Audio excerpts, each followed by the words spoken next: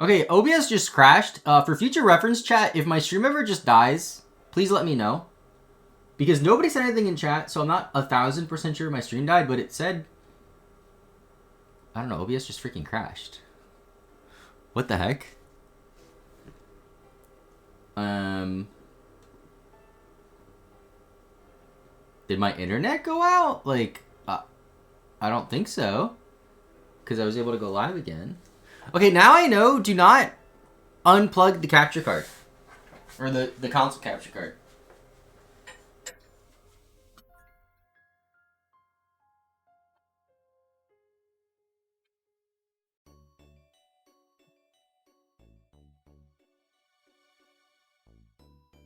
Yeah, so, stream died. I have absolutely no idea if I'm even live right now. It's not playing on Twitch for me. So, I don't think I'm currently live right now. My capture cards are not working.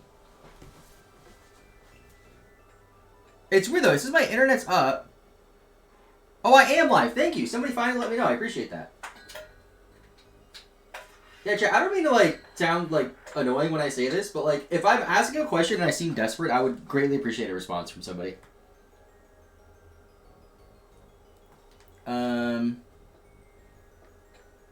Especially when it's something as, can you see the stream, yes or no?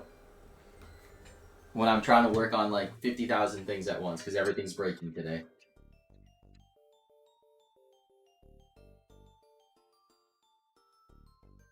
Where's this plugged into? That's not plugged in at all. Okay.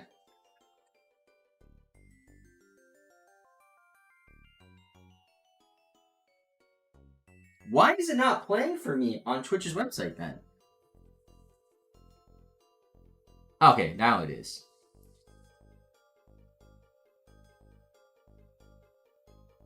Alright, you know what? We're just not going to play Fire Red today.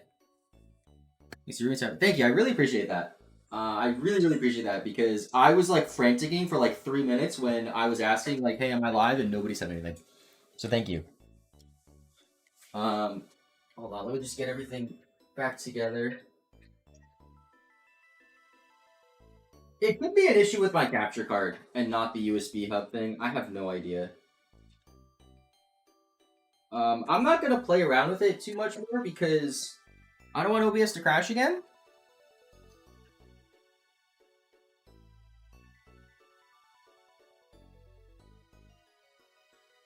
There we go. And then let me turn this off. Yeah, I don't understand, because it's like the same setup that I was using yesterday and like the day before that.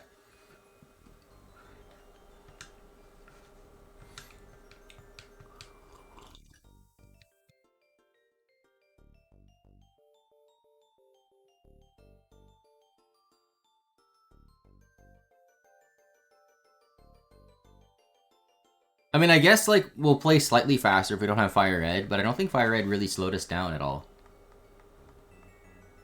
What I think I might do today, chat, instead of like... Well, we'll see how much time I have. But what I might do after stream is I might literally just rearrange all of my USB stuff. Because clearly there's something wrong with either the capture card or the new USB hub that I got for the front of my computer. Because a lot of the times things just don't pick up on it. But then again, like, I don't know if it's an issue with my capture card. I have to test my capture card on like the back USB hubs. Maybe I should just buy like a really nice USB hub. And not these like $15 ones that I find at like Best Buy or Staples or Target. So if you're watching on the VOD channel, there's like 10 minutes of this challenge that's unaccounted for because OBS was being stupid.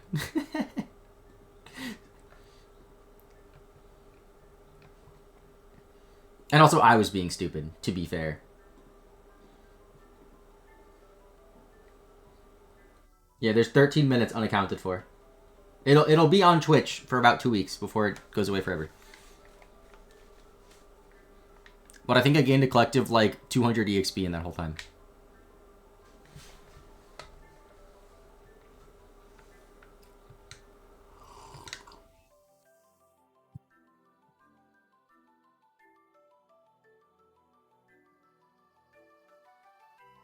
But yeah, I was looking at the Pokemon Go events for the rest of the month, chat, and people were saying it's bad, but I think it's good.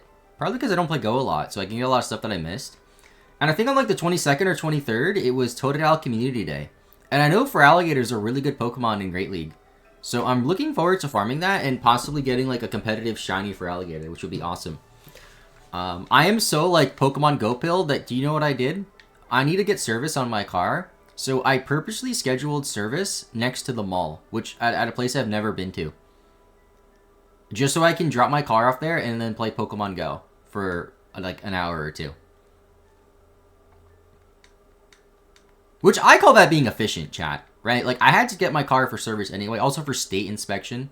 I know not every state does it, but New York does it, where, like, once a year, your car just has to get inspected by the state. I don't really know why, to be honest. I guess it's to check if you have, like, illegal car modifications. I don't really know. But most states don't do it. New York does. So I had to do that as well. Maybe 3 hours, depending on what's wrong with it. No, my car's fine. It's just like normal routine stuff. What's up, by the way, Richie? See, like, I like barely drive my car, so my car's pretty good. Like, I drove to Subway yesterday, which is like 2 minutes away. And there was 3 Pokestops in range of the Subway. Can you believe that?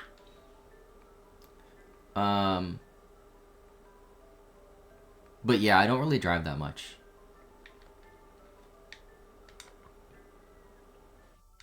I drive maybe a total of like 2 hours a week, if that.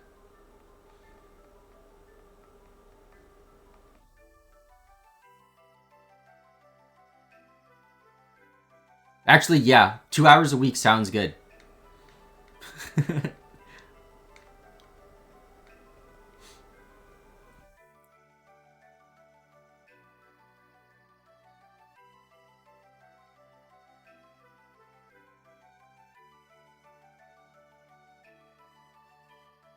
I'm really bummed out though that my freaking USBs aren't working though.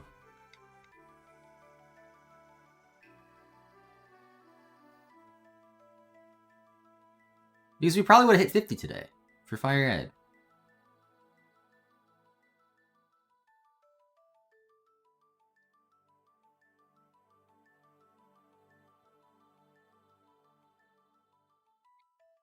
Does anybody in chat know of like a really good USB hub I can use for my PC?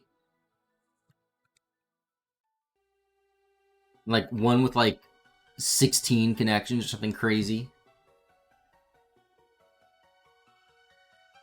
Not the cheap one I got at Staples that has 4 that just like doesn't work apparently. Do good reliable USB hubs just don't exist? That's like the first result that I see.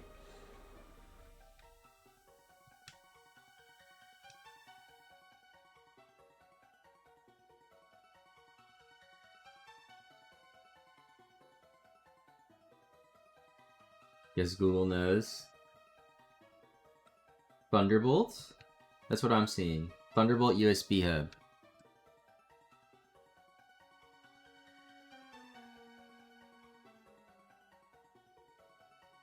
This might be exactly what I'm describing, actually.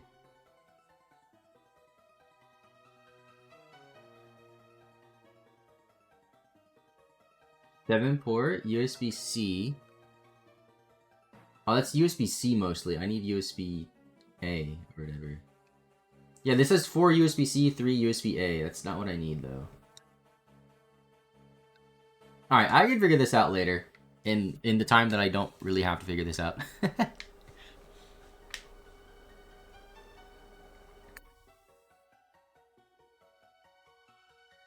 For now, I have to grind on Whismers. I should probably go heal soon. I think my Pokemon were relatively low.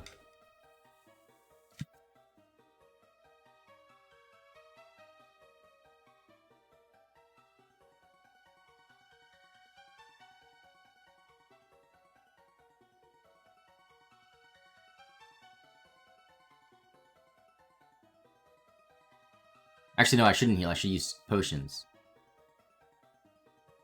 Because I can.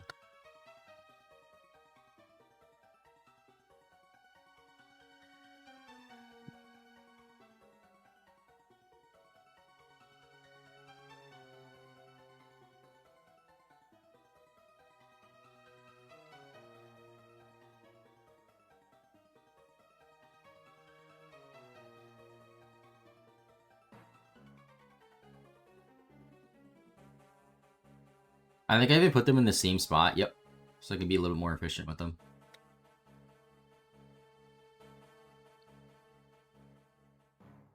And then now we can take the items. Full heal. Nugget. No potion. Or no candies. How many candies do I have anyway? 31 plus 28. Still 59. I feel like I've been at 59 rare candies for a long time. I feel like the last 2 times I checked, it was also 59. I don't know why that number is sticking out in my head.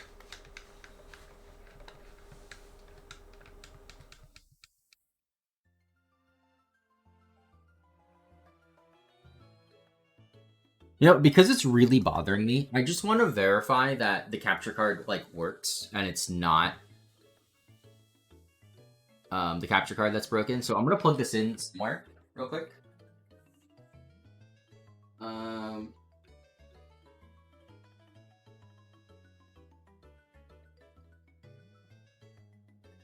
Here, what can I put right here?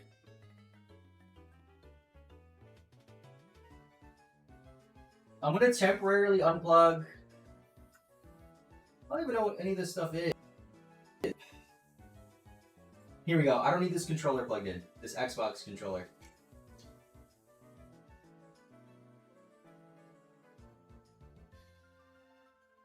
Working now?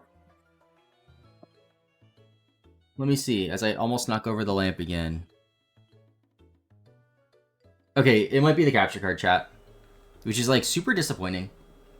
Because I don't know what possibly happened that would have, like, broken this capture card. But, it's like, I had it for, like, less than a month, and it's, like, already broken. Like, how does that make sense?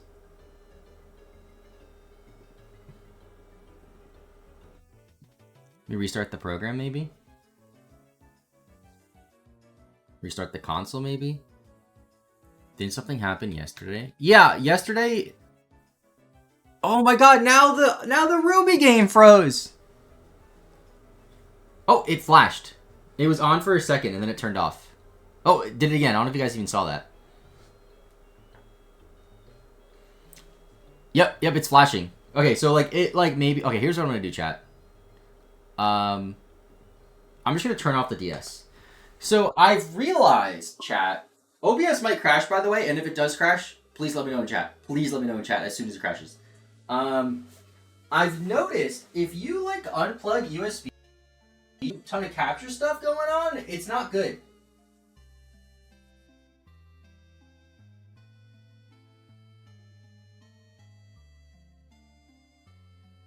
Also, I have a USB hub in a USB hub. What's the issue with the capture card? It's just not, it's not capturing. What's up, by the way? Brendan, am I saying that right? It's just not capturing the DS capture card. Yeah, I'm just gonna leave the controller unplugged. I don't want an Xbox controller plugged in. I'm not playing Halo right now.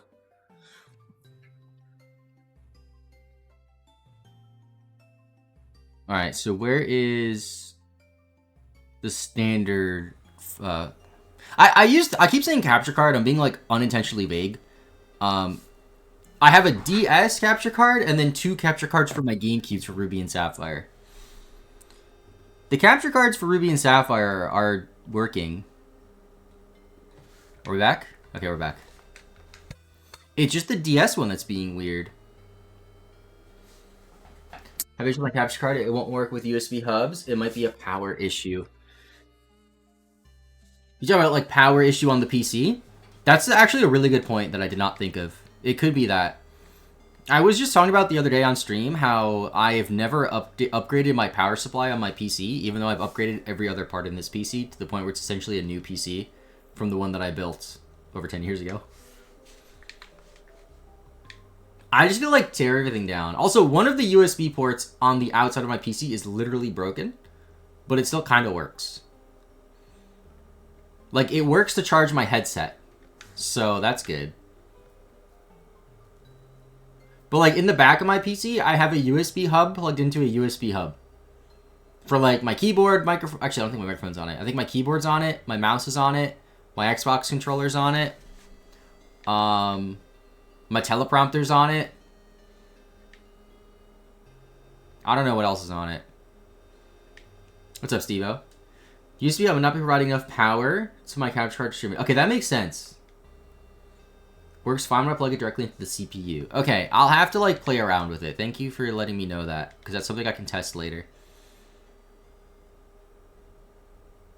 I do think buying just, like, a super good USB hub is a good idea still, though, for other stuff that I need.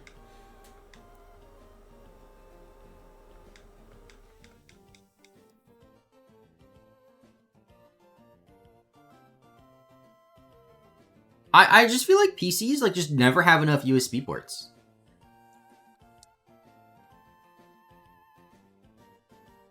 There's usually, like, 2 in the front, 4 in the back. And it's like, okay, keyboard, mouse, microphone, controller. That's 4 right there. And then, like, you know, you might want to have a webcam, or I don't know, maybe you want to charge your phone and plug into the USB. Like, there's not enough. With Elgato capture cards, at least. I'm not having an issue with Elgato capture cards. Well, okay, I always have issues with Elgato capture cards, but that's like an Elgato thing. That's not like a me thing. It just Elgato capture cards always have issues. Sorry. I'm never getting an Elgato sponsorship, chat, but I have to speak my mind. Elgato gives me so much issues, or so many issues. The issue I'm having is with my DS capture card. What's up, Leotard? How's it going? Put my laptop into power and then external monitor into the USB-C when traveling, and I literally can't plug anything else in. Chat, I tried to get an Elgato sponsorship a few months ago because I wanted the teleprompter for free. Straight up. It was like $300. I wanted it for free. And I did not get it. And I just bought the teleprompter anyway. Okay, to be fair, in Elgato's defense, the teleprompter, phenomenal. Love it. No issues whatsoever. The issue with it is it's such a niche product that most of my viewers will not need a teleprompter. You don't need a teleprompter unless you're like a YouTuber, basically. And you're like appear on camera and read scripts a lot. But the capture card, which to be fair, I've had this capture since 2016, so maybe it's just an old one. But I'm also using it to record a freaking GameCube, which came out in 2001. So like, it should be, I don't know. It's just like, sometimes it's like, hey, I don't want to turn on today. And I have to like deactivate, reactivate, deactivate, reactivate. Like, there's times where stream is delayed by like 10 minutes, and it's Elgato's fault. Because the capture card just like, I'm not going to turn on today. But now, the more that I think about it, maybe it is my fault. Maybe it is a USB power issue. Look, chat, it's 2025. I feel like instead of USBs, everything should just automatically connect wirelessly to everything. Like, my computer should just know.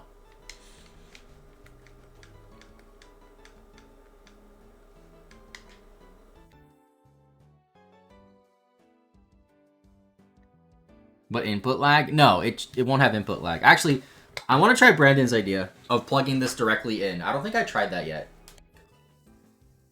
The only bad thing is I have to plug it directly into a broken USB.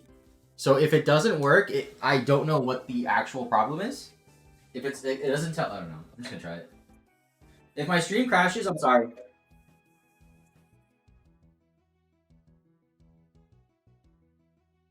Okay, it's plugged in.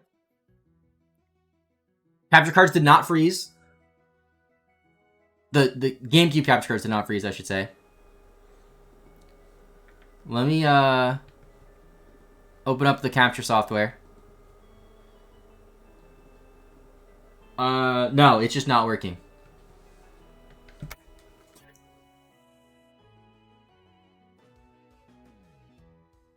I wonder if it's because it's not making a good connection on this end. Because there is some tape in the way.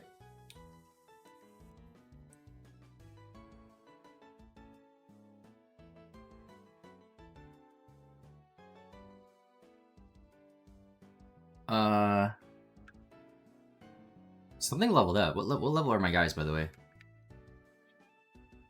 No, the input. It's out of sync again. Now we're back in sync. 11 and 13. Cool.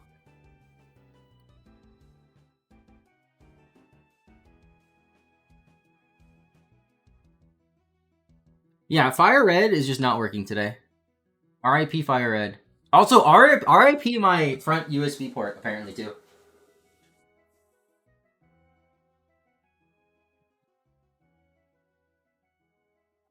Darn.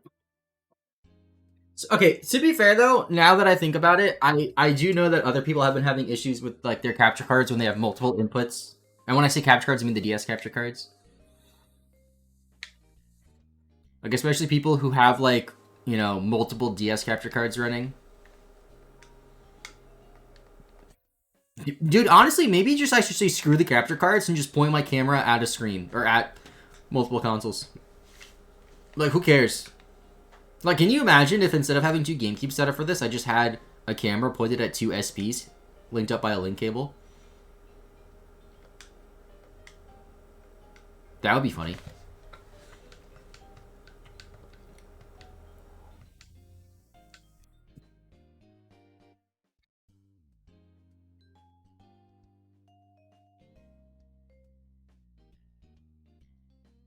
Maybe I should just like stop overcomplicating things, and maybe I should just like be like, "Hey, computer, I understand having 4 high quality capture devices plugged in at once is a lot. I think 3 is your limit." But then, how do people do like okay, SB Coop, right? He has like 8 DS capture cards, and they all just work. How the hell does he do it? Maybe we should ask him.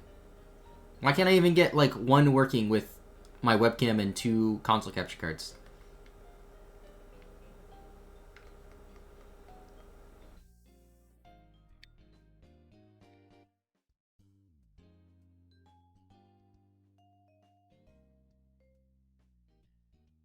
I mean, I guess in the case of Fire Red, like, if my capture card is broken and I have to like get it fixed or get another one, which would suck, I could still play Fire Red on the GameCube. So it's not like I just can't finish the challenge. I just can't do it at the same time that I'm doing Ruby and Sapphire. Are they running a multi-PC setup? They might be. That's a good point. They might be. I don't know. I'll have to ask him.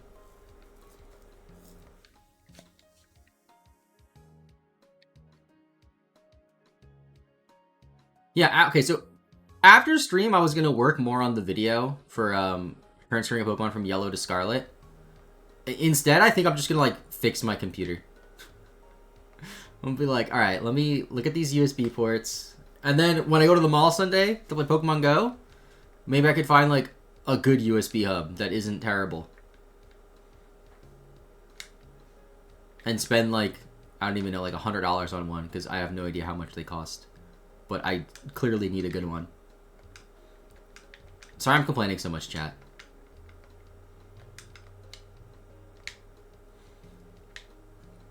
I'm just mad I can't play 3 Pokemon games at once. I can only play 2.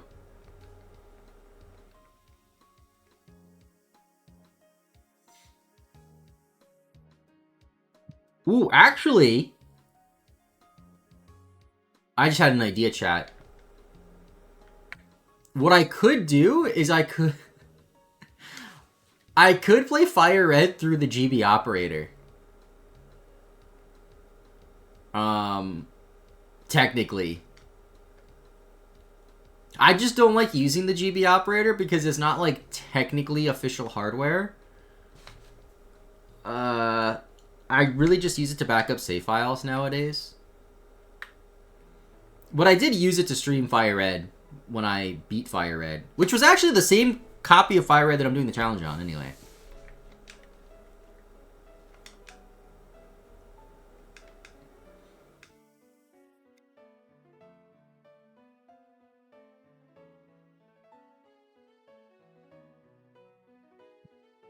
Is there a way, hold on, can I like check my power supply? I have this app called Specky on my computer, which like tells me stuff about my computer. Does it tell me about the power supply? I don't think it does. No, it doesn't. Oh, I have no packs left. Okay. Everything else is fine. That's a plus. My CPU is hot. That's because I'm streaming and playing 2 games at once. So that makes sense. I'm also recording.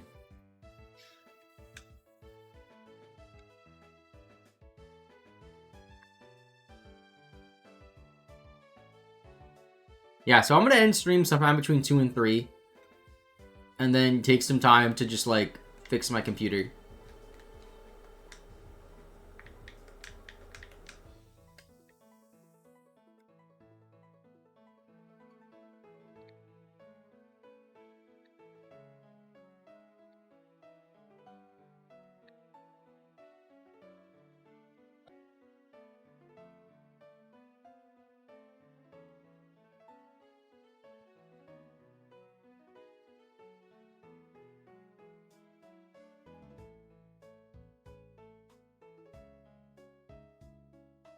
Also, I don't know how this happened, but I'm, like, not centered on my face cam, and I realized this yesterday, but I kind of like this angle.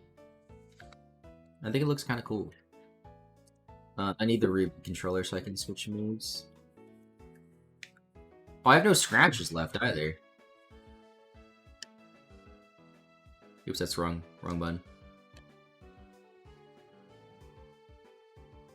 Alright, that works. Wanted me to go for Fury Swipe. Somehow I did that by accident.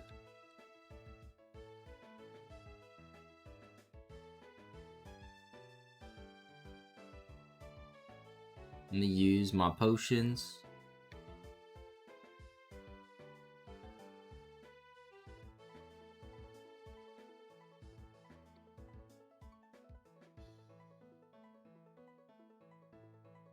I'm literally gonna ask in this Discord server with a bunch of shiny hunters that have multiple capture cards, like, hey, what USB hubs do you use? Mine all suck.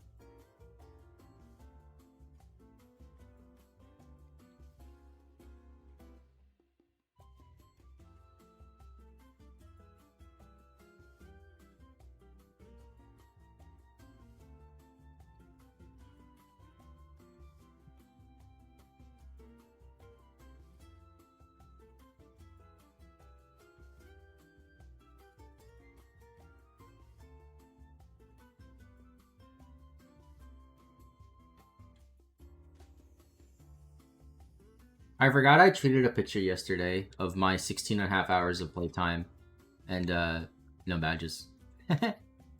Pretty funny.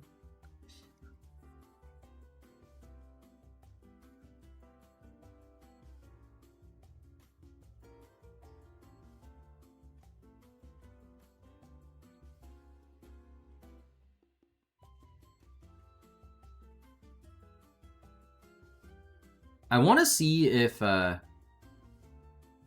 Bubble's not going to knock this out. I want to see if these Pokemon will knock them out. Like, Quick Attack's not even remotely close. Neither is Leech Life. Alright, whatever. I gotta switch screen. I keep forgetting what level Surskity Hall's at. Is it 24?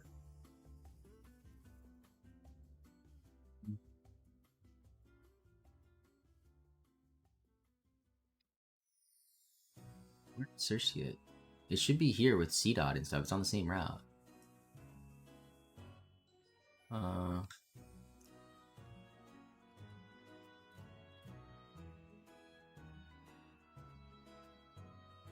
22. Okay. First Rogue said nothing about home and gym badges. You are right.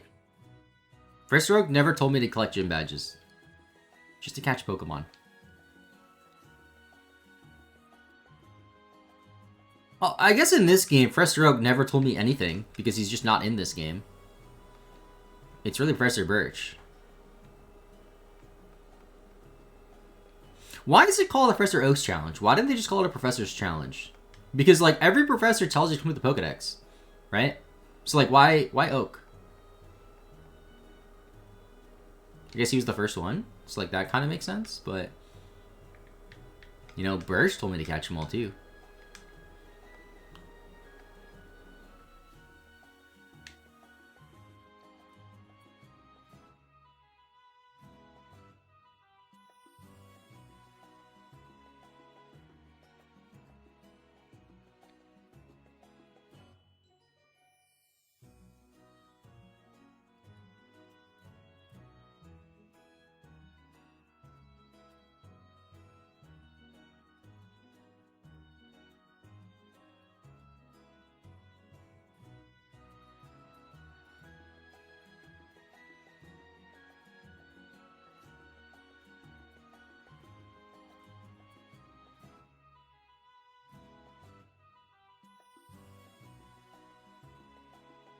It was a Gen 1ers challenge at first.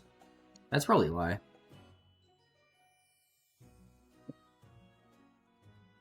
Coffee is done. Sad story.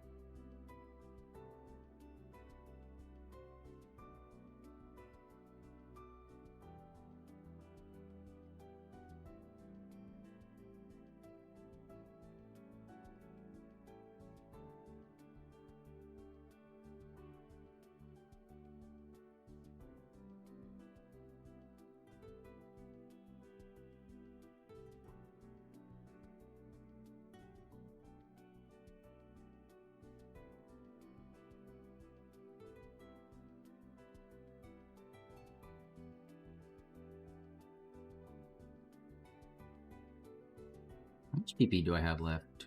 24 and 17. Okay. So we can go for a little bit longer before we have to heal for PP.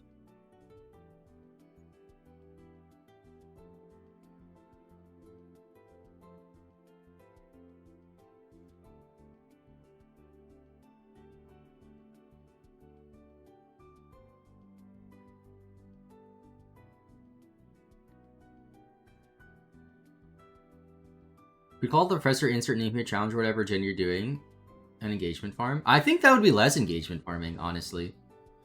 I think people would see that and be like, I don't know what this is, and then not click on it. Also, I probably wouldn't put Professor Oak's challenge in the title. Because I still get people commenting, like, what that even is. Even though I explained it in the video.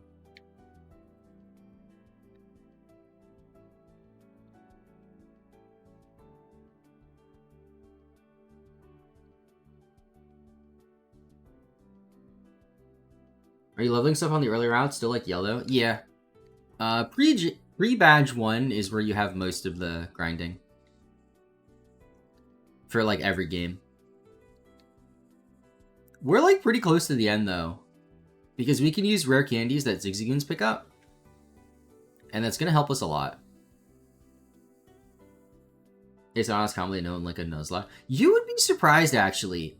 Oh, like when I would make a lot of Nuzlocking videos, there would be like people commenting and like usernames that I recognize that have commented on other Nuzlocke videos that'd be like, what's a Nuzlocke? And I'm like, what? Like you watched my last 3 Nuzlocke videos, you still don't know what it is?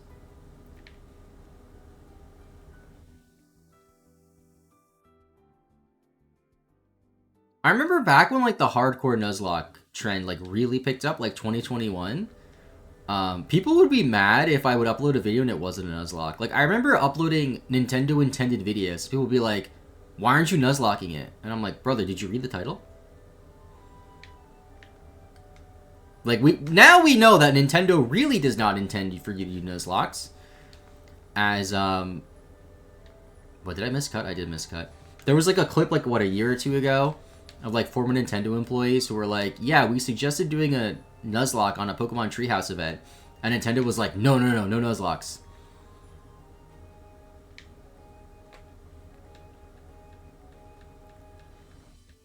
You like those videos? I like them too, but I've done them all. There's like no more Pokemon games to play how Nintendo intended because I've did them all.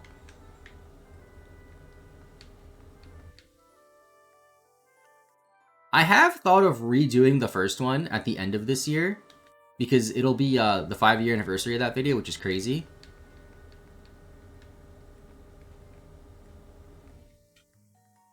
You know, I could do it on official hardware. On the GameCube. With the guide.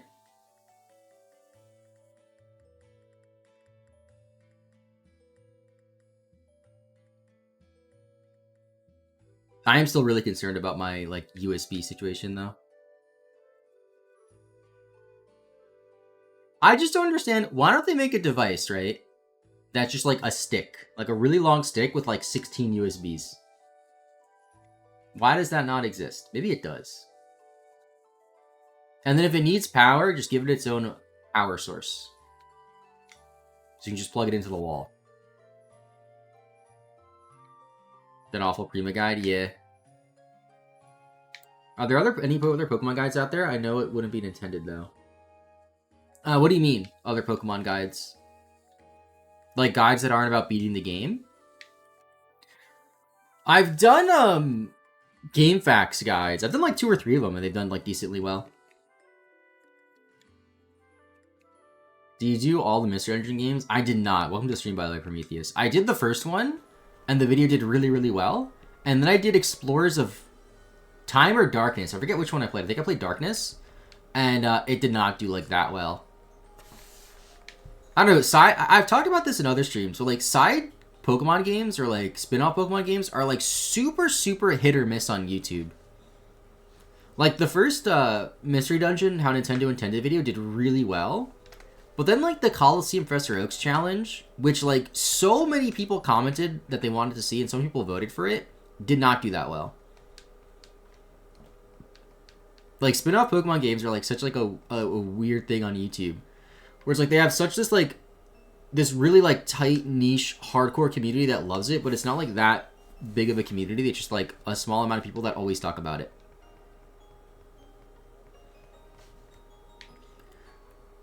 Because on the poll that I had to decide what I streamed next before I did Coliseum, there were 4 options, and Coliseum got like 40% of the votes.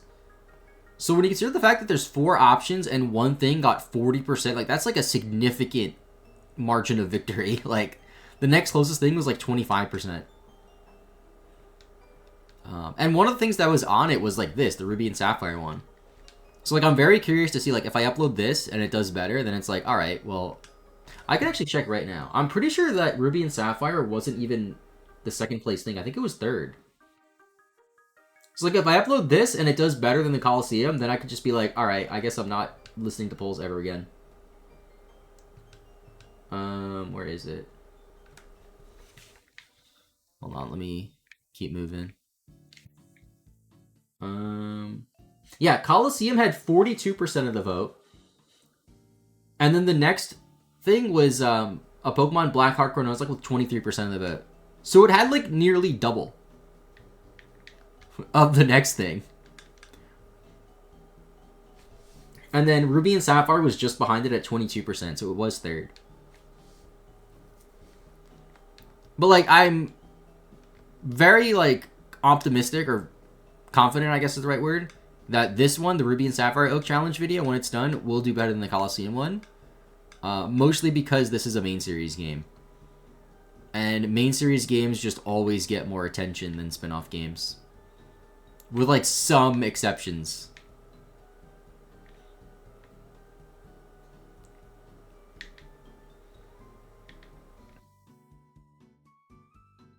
I mean, the Coliseum video still has time to pick up. It's just, like... The thing that confuses me the most is, like, how can this have such... Okay, for example... It has 42% of the vote out of 10,000 votes. So that's 4,200 votes, right? And then if I go to the video, it has 1,000 likes. So I feel like, I don't know, people either voted and then didn't watch it, or maybe everybody who voted did watch it, and it's just like what I said earlier about the Coliseum fans being like very, very small but very, very vocal. I don't know, dude. That's part of the reason why I don't always listen to YouTube community tab polls. Is because whatever wins is like very rarely the most popular video option. Or very rarely is the video that'll do the best.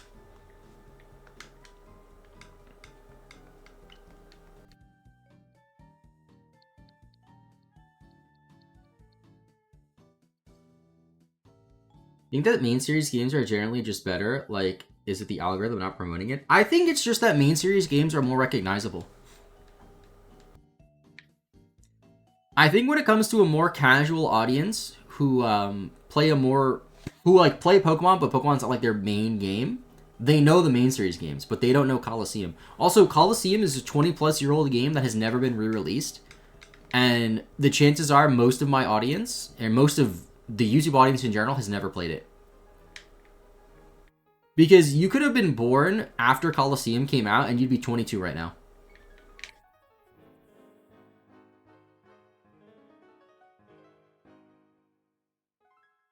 Like, I just think a lot of people just have not played this game. And secondhand, it goes for like over $100 now. I think it's like $200. So like, it's not an easy game to get a hold of. And like, sure, you could emulate whatever, but like, a lot of people don't really like do that a lot. Or if they do use emulation, a lot of them just do it on their phones, and not many phones can support like GameCube emulation. Or at least it's not as easy as like Game Boy or Game Boy Advance, or even DS.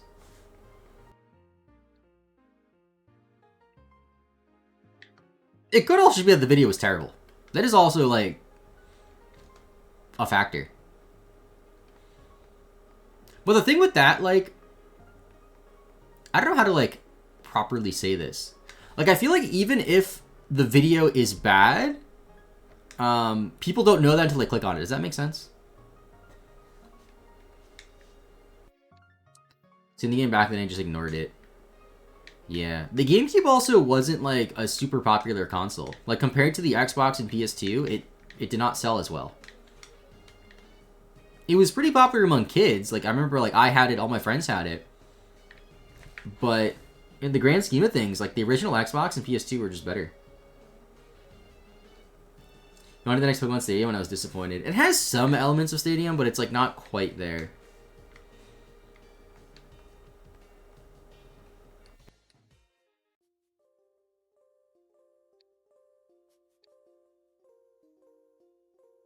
Here's the GameFAQs 10 videos. I don't know if there are any bootleg guides. Also, it's saying 22 people and younger were born after Coliseum came out. Got me feeling really old. That's what I'm saying. Like, it's not just like, oh, your audience is all little kids. That's why nobody's watching you, because they haven't played Coliseum. It's not just little kids who never play Coliseum. It's like actual just adults, because it came out 22 years ago and was never re-released. We're like, sure, you could say the same thing about like Ruby and Sapphire, for example, but Ruby and Sapphire at least had remakes that came out in 2014. And also, like, if people have an emulator on their phone, it's more than likely a GBA emulator, and they've played Ruby, Sapphire, and Fire Red Leaf Green, or Emerald.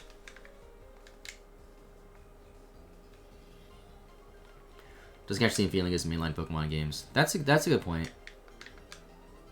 Like, it's a good point. It's a good game, but at the end of the day, what's gonna get the most attention on YouTube are the main series games. From my experience, Gen 3 and 4 are like the most popular ones that people like to watch videos on. That's just what I've seen. And then a lot of the times, the newest game. So in this case, Scarlet and Violet. Pokemon's edgy older sibling. Yeah, that's a good way to put it.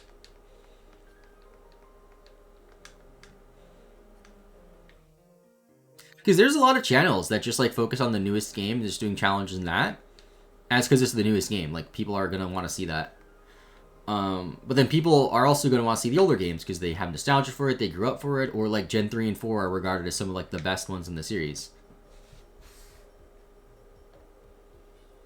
And at least with Gen 4, like, you could play Gen 4 on the Switch with BDSP. So even if you've never played the original Diamond and Pearl, you at least like know what it's about, because you have the opportunity to play it on the Switch. And yeah, sure, you can make the argument that like BDSP is not as good, whatever, but like fundamentally it's the same game. Like, it's like if you're somebody who started playing Pokemon on the Switch and you played all the Switch games and you see Diamond and Pearl, you're able to know like, oh, that is the original of Brilliant Diamond and Shining Pearl. I played Brilliant Diamond and Shining Pearl. I know what this game's about. It's not like a completely new foreign experience to you.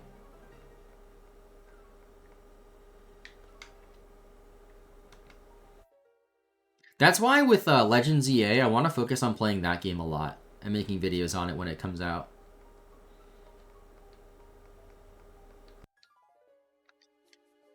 Although since the game isn't out yet, I don't really know entirely what I could do on it outside of like just like catching them all and stuff.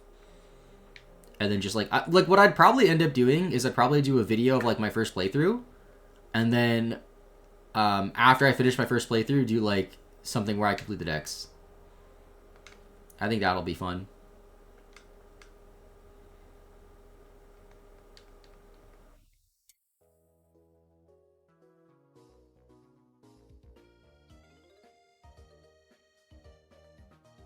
Optimistic for Z8 looks good.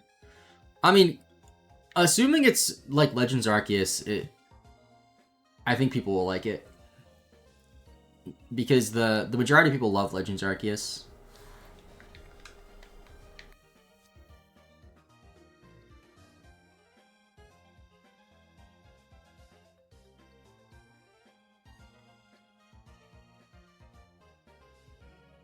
I'm excited for this game in terms of like streaming it and making videos, because in the past I had this really bad mindset when it came to like challenges like I'm doing right now, right? Like the Professor Oaks challenge.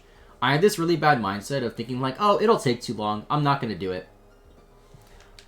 But now it's like, screw it, I'll do it. So when Legends ZA comes out, I could do like an Oaks challenge or like a Catch 'em All challenge or like crazy stuff like that. And if it takes me a month to do, it takes me a month to do, you know?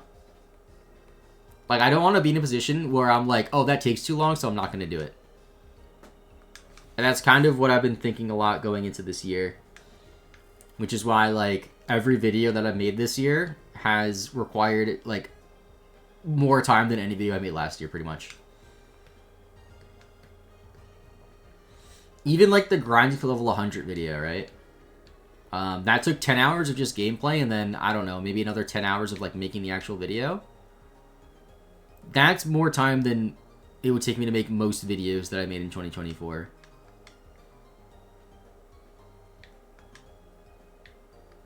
You can come out for the Switch too, or maybe a release for both, like Breath of the Wild.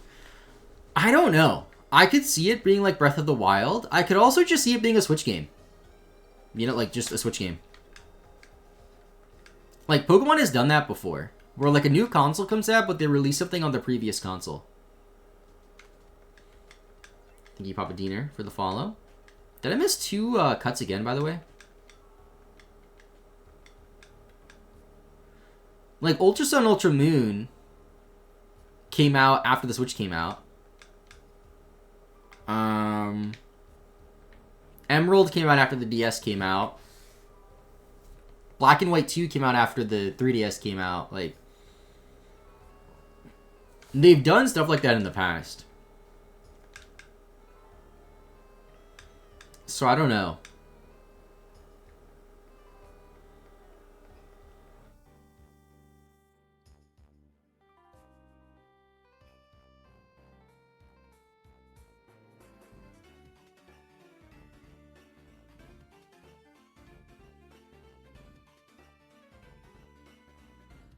Go rare candy.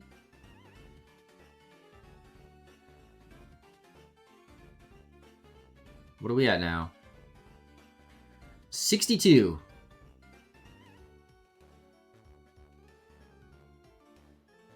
I think there's a very realistic chance that we finish grinding everything today.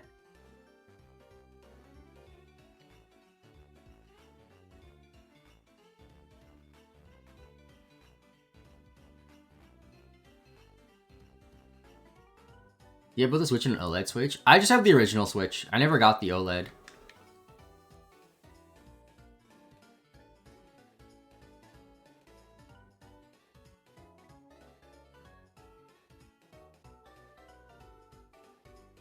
If, like, the thing with, like, having multiple consoles on the Switch, or multiple Switch consoles that's annoying, is you can't have the same save data progress on both consoles, right? For most games. So, like, if I had a second Switch, it would just be annoying, because then it's like, alright, well, I have to play some games only on this Switch, and some games only on that Switch, because the save data doesn't transfer over. Be smart to release on the Switch to get the most sales, but I wonder if the power of the Switch 2 would be better performance. It most likely would. Thank you, Zimizan, for following. Appreciate it. It most likely would be better performance on the Switch 2. I don't know what they could do.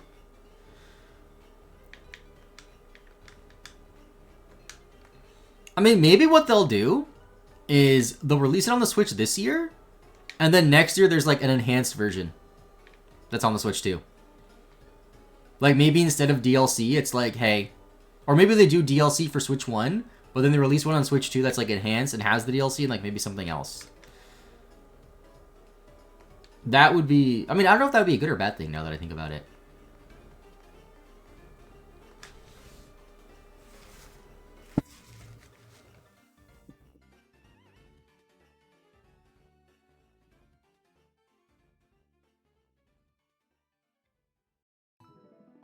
What level are my guys at even? 15 and 14? Okay.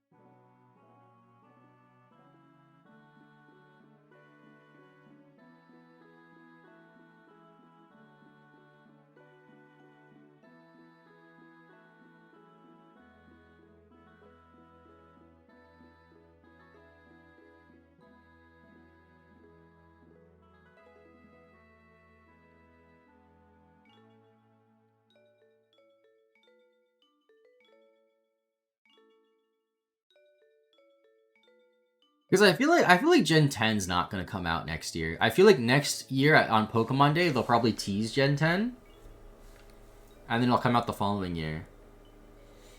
How they handle accounts between Switch and Switch 2. I would imagine that they'd have some sort of like transfer process where you can just transfer everything to the Switch 2, then the Switch 1 just gets like wiped or something.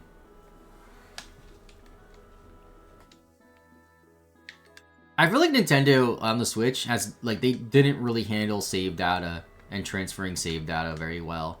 I know some games can be, like, saved over the cloud, so you can, like, it's saved on your account, basically, which is how it should be, I think. But then there's, like, Pokemon games where it's like, nope, it's only on the console. And if you lose your console, you lose your save data. And it's like, alright, well, screw me, I guess. Like, there are some benefits to that, because then you can have multiple accounts to play off multiple save files, instead of buying multiple cartridges, like you have to do for the GBA games, for example. But it would be nice if stuff was just saved onto your account. But then I guess that would require, like, online connectivity, and, like, there will be a time where that's shut down, so it's like... I don't really know what the right way to do it is, to be honest.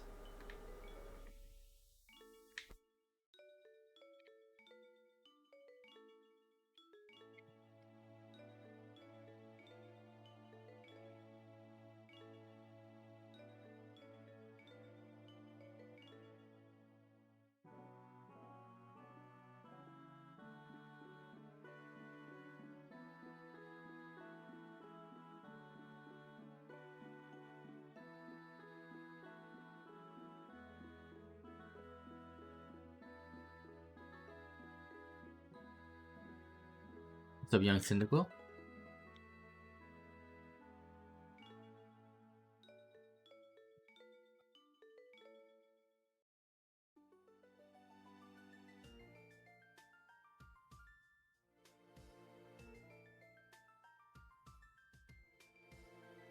Apparently, one of my streams got muted for copyrighted audio? Does it tell me what it was?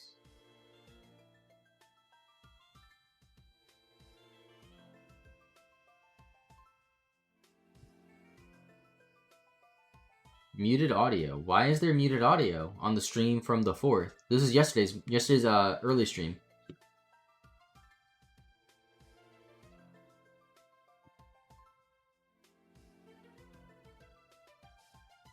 Is it gonna tell me? 3 minutes in, there's a song called Shopping Cart. I don't know what that is, because I only play Pokemon songs.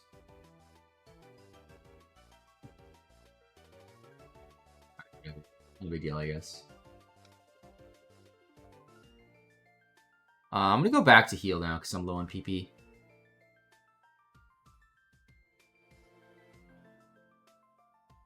Oh, Combustion level 30. Huge.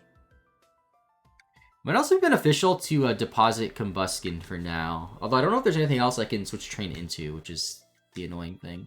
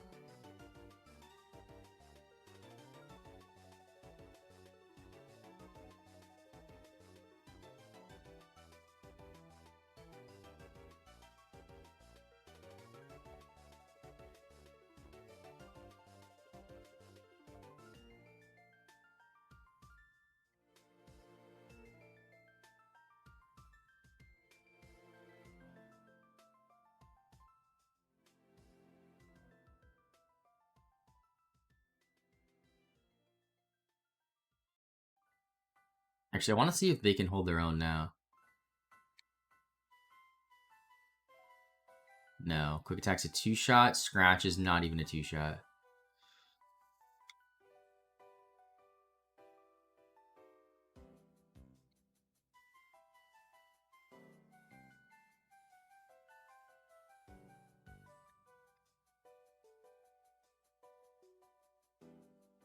One more?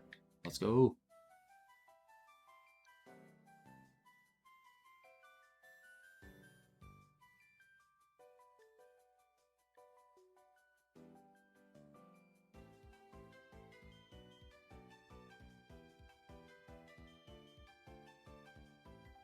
Wait, where am I on Sapphire? Am I down here? I am down here, okay. Just want to resync, go to the Pokemon Center, and heal up.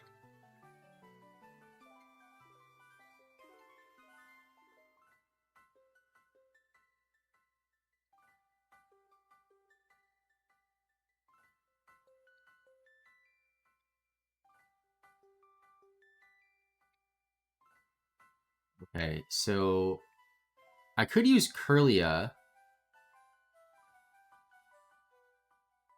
I just want to see something.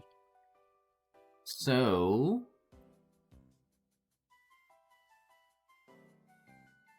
that's it, Leotard. Thanks for watching. Have a good rest of your day. You need 2491 to level up. You need 21. So technically, it would be easier to level up the Curlia once. So I will take Curlia for now. And then once I'm done with those two, Grovyl's gonna get candied, you're gonna get candied, and that's it for this game. And I also need a Zigzagoon to be leveled up. And Whismur, and then also Shroomish and Whismur.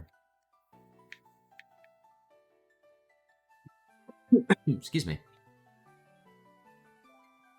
Alright, let's just keep switch training what we have, I guess.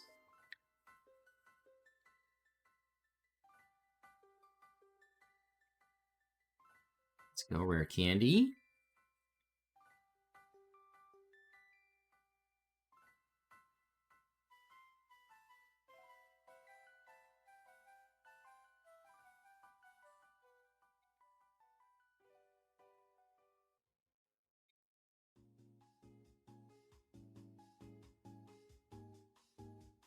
It's weird how there's just this one little cove you can just hide in. Okay.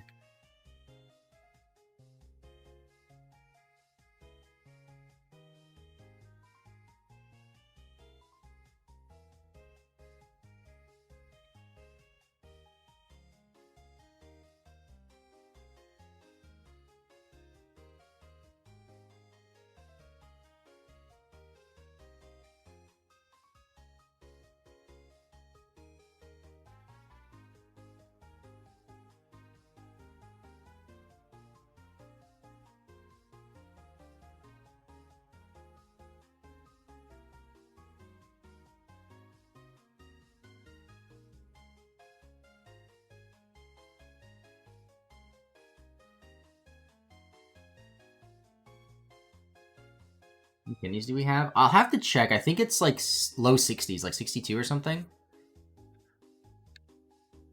I'll check in a minute. I still need a lot for Whismer. Whismer's level 10 and we need to get to 40. I don't think I have enough. Because I also have Shroomish, which I have to level up. From 5 to like 24, I think. I think it's level 5 right now, and I'm pretty sure it's 24 that evolves to Breloom.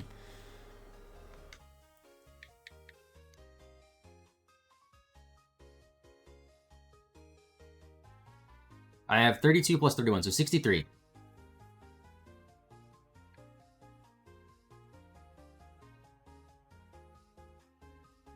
I am pretty close. We should get it today. Possibility we get it before lunch. Okay, so if we do the 6 rare candies per hour thing that we did for the Ruby level 100 grinding, then with 2 games in 2 hours, we should get like roughly 20 to 25 rare candies. So I think those 20 in 2 hours will be huge.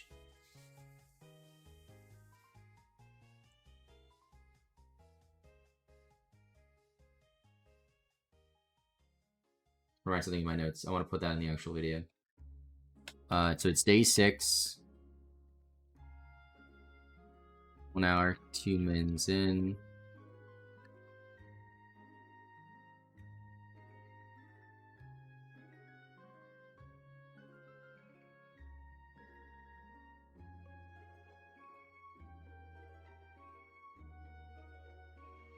What about there's a point that you should just use some rare candies to get to the higher level mons after the first gym?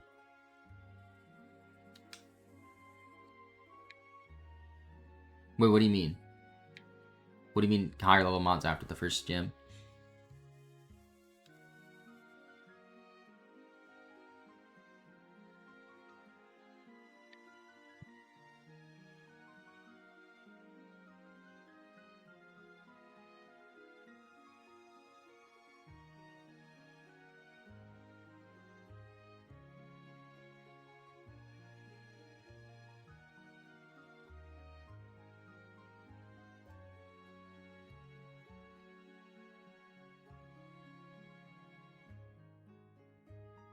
While the mons are higher level after the first gym, yeah. So there'll be better places to grind. And also, traded Pokemon at a higher level will obey us. I don't know for sure what level they obey us after Roxanne. But that'll help a lot, because we can just trade and then get the boosted EXP.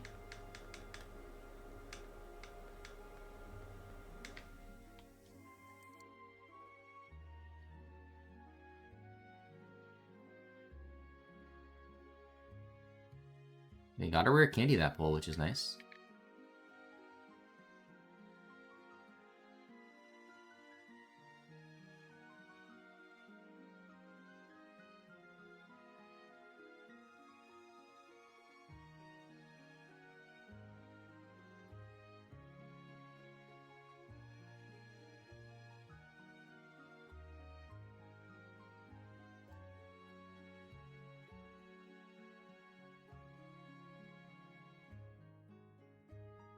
Getting Powder level 16.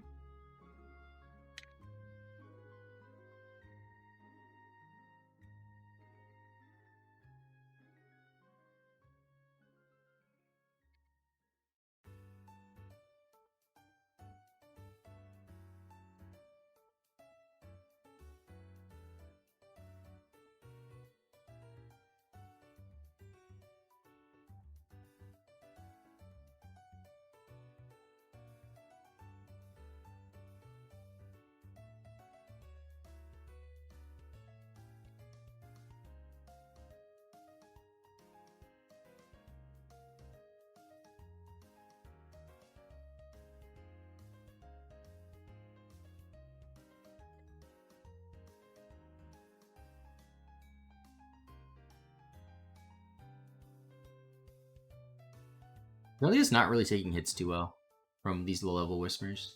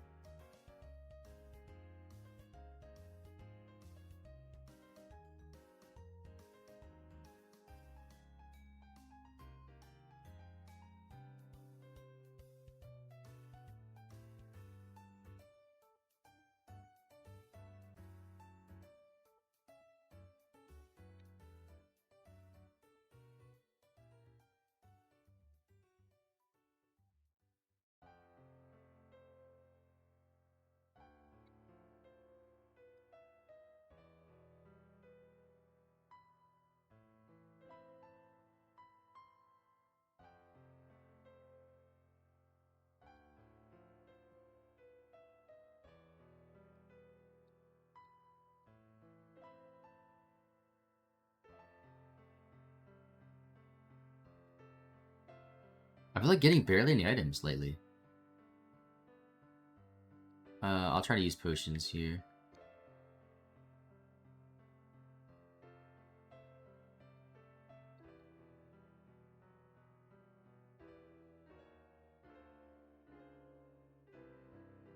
Although I just realized the math that I was doing about 12 rare candies in 2 hours, it's slightly off because we don't have 12 Zigzagoons, we have 8.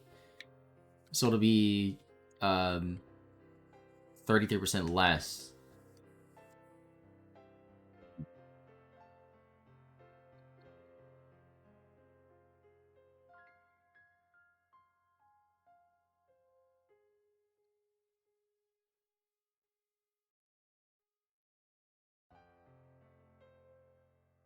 Many different videos and streaming makes your full-time job. Yep.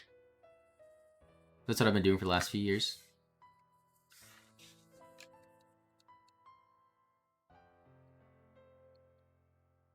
Maybe this is partly me being selfish, but I would like things to pick up a little bit, especially since I'm putting significantly more time into each video and streaming, like, a lot.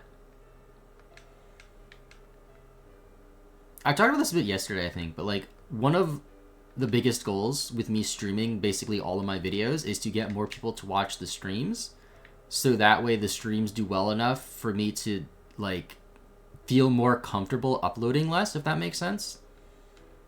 Because if I'm uploading, instead of uploading every Saturday like I used to, which, you know, it's roughly 4 times a month, if that goes down to, like, just 1 to 3 times a month, because these challenges are bigger, requiring a lot more time, and I'm streaming them, then streaming it will offset that, like, monetarily. But the streams aren't close to being there yet, and the videos are, like, about there. It's just like, how do I get more people to watch live? You know what I'm saying? Like, you can only plug so much on videos. Like, it's just like, it's just hard to get people to come on over to Twitch sometimes. And I know a lot of people are like, oh, just stream on YouTube. There's, like, so many issues with streaming on YouTube that I don't really want to get too far into right now that don't make that a sustainable idea. Just keep in mind, there's a reason why all those streamers who are paid to stream on YouTube, there's a reason why literally every single one of them went right back to Twitch once their contract ran up.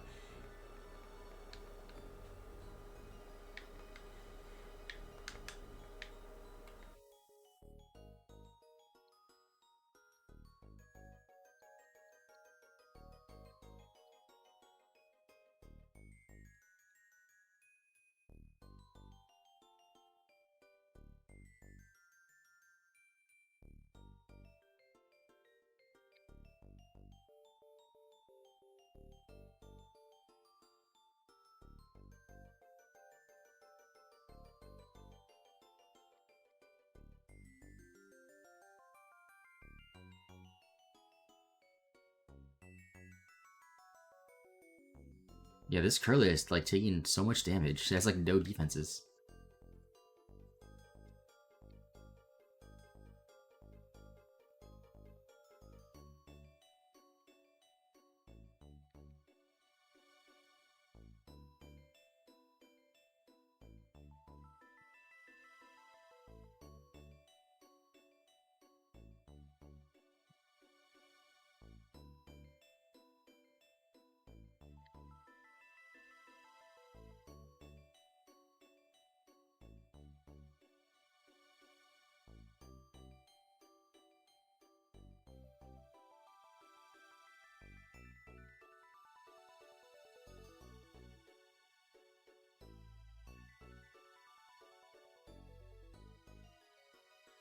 But how about people watch your VODs on Twitch? I'm usually busy when you are live. I mean, the VODs are just, like, a way...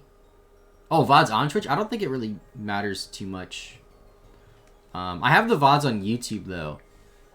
The issue with VODs on Twitch is, like, you can't keep them up there forever. Twitch, especially now, Twitch limits you to only having 100 hours of just, like, stuff on your Twitch channel. So the way it is it stays up for 2 weeks, then it goes away right now. But I upload everything to the VODs channel. And the VODs channel does help. Like, the main reason why YouTubers have VOD channels is not only so people can catch up on streams if they miss it, But also, it's just another outlet for people to discover the fact that you stream. And also, just like from a monetary standpoint, if people watch the VODs on YouTube and like they get like a decent amount of views, even if they don't get like that many views, that helps a lot monetarily because Twitch VODs tend to be like 2+ hours long. And that's a lot of watch time for people to watch. The issue is my VODs channel is not currently monetized because it doesn't meet the threshold for monetization yet. I could check later like what it needs. I think it just needs like a few more watch hours. And then it'll be monetized, and then I can get a better idea of like how it is. What's up, Empty Belly? How's it going? But if you ever go to somebody's VOD channel and they get like 10,000 views a VOD, let's say, and they have at least like 3 VODs going up a week, and each VOD's at least 2 hours long, that's like a big chunk of change. Yeah, just to put it that way. Even if people on average are only watching like 15 to 20% of those VODs on YouTube, that's like a lot.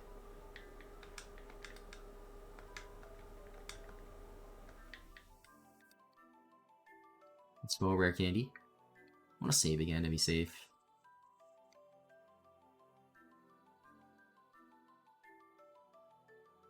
And that's something I've been focusing on more like this year is like I feel like it's weird talking about like the money side of content, but like I mean at the end of the day that's like what it is if you do it full time. But that's like a big draw to uploading on the VODs channel is like it would be really nice if like the VODs pick up and then it gets to a point where it's like like in an ideal world, I want the VODs channel to get to a point where it's making enough money where I can use that money to pay somebody to have like a highlights channel for me. Like a stream highlights channel, basically. Kind of like what I used to do on the extra channel with the Nuzlocks.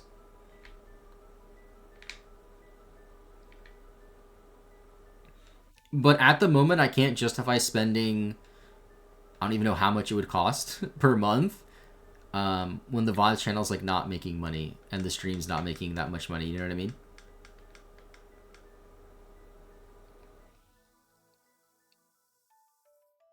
What's a Nuzlocke? A Nuzlocke is a hard challenge of a Pokemon game. Oh, you're just kidding. I wasn't sure. People genuinely ask that from time to time.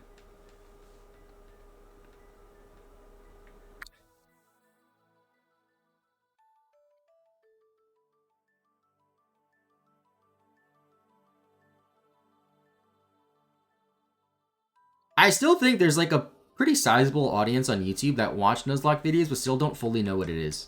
They just see it's like, oh, he's playing Pokemon. Because like those comments aren't that uncommon. Even from like names that I recognize. So like YouTube has this feature where like there'll be like this little red symbol next to somebody's name if they're a frequent commenter. And if they have a lot of like top comments on your videos. There's times where like I see comments from people with those badges that are like, what's a Nuzlocke? Something the Pokemon company doesn't like. You're not entirely wrong with that, apparently.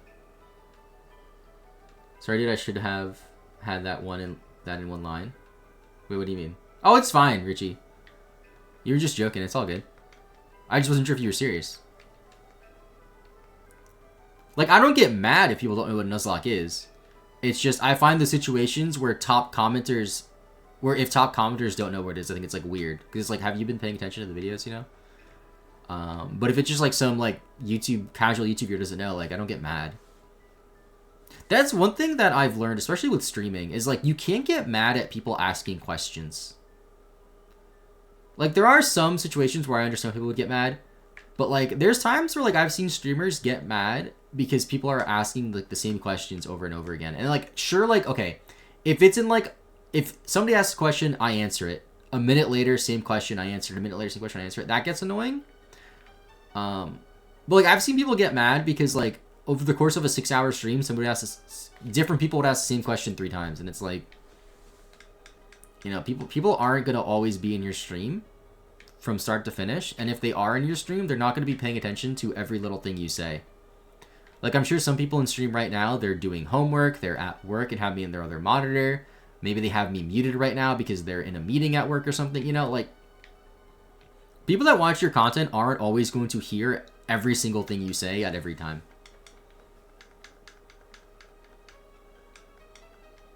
Like, if the same person asks the same question, like, 5 times over the course of 10 minutes, then yeah, that gets annoying. But if it's, like, different people and it's spread out, it's like, you can't be upset. Questions equal engagement. That's true as well. Like, I would rather there be engagement in chat than me sitting there grinding against Whismers and have literally nothing to say. Because if people in chat aren't talking, or if I'm not, like, sparking up a random discussion about a random thing, like Pokemon Go or whatever, I have nothing to talk about on stream. Like, I can only commentate killing Whismers for 20 hours for so long, right? What's up, Snow Beast? How are you? That's something I'm trying to do more with my streams too, is like just to talk more. Because I think more people prefer streams where the person is just talking. And I could still have that like chill stream environment even if I'm talking more. I just want to really avoid situations where I'm not talking for like minutes at a time. Which does happen a lot in challenges like this. Because when you're doing something really mundane and your stream is small, it's like just harder to have that engagement. Whereas if I had like hundreds or thousands of viewers, there's always going to be somebody saying something. And someone's going to always have something to talk about. That's worse when you're just talking to yourself. I'm not good at it. Some people are. It's tough. Like, that's why, especially when I like first started streaming years ago, that's why I didn't do shiny hunting. Because it's like, I can only commentate running to the same Pokemon over and over again for so long when there's nobody in chat talking. We're like, now, even though the stream is still small, there's at least people in the chat talking. So we can have discussions about other things, like when we were talking about Pokemon Go, or when we were talking about just like YouTube stuff a little while ago.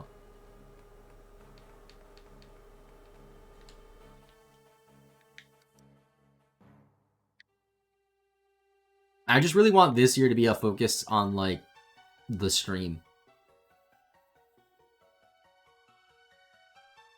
One thing that I've always struggled with streaming is like just getting past that like 30 viewer threshold.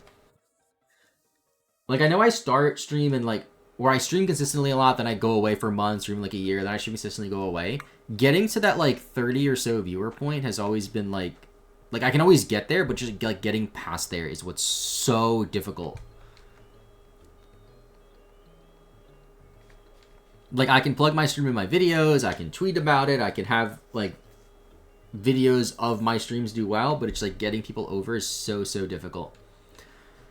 For some reason, it comes easy to me, though I just started streaming. It's probably my ADHD talking. I mean, if it works, it works. That's good.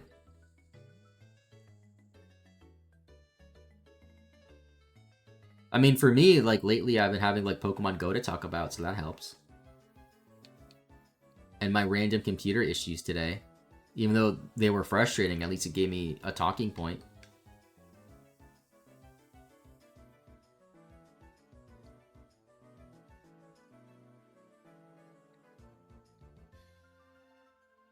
I'm like really curious now to check the VODs channel. Because I don't check the VODs channel much. I just like schedule the uploads and that's it. A new event is starting in Pokemon Go. I just got a notification for it. You know what's been in my recommended a lot lately, and I don't know why? Videos about old iPods. I think it's because YouTube sees that I watch a lot of videos about, like, Game Boys and DSs and stuff like that. And they're like, oh, maybe he'll like iPods. And I guess they're right, because I watch them. But yeah, my recommended has, like, 3 iPod videos in it. Anyway, let's go to the VODs channel.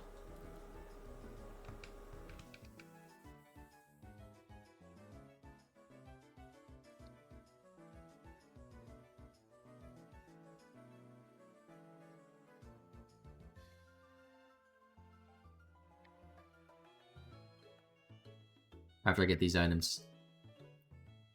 2 PP ups. Wow, that's something. But if I go to like monetization on here, how close am I? Okay, so in the last 365 days, you need 3,000 hours of 3,000 hours of watch hours, and I have 2,148 hours. So I'm like 2/3 of the way there. So basically, I need people to watch about 900 hours of my videos on the VODs channel, and then it'll be monetized.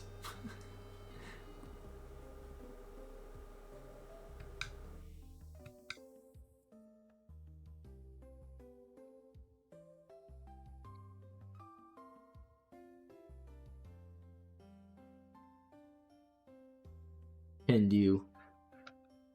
I mean, the bot channel's only been up for 2 months, and it's already like 2/3 of the way there, so it should be there in like a month or so, I'm thinking. Leave the VODs channel up in the background. Oh, I just realized I have,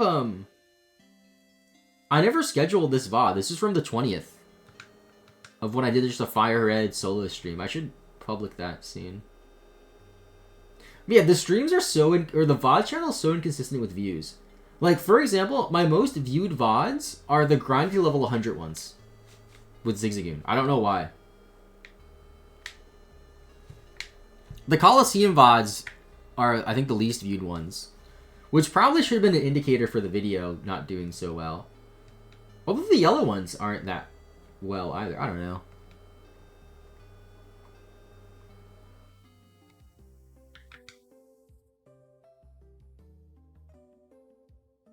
YouTube's tricky.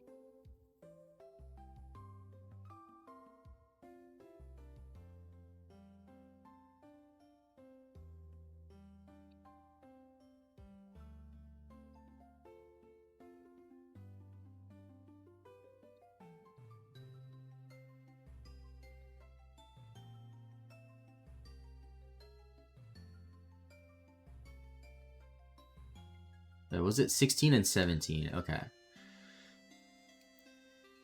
I'm thinking by the time we have to evolve Ninkata, Surskit should hopefully hold its own for the last couple of levels until it evolves into Masquerain.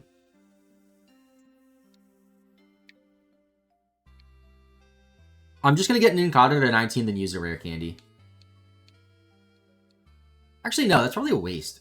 At 19, it might be able to hold its own. We'll see.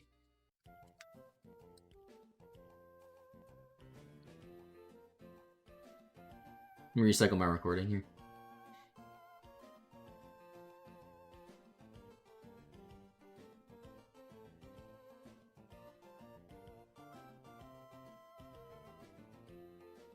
Thank you, Dark Lord, for the follow. Appreciate it.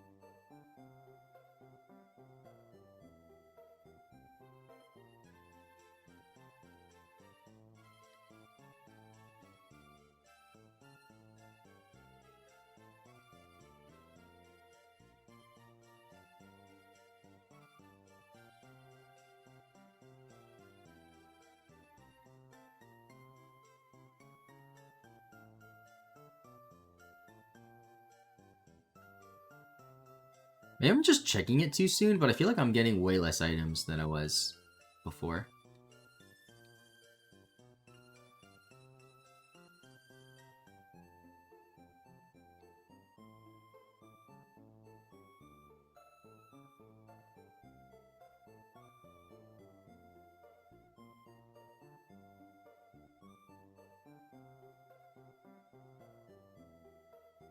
Vigoroth missed.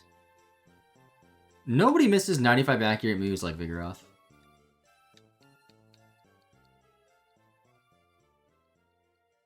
Missed 2 in a row yesterday, which is just like wild. That's a 1 in 400 chance. That's what somebody in chat said.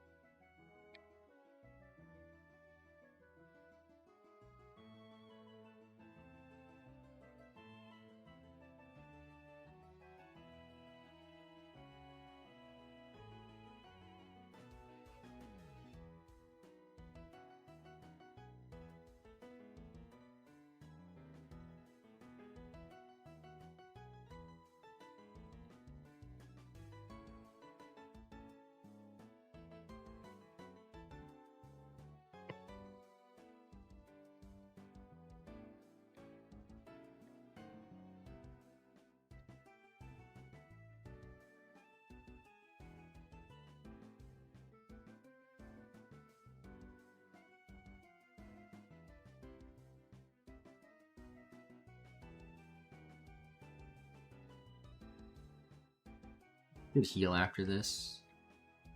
Any items? Just one. That was like 3 battles. You just got 1 item?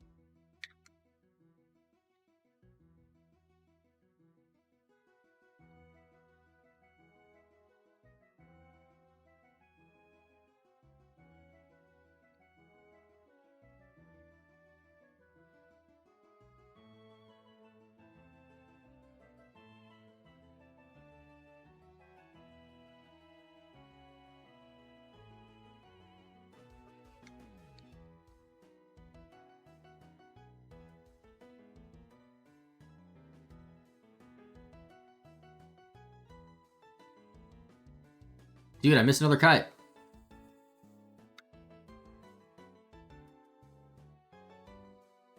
The moment you think your game audio is bugged, but then you check it out to find out it's not, remember that it got patched. Hashtag Stardew Valley Mobile. I never played Stardew Valley Mobile. I didn't know there was a mobile version. I got that game on the Switch maybe like a year or 2 ago, and I played it a little bit. I just never like give it like a proper chance. I'm sure I'd love that game. It's just, I don't really need a game to suck me in like that right now when I have, like, no time to do other things besides play Pokemon.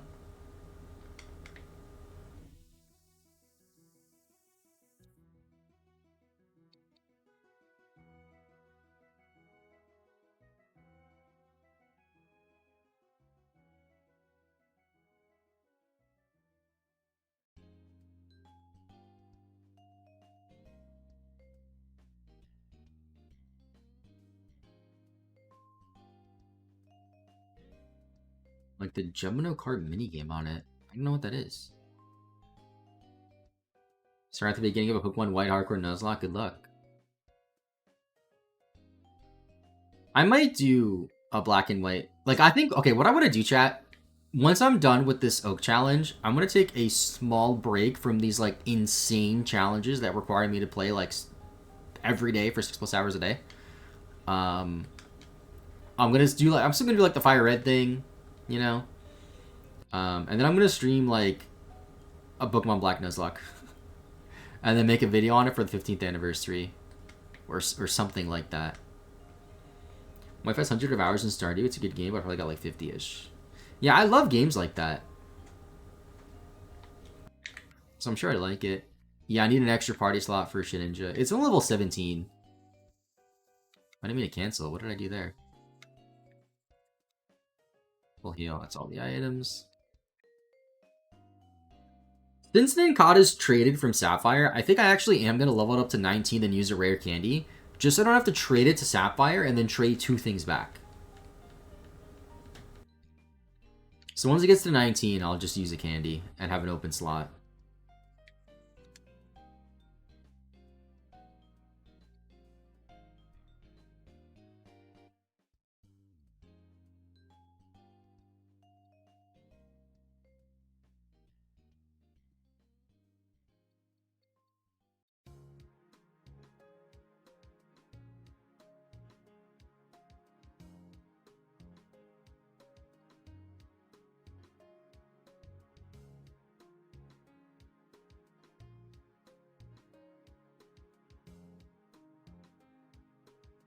I do want to see if they can hold their own at level 17, though.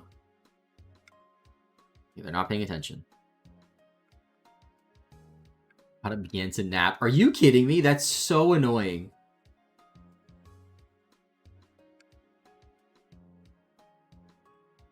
You better wake up, Ninkata, or you're gonna die.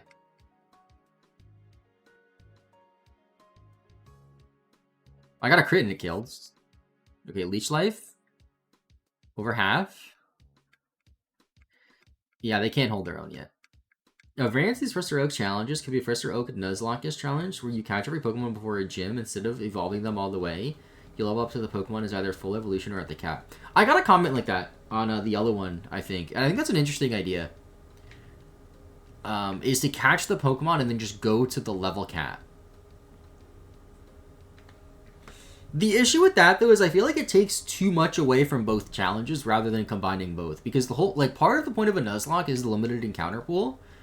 And you're going to have more encounters if you're doing an Oak challenge, because you're going to have, like, 30 Pokemon pre-badge 1. And then it kind of ruins the spirit of the Oak challenge a bit, because you're not getting every encounter. Like, by the end of the game, you should have every Pokemon, I guess.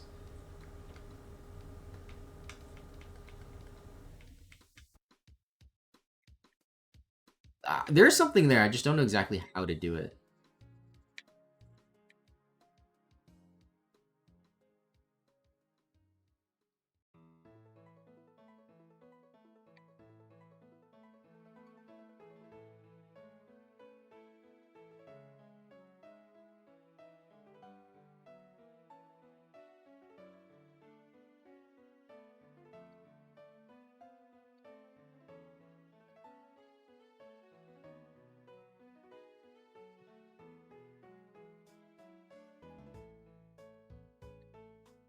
I just want to be out of this tunnel today, dude.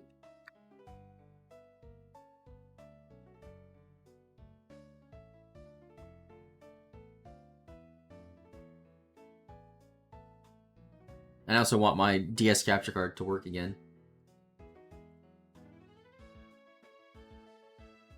I guess what I should do after stream to test if my DS capture card still works is I should try it on my laptop. Because if it works on my laptop fine, then I know it's not an issue with the capture card.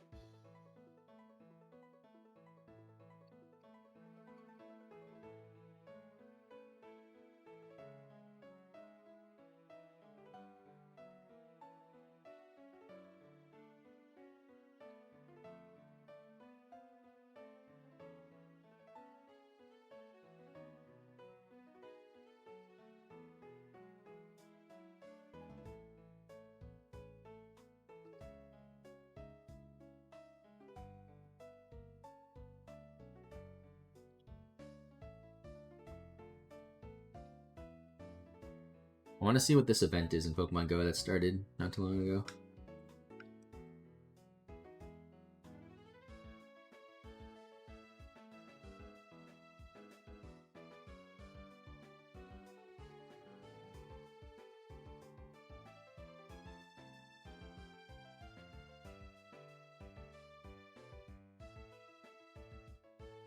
Alright, whatever. It's too many cutscenes, I'll check it later. Seriously, sound feasible, but I don't know the games well enough if Dupe's Claws would be helpful enough to fill the Oak Challenge. I don't think there would... I mean, there would be a little bit of Dupe's Claws, technically. Because, for example, if I was doing this on Ruby and Sapphire, instead of leveling up, say... I'm trying to think. Instead of leveling up, like, Wingull to Pelipper, I would just catch a Pelipper later on. Which would technically be dupes.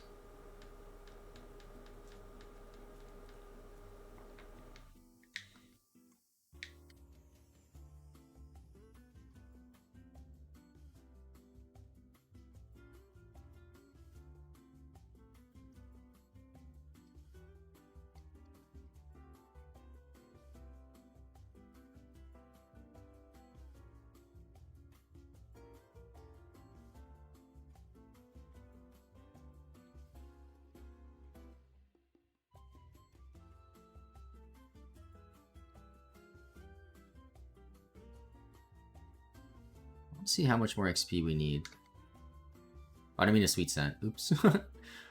488. Okay.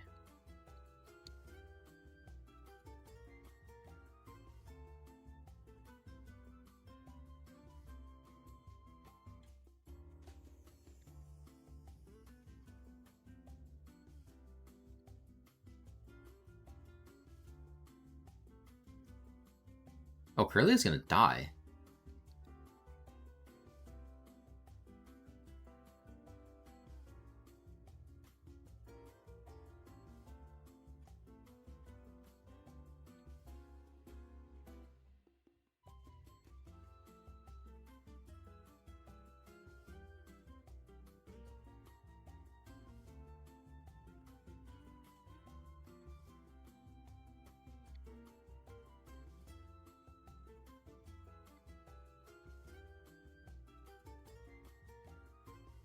You can evolve to it. Dupe's claws count in the challenge unless it's a split evolution. Yeah, I don't know. It's a tough thing. Also, there's the other thing of like, okay, it's a Nuzlocke, right? What do I do if I'm 30 hours in and I lose the Nuzlocke? Do I just start over? Do I like scrap the video? Like, what do I do? You know what I'm saying?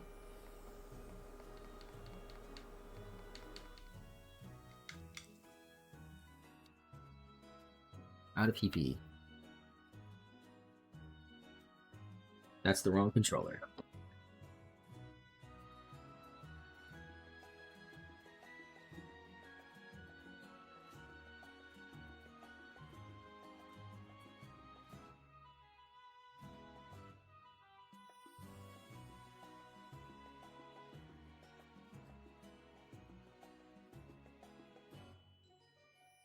I think the playlist that I'm using is almost done because it was about 2 hours long and we're close to the end. Yeah, there's like 20 minutes left.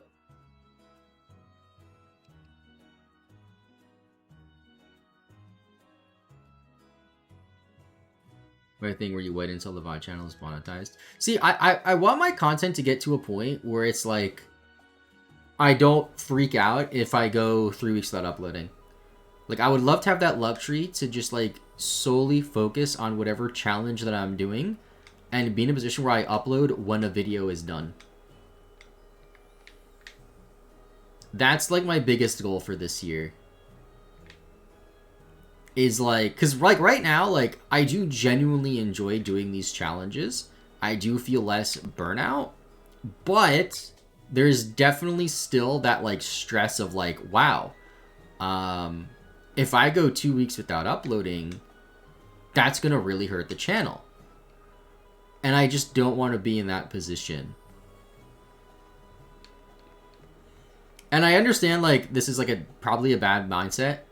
And it goes back to the whole like comparison is like the thief of joy thing. But I was watching like another channel, another Pokemon YouTuber that has not uploaded in 2 months.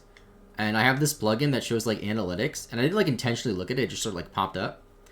And even though they haven't uploaded in 2 months, they have roughly 3 times the views in the last month than I do. And it's like, wow, how do I get to a point where I can do that? Where I cannot upload for a month and still be in a position where it's like, wow, I'm not making $0 and my channel's not dead. You know what I mean? Somebody sent me a gift on Pokemon Go. And part of what would help me achieve that is growing my stream. But I have to do a better job at that. One of the things that's like frustrating to me about streaming is like I don't know what to do.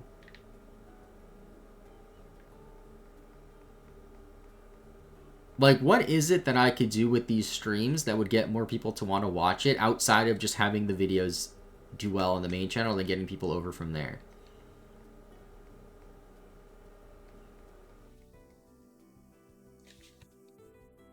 Because like I was saying a little earlier, like whenever I stream, and I've streamed a lot of like different things, like these challenges, Nuzlocke challenges, battles.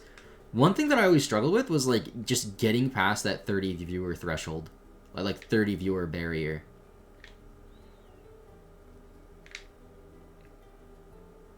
Because when I started streaming again in January, I had not streamed consistently for like 5+ months. And I was able to get back to like that 30 viewer threshold like pretty easily. But it's like, how do I like push past that? It's like, what could I add to the stream that would make people want to come over and make those people that come over stay more? And I don't know what the answer to that is. Because I know, like, one of, like, this is, like, a mundane thing that isn't, like, the most fun thing to watch. But there's a lot of people who do very similar things. Or just, like, shiny hunting, which is, like, similar. And could still get, like, hundreds of viewers. So, like, I don't know what to do to, like, push past that barrier.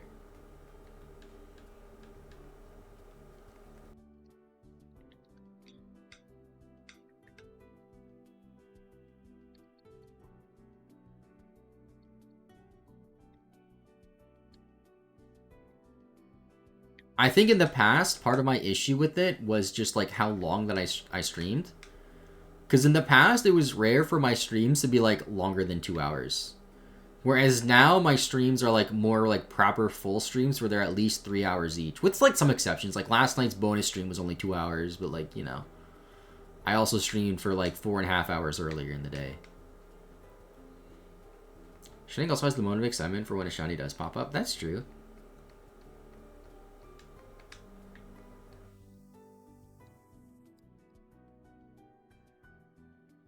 It's like, this might be like selfish to say, but I want to be in a position where I could spend, 60 hours on a video and have it do really well. And not just do comparable to a video that I could have made in 10 hours. Does that make sense?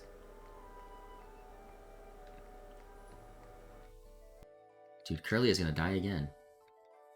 Although Curly is low on confusions, I should go heal.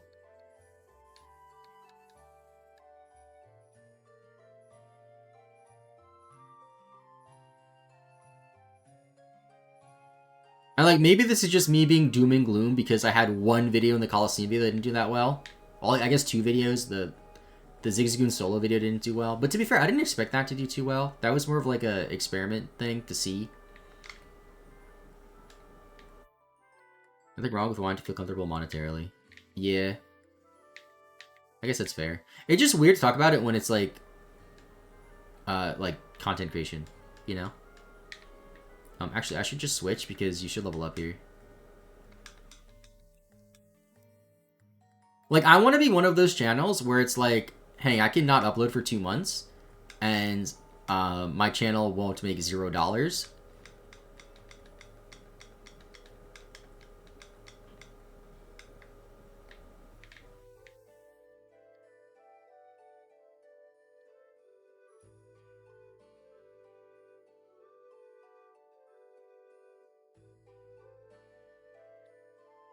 And it's not so I can not upload for 2 months. It's so that I can, and I'm using 2 months like an exaggeration. It's just so I can focus on bigger channels or bigger videos and not be as stressed.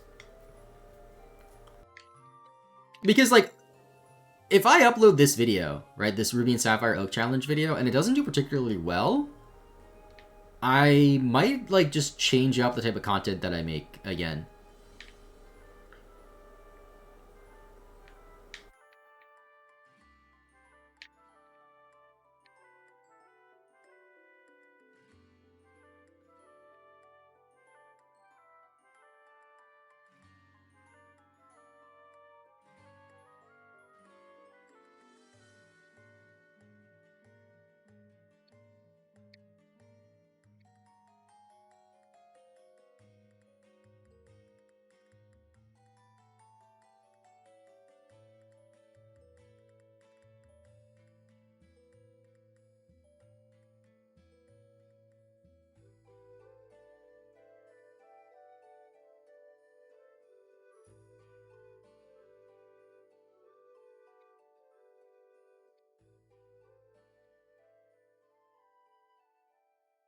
Took a minute for Sapphire to find a Pokemon.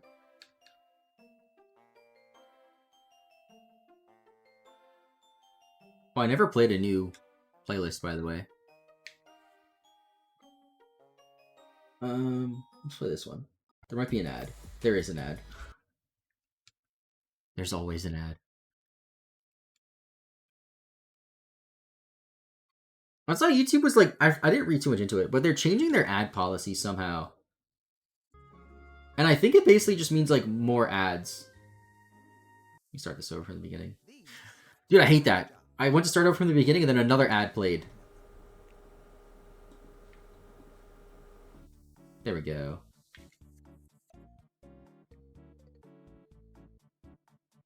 Yeah, so they're changing the way their ads work, and I don't know entirely how it's going to be, but I think it just boils down to there's going to be more ads and videos now. So I don't know how that's going to go.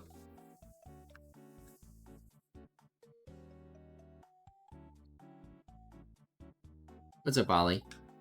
How's it going?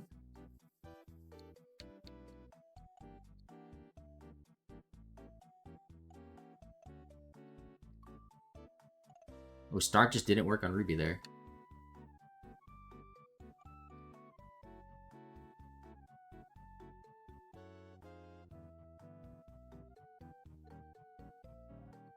65 candies.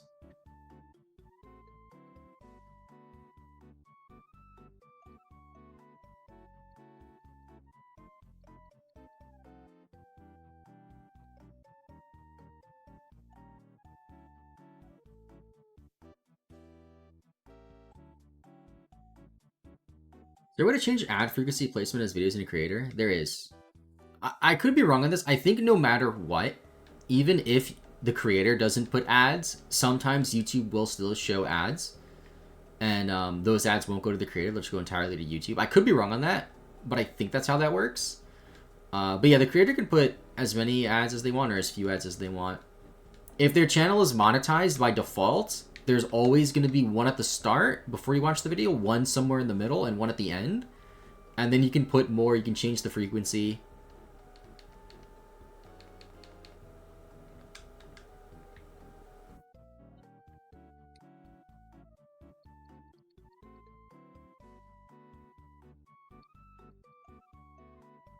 $27 on Vigoroth, let's go.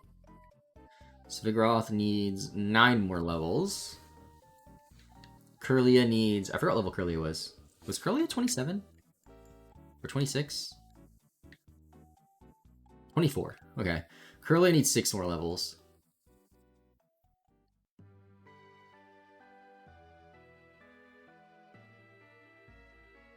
There's suggested frequency / default. Yeah. And then you can put more. Or less. Well, maybe not less, but definitely more.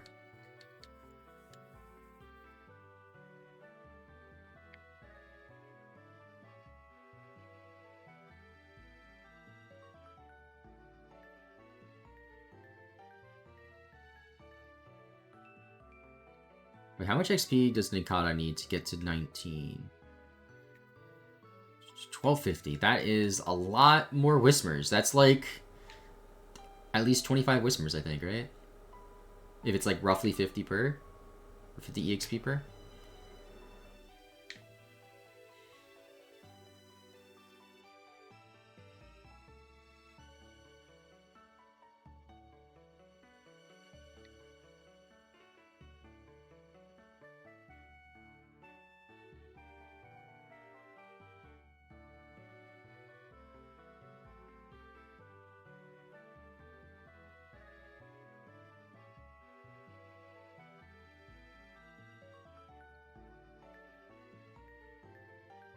There we go, 25. Learn Psychic? I thought you learned Psychic at 25. I guess not. Alright, well, whatever.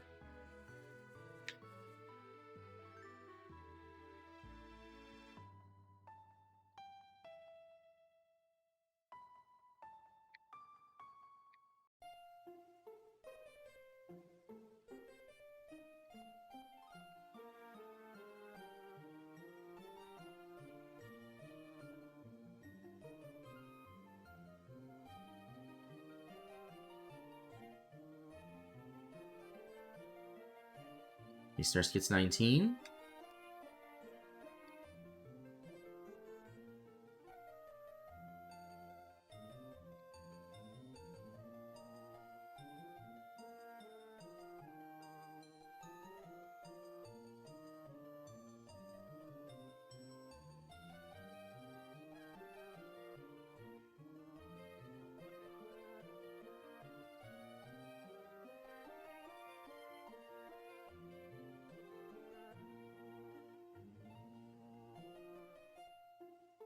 Yeah, it's getting roughly 50 EXP per Whismer, so that's like 25-ish Whismers to level up. I have no idea how long that's going to take, but hopefully not too long.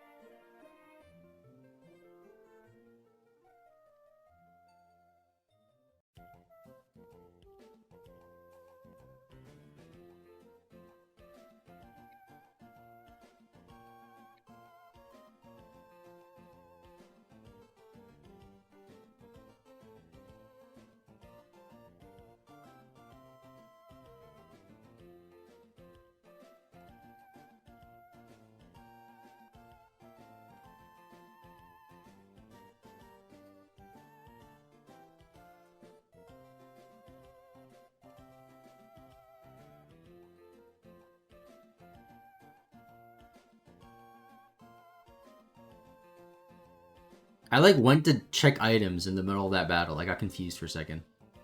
I was like, oh, I should check items, and I was in the middle of a battle, so it didn't work.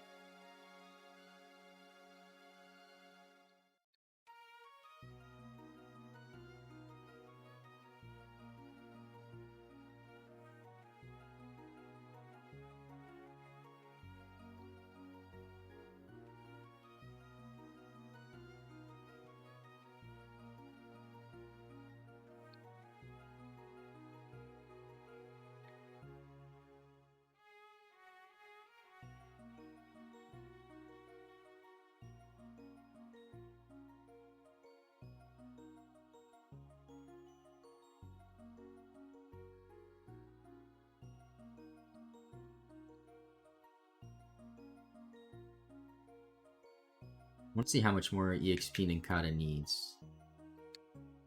Oops. I got desynced again somehow. Let's take an item. Oh, we're Arcadia, let's go!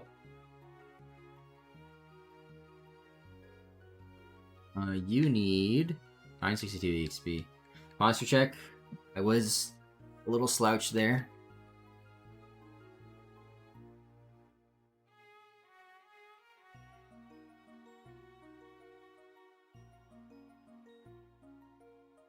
Oh, I misclicked. Goes for Sweet Scent. I'm gonna try to use these guys and see if they can get a knockout. Scratch. Nah, it's a 2-shot. If you're gonna ignore orders, go for a damaging move, please.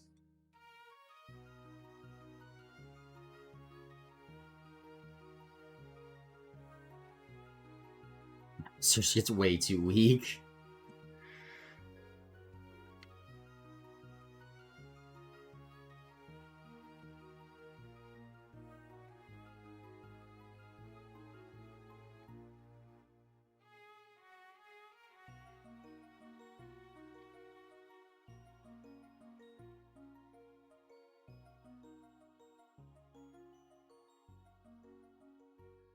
Oh, Bubble does decent damage, actually.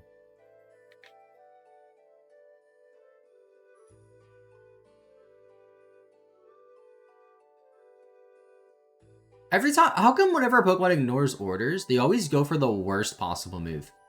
Every time. It's like, is that like a thing where they prioritize the non-damaging move? But Ninkata's not doing it, so I don't know. It's just weird that I got Sweet Scent 3 times in a row.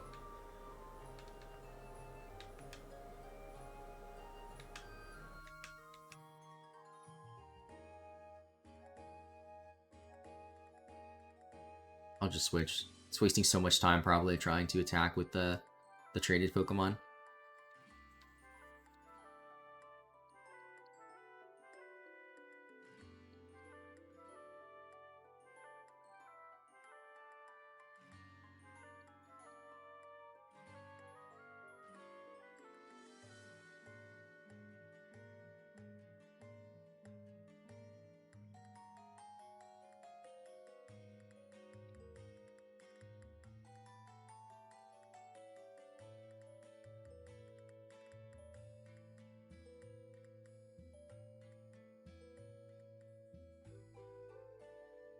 Your Pokemon might ignore your orders. It depends on the game. Some games they don't, I don't think. But I have no gym badges, so they ignore my orders, yeah. They get boosted EXP, though, which is nice, even when they're switch trained.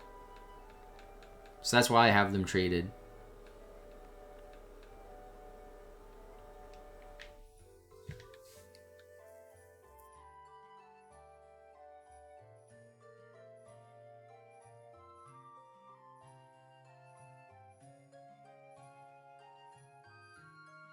I didn't mean to go for an attack there.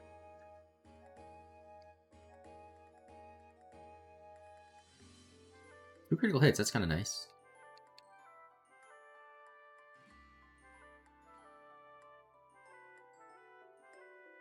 I've been saying this so much, and I haven't bothered to look it up.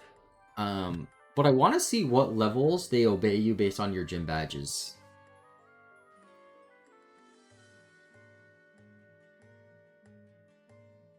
Because that could be really beneficial.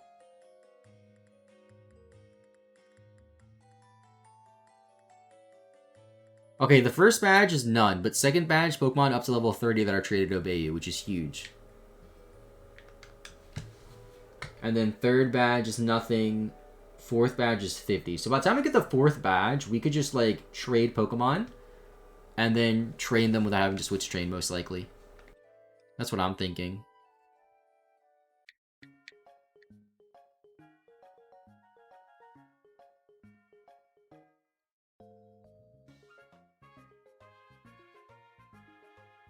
$535 XP. That's like 10 more battles.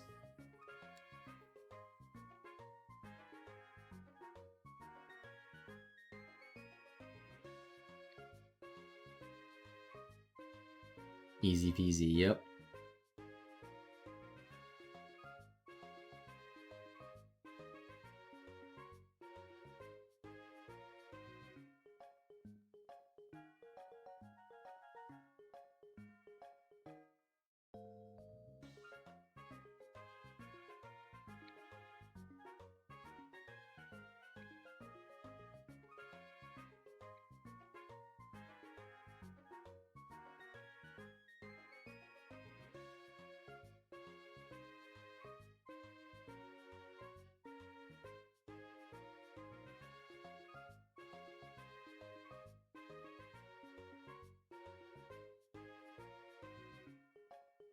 Make sure it has to be a Pokeball. Great Balls, Premier Balls will not work. Do I have Pokeballs? I do, okay. I knew I had Ultra Balls because of Pickup. I'll probably use any Pokeball. Like, even if you had a Master Ball, I would just take that. Am I wrong? Maybe it depends on the game. I think it's weird that it takes a Pokeball. Why does it not just, like, spawn with the Pokeball? I guess that wouldn't make sense either. I didn't mean to attack. Oops. Oh, but it worked out. They both hit. Oh god, don't die, Surskit. Well, Surskit, you did that to yourself. You deserve to die. Wait, you're still alive? What the heck? Alright, Surskit, if you don't attack you, you're dead. It's your call. Okay. That worked out.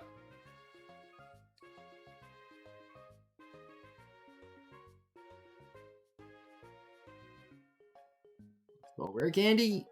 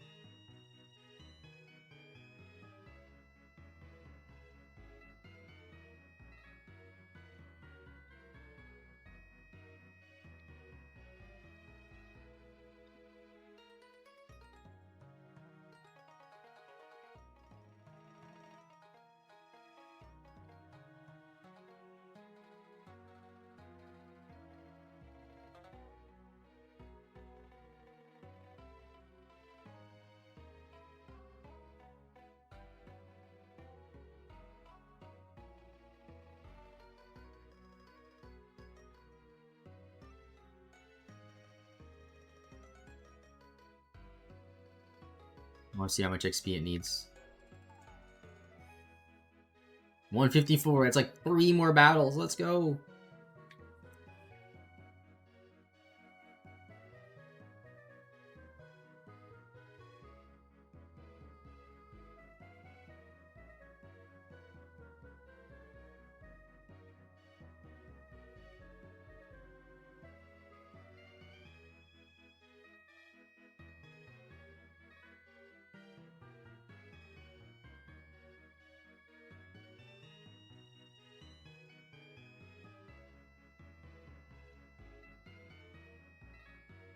I'm gonna save to be safe.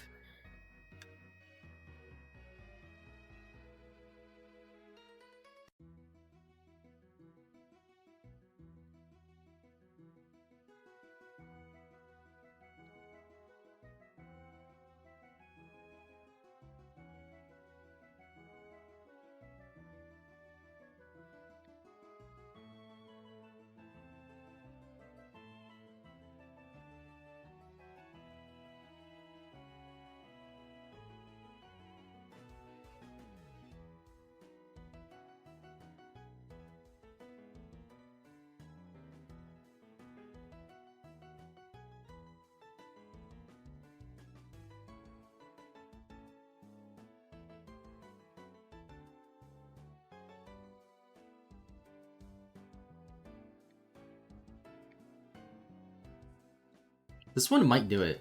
It's level 8.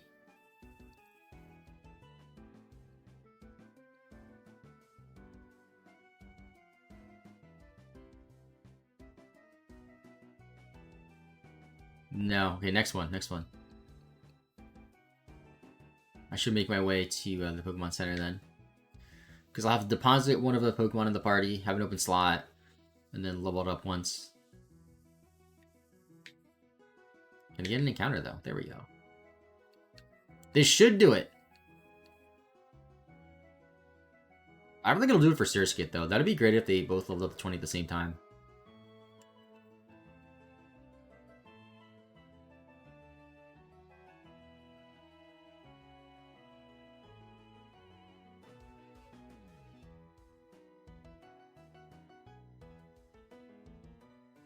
Level 19, let's go. Want to learn Mind Reader? No.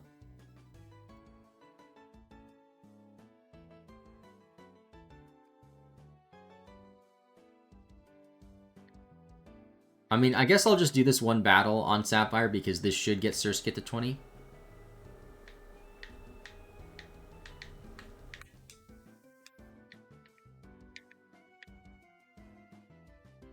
I'll just wait here. There we go, level 20.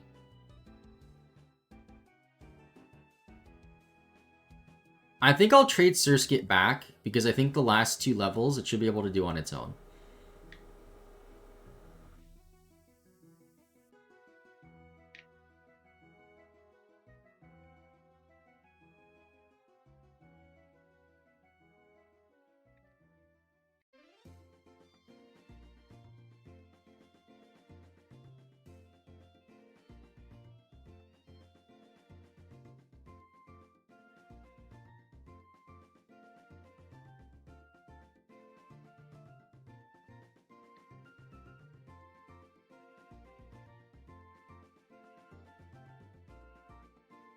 Let's go rare candy. Okay, so save the game again to be safe. It's gonna be 2 more encounters here, or 2 more additions to the Pokedex.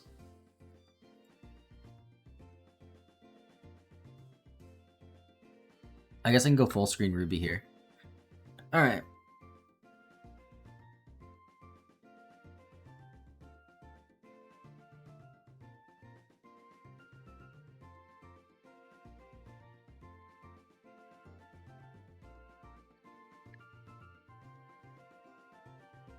I'm using a rare candy because I don't want to mess this up.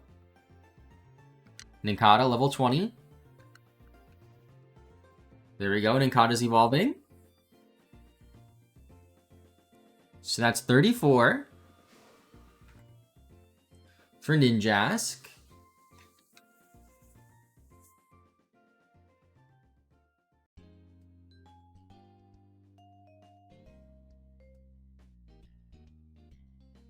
And then... Try to learn double team. Okay, we don't need double team. No. Don't need double team. Don't need Fury Cutter.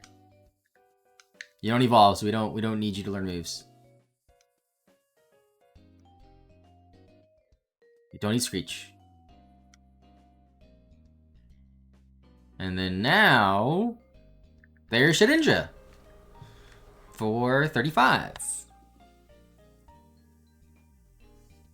Alright.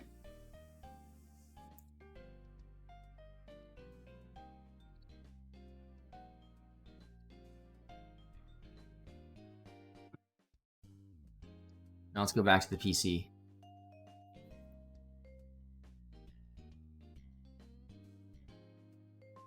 So. Ninjask and Shedinja are done.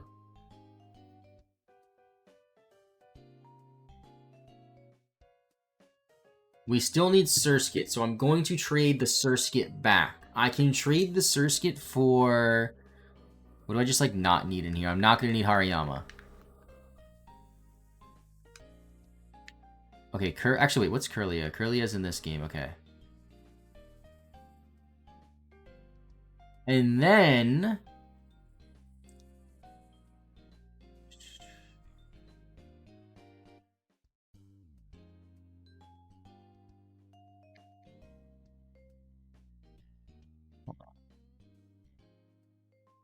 I also need to level up Zigzagoon. I gotta remember Zigzagoon. Nami's the highest level there. Zoro's the highest level there. Okay. Let's go get this trade done. Just verify that the Pokedex is correct. 35, yep. Let me just get these synced up.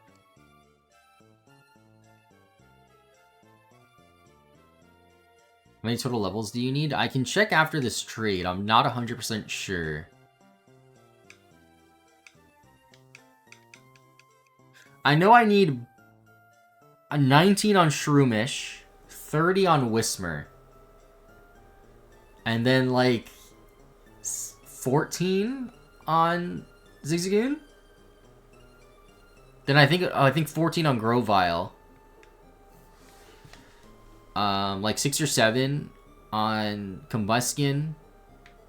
I don't know if I have enough. I could count after this trade.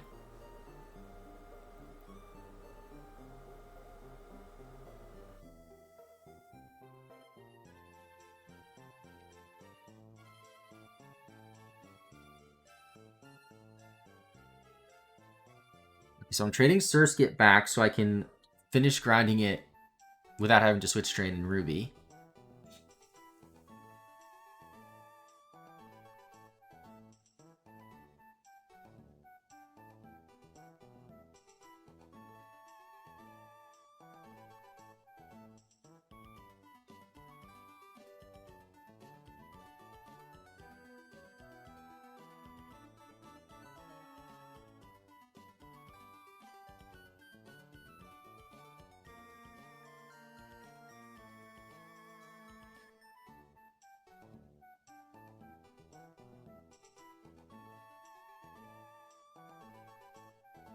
I mean, that was always the plan, by the way, Steve-O. I was always going to use rare candies before Badge 1, if that's what you mean.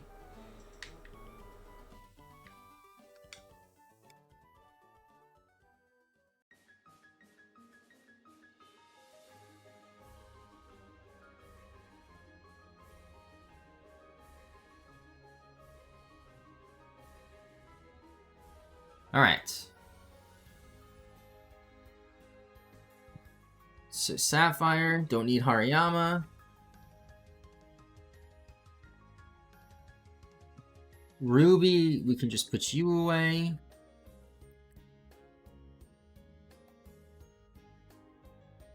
So the plan is to do Surskit plus... What's Marshtomp at? 25. I think Surskit plus Marshtomp. Because Marshtomp will be a bit easier to level up.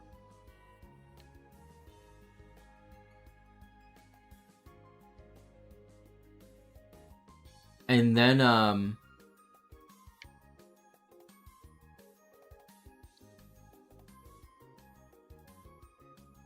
I think I have to catch another Whismer in Ruby and just use that. Unless this Whismer is a Ruby Whismer, which it might be. It is. Okay, so I gotta trade back over this Whismer.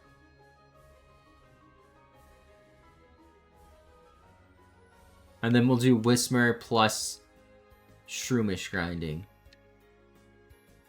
Okay.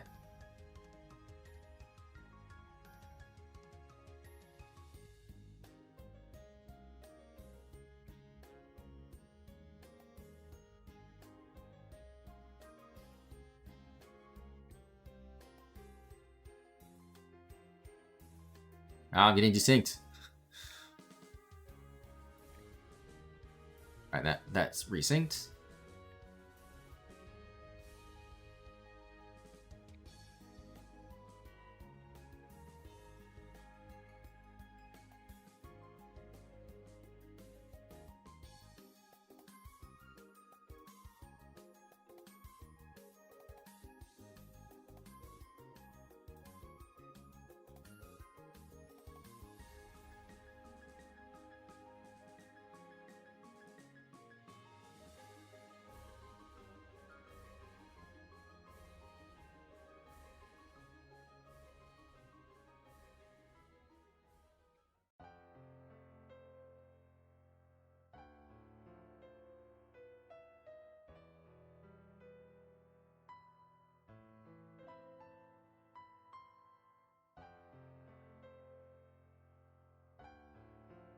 Okay, Bubble might be a little too weak.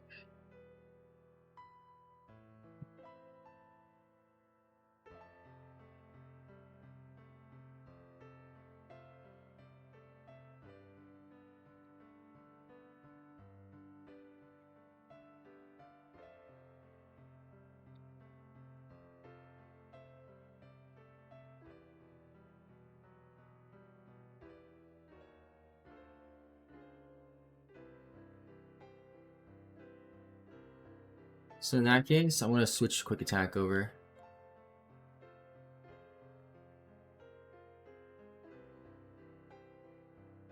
Quick Attack's also too weak. Nice.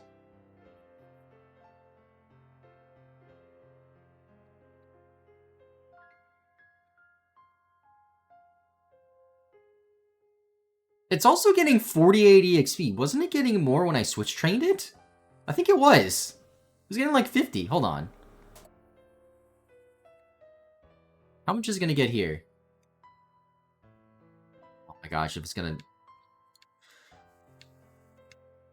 Yeah, I'm pretty sure I was getting more off of switch training it. No, that's 68 though. That was... I don't know, dude.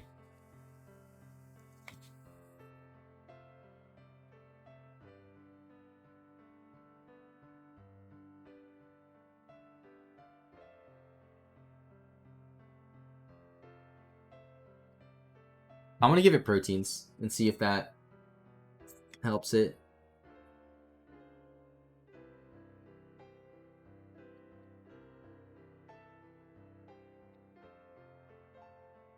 Pokemon Spirit Math? What do you mean? Two shot's not terrible. It's not, but if I can one shot, that's better.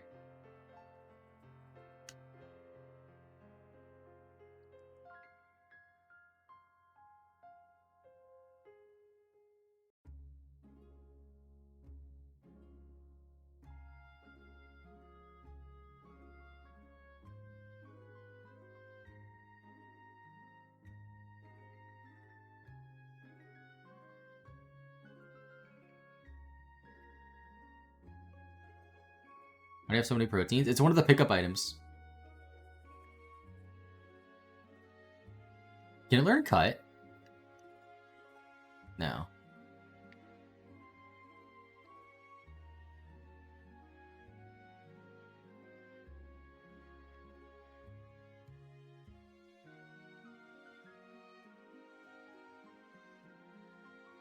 So we got a rare candy there.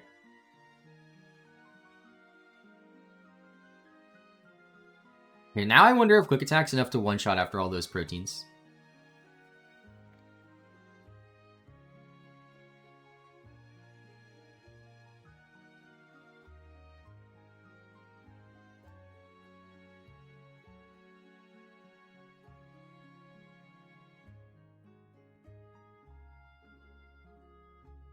No! It didn't help.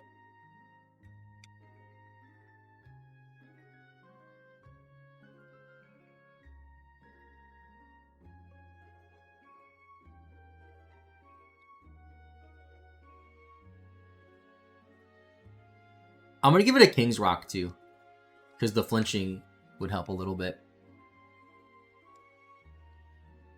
So if it flinches, then I don't take damage, and that's just kind of nice.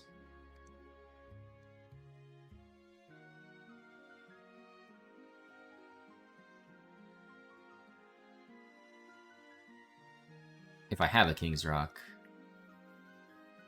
I do. I have a 1. Alright, well, now, Marshamp's holding a full heal.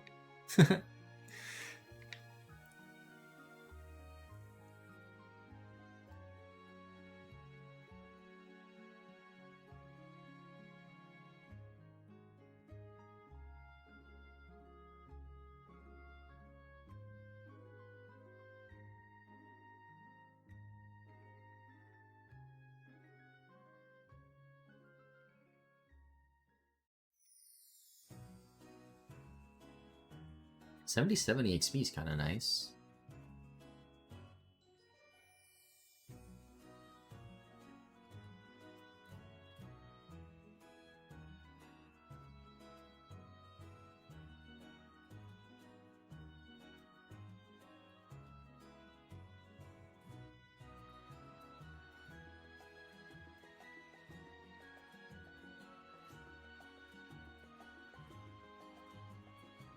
Only 1 item?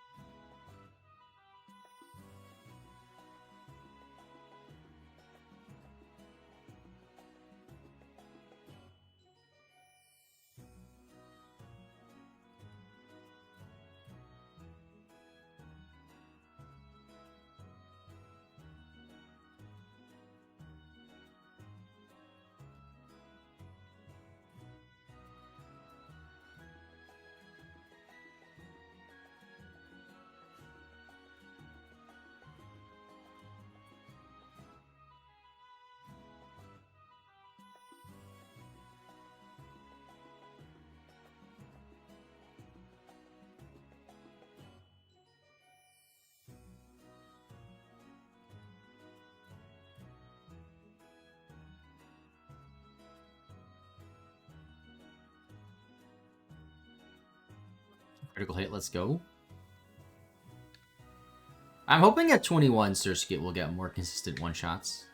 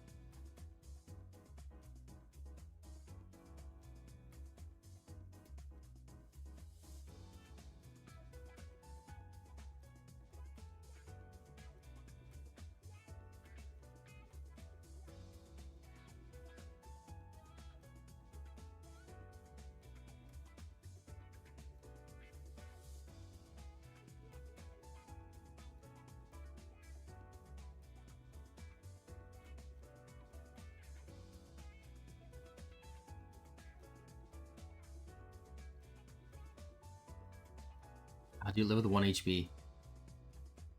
Come on, Whisper.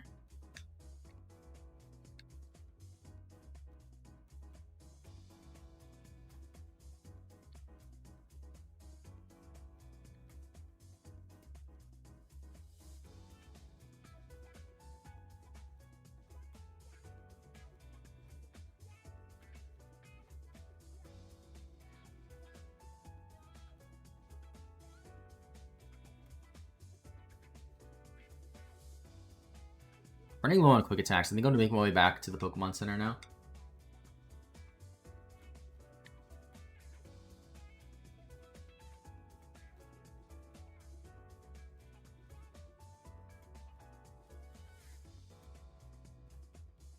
Oh, 2% Skitty. Level 8. Their Hurling has a good amount of XP, right? If it's level 8 and it's a normal type.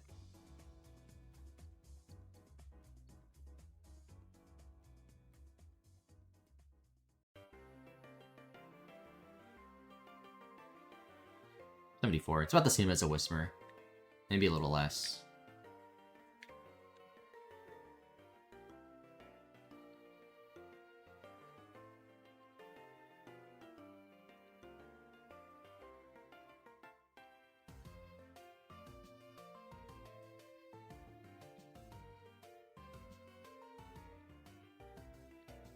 It actually just might be worth it grinding in the grass there for Surskit.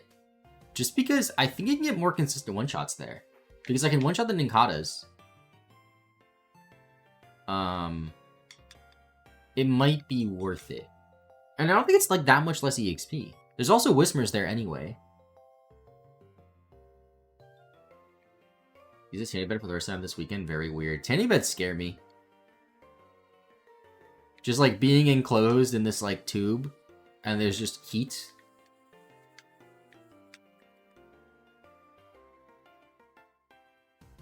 I don't know how I would feel about that.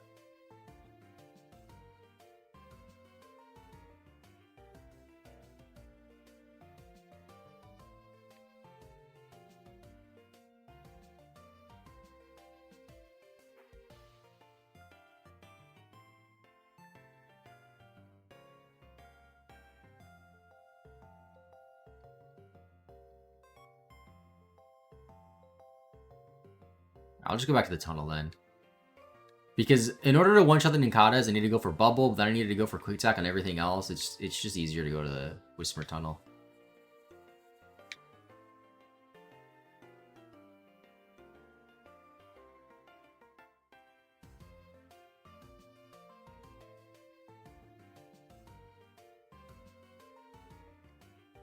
You believe it, but I got Pokerus and Shining Diamond. That's pretty cool.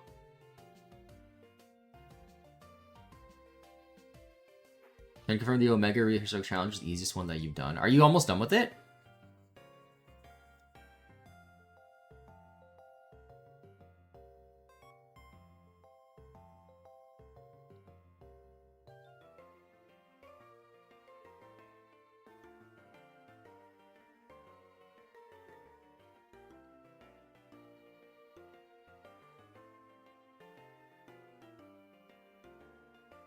Alright, this one might get Surskit to 21.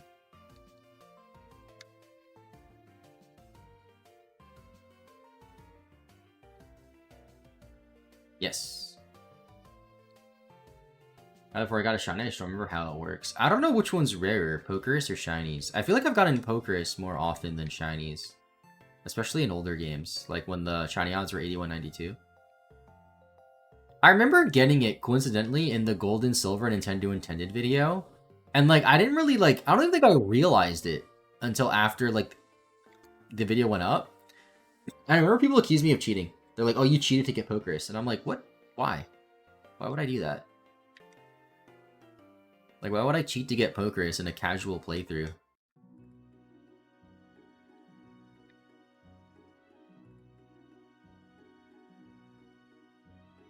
Also, it's taking me significantly less time than I thought.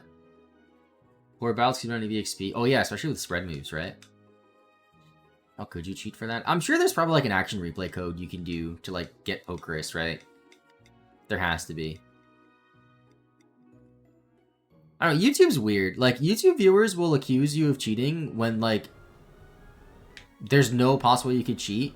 But then they'll watch a video of somebody who claims to do a full odd shiny run with the final game time of like 15 hours, and like they won't question it.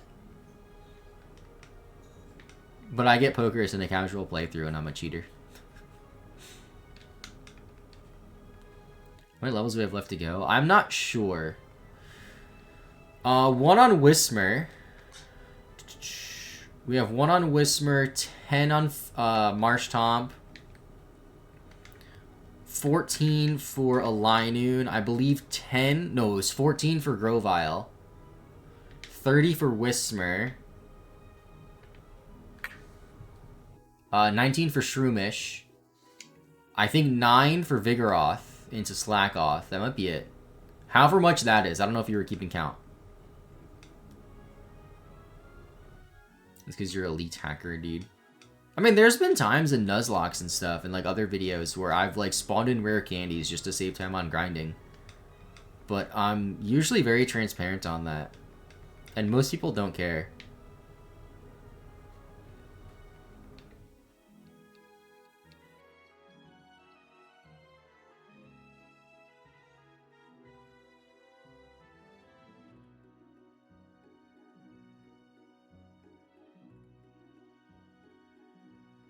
That is one thing that bothered me, I won't lie. Is like when it, like going back to like the shiny stuff I was saying. Like I remember there was a period on YouTube where shiny only runs were popular. And like so many of them were just blatantly fake. And I remember like I didn't want to just fake it. So what I did was I upped the odds, but said I upped the odds to like 1 in 20 or something like that. And like people were mad, but it's like 99% of the videos that you're watching that claim to be shiny only also upped the odds and just didn't say anything. Do you know what I mean? So it's like, why are you mad at me?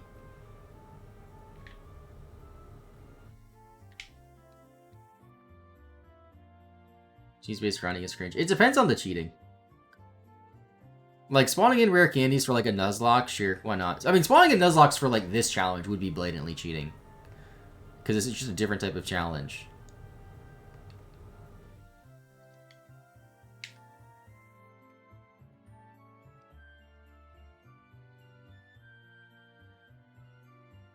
Like, like, part of this challenge is grinding. So, like, it would be weird to spawn in rare candies.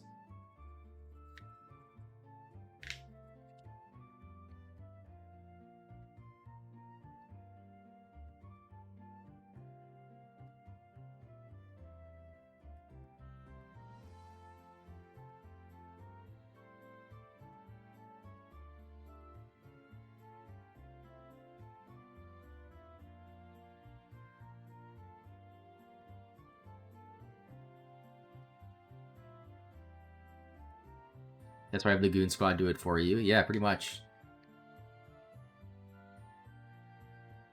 And I'm sure people will still comment about the Zigzagoons and being like, oh, you didn't actually grind them. If I didn't have the Zigzagoons, I honestly think it would take like 40 hours. Minimum. 40 hours minimum to grind everything up.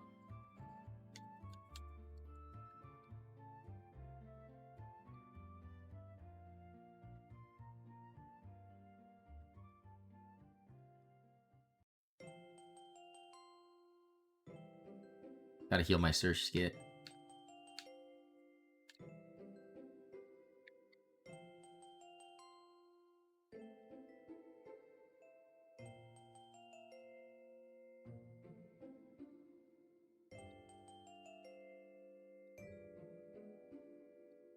Full heal, full restore.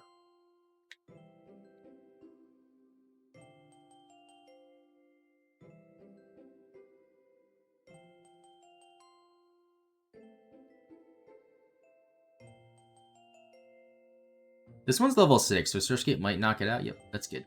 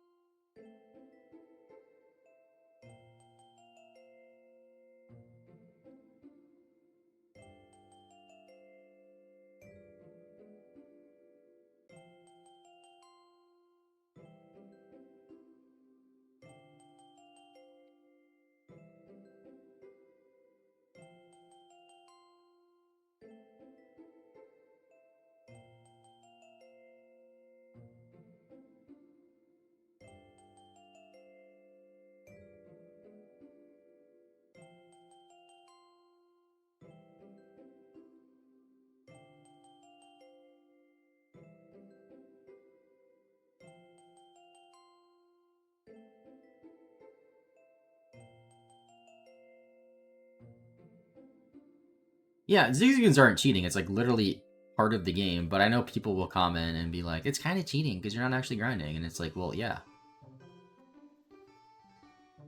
They're just mad they didn't think of it.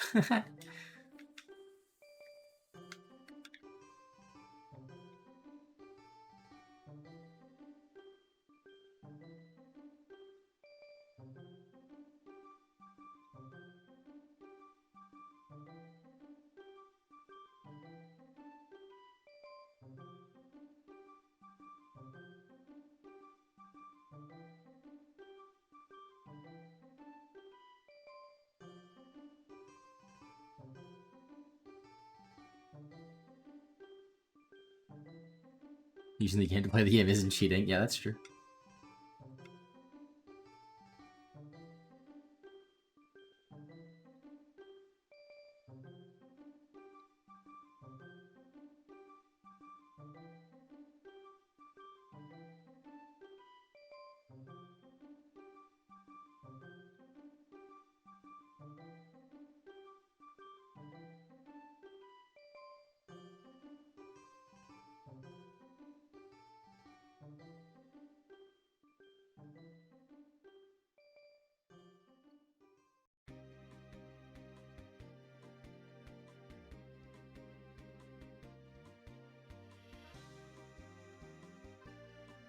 Yeah, it's about accomplishing something cool. I mean, everything that I'm doing on Gen 3 is just building towards having that 100% save file of Emerald. So, that's like the ultimate goal. When it comes to like the ultimate gameplay goal is that, I should say.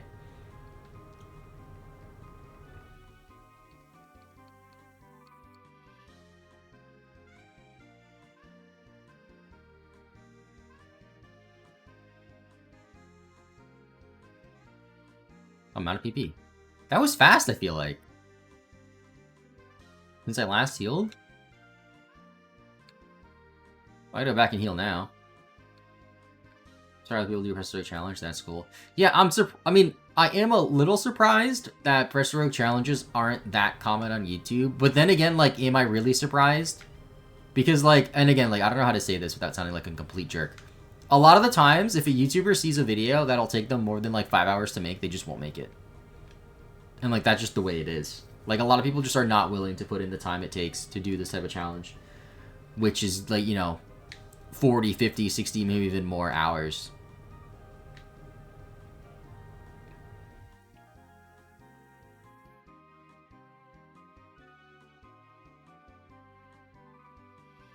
Like, a lot of modern Pokemon videos is someone sits down, records for an hour, sends it to an editor, sends it to a thumbnail artist, boom, that's it.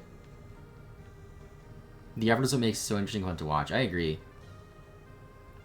Ranking all ways to play Pokemon? I mean, what do we have?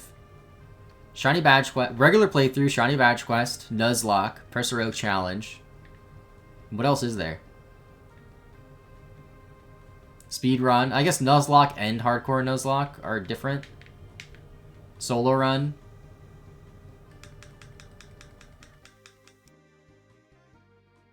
That could be a second channel video, not a main channel video though. Do Nuzlocks take more or less time than Oak Challenge? Significantly less time. Like, significantly less time. I've done Nuzlocks in 12 hours game time. I don't know how... Wait, hold on, let me resync these. Just want to save. Also recycle the recording.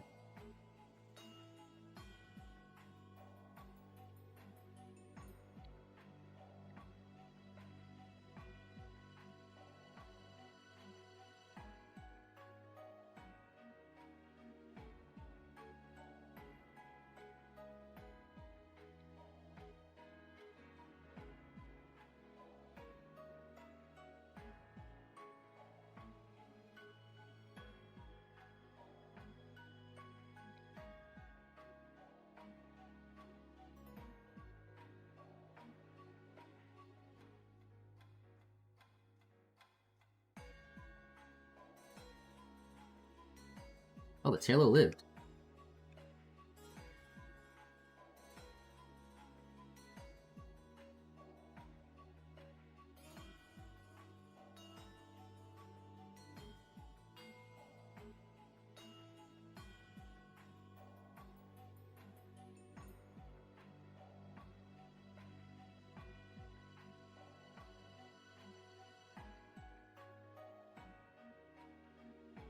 So close to 22.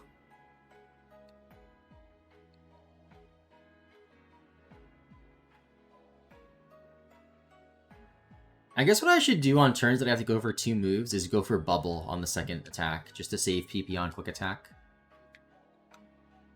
It's probably smarter to do.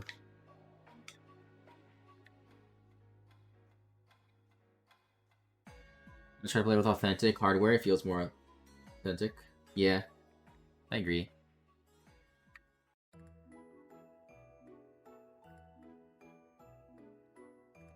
Look, aside from shiny hunters, people don't typically play on actual hardware.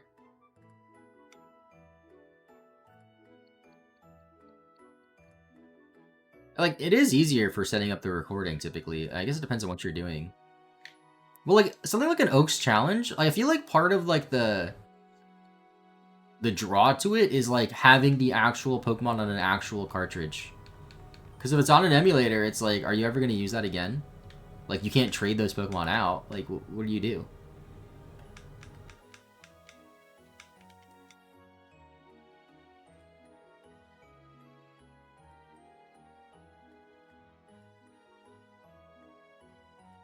$22. We got an evolution coming, boys. Finally, Masquerain. Oh, this one took a while because of the switch training. And because once I was able to actually use Surskit, it was so weak it couldn't consistently one-shot anything. Oh, finally.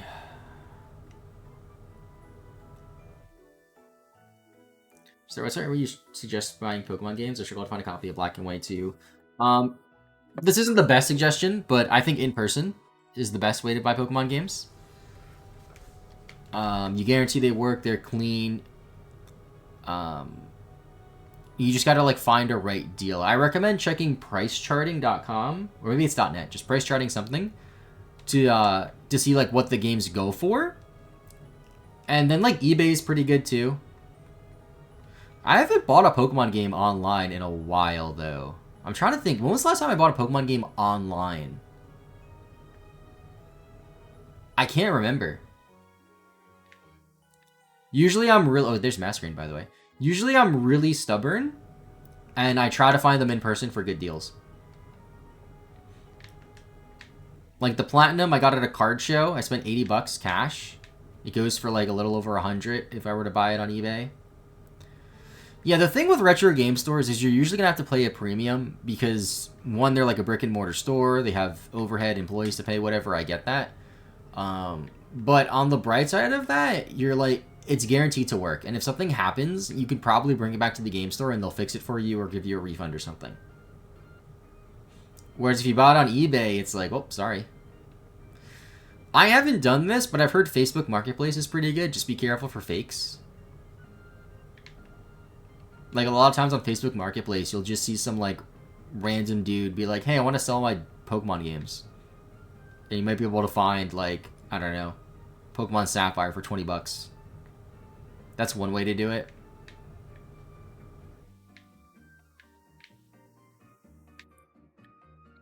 Not a sync here. I can't get in sync. There we go. What's up, Camp? Depends on the games you're looking for, too. That's true. Sold listings on eBay. Well, that's what price charting does. It aggregates sold listings on eBay and then gives you, like, an average price based on the last, like, 2 or 3 weeks or something like that. Make sure you go in person. I mean, I've never done Facebook Marketplace. It just seems a little sketchy, I won't lie.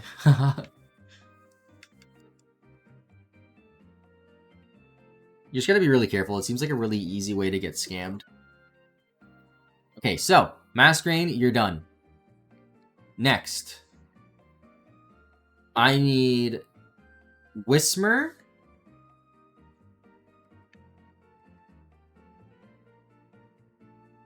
So where's the black controller? There it is. So this Whismur has to be traded over.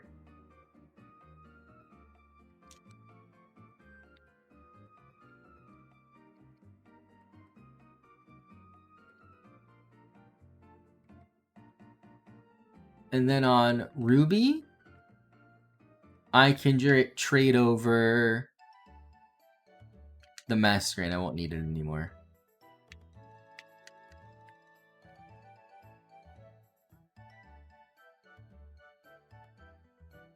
Yeah, we'll do that. And then we'll do mask screen and shroomish for a while. And then after the trade, I'll figure out exactly how many levels I need. Do I have any candies, by the way? Any items? No.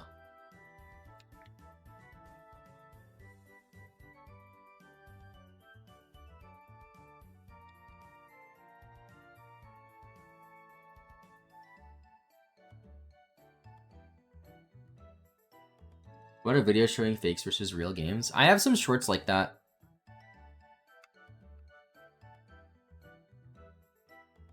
One of the easiest ways to find a fake game when it comes to GBA, show you real quick.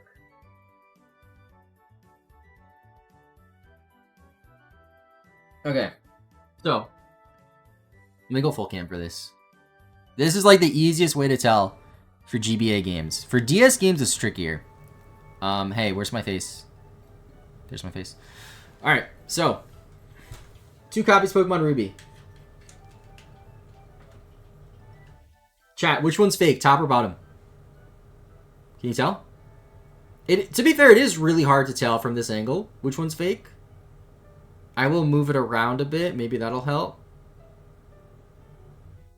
Actually, from this angle, if you know what to look for, this is a really easy way to tell if it's real or fake. But top or bottom, chat? Get your guesses in. Which one's real? Richie says bottom, and nobody else is commenting, so I guess I'll just get to the point. Yeah, so the top is fake. Now, this is hard to tell on camera, but if you look at the bottom one, next to the Nintendo seal, under the N in Pokemon, there's like a stamp. There's like a number or letter stamp. So on most GBA games, sometimes they don't have it. This is for Pokemon and non-Pokemon. There'll be like some little imprint with like numbers or letters. Easiest way to tell though, look at the back. This is like the easiest way to tell. It's out of focus. Look at the bottom one. The bottom one has all these like weird dots going on. You won't see that on an authentic cartridge. The authentic cartridge, you'll see this like, it almost looks like a window pane. You'll see that on the top corner. And you'll see these dots here that say like TP1, TP2 or something like that. That's the easiest way to tell for fake GBA games. Also the stickers, like, this isn't showing on the camera. It's better if I show you Emerald, actually. I have a fake Emerald, too. So I have my real Emerald in my GBA. So this Emerald, this is the fake one, by the way. The back is a bit different, but you still have, like, that row of dots at the bottom. If you see, like, a weird series of dots on the back of the cartridge, it's fake. But Emerald is really easy to tell by the sticker. The top one is the fake. It's, like, super, super shiny and, like, pretty flat. But on the real one, it's kind of, like, sparkly. You can't really see it on the camera. But the fake one has more of like a flat shine, while the real one like sparkles. But yeah, that's the easiest way to tell for the GBA ones. It is trickier for DS ones. I can't really show on camera, but if you hold up a copy of Heart Gold Soul Silver, Black and White 1 or Black and White 2 to light, you should see some pink behind it. If there's no pink behind it, it's fake. However, from what I've heard, some fakes have the pink on it now. So DS games are trickier.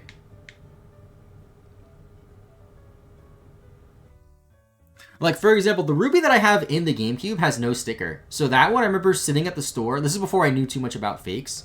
Sitting at the store, like, really looking at it before determining if it was real or not. And it's real, so that's good.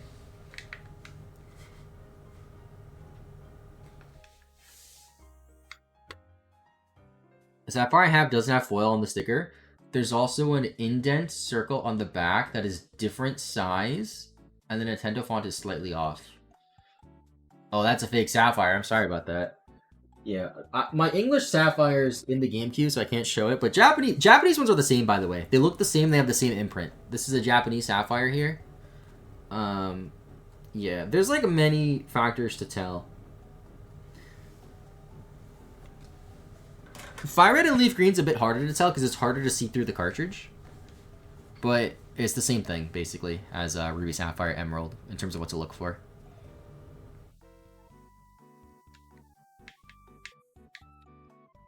And there really isn't much to look for if you, like, play the cartridge. Because, like, just looking at the straight gameplay, it'll look the same. Although another way to check for fake DS games is put it in a 3DS and see what the DS says the game is. Because sometimes for fake DS games, they'll, like, trick the DS to think it's a different game to run. So, for example, like, I had a fake Soul Silver, and it would read as, like, some game called Deep Labyrinth or something. That's the wrong one. Okay, so this Whisper is going to get grinded up. And then I'm also going to grind up... I might just grind up...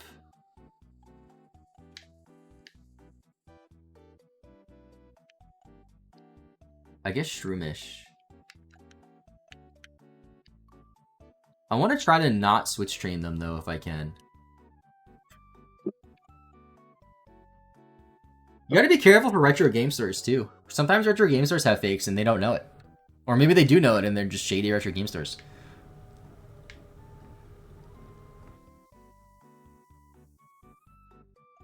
I want to see if I can afford to do this without switch training. Maybe.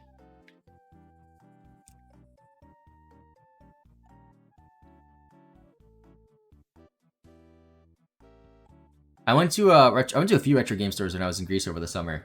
And I went to this one game store. And they're like, yeah, we have Pokemon Leaf Green. The cartridge is legit. But the box is a reproduction box. And I'm like, that sounds weird. That makes no sense. But sure, let me take a look at it. And like, the guy wasn't being very nice. So I'm looking at... Maybe I should have told him. I'm looking at the cartridge... Oh, crap. No. Wrong button. So I'm looking at the cartridge of Leaf Green. And it's a blatant fake. Like, the back has all the dots on it, like my fake Ruby. That did no damage. What the heck? Okay, I have to switch train it.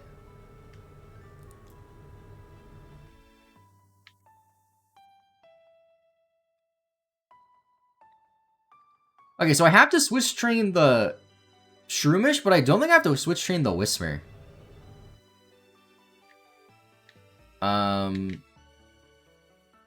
So I think I might just get Marshtomp back in Sapphire.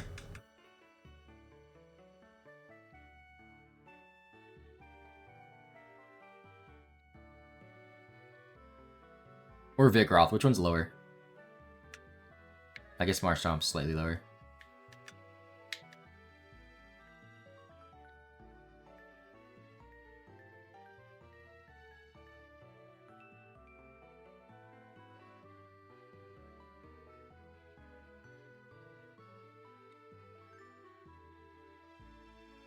That was a crit?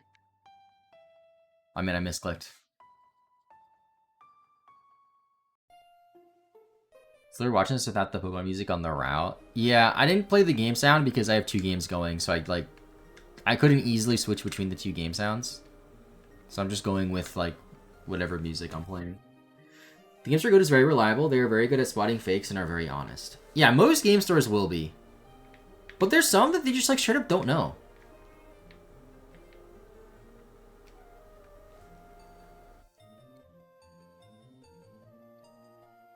I went to a new game store that opened up near me recently.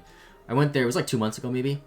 And I'm looking at the case that they have. And they have 2 English copies of Fire Red.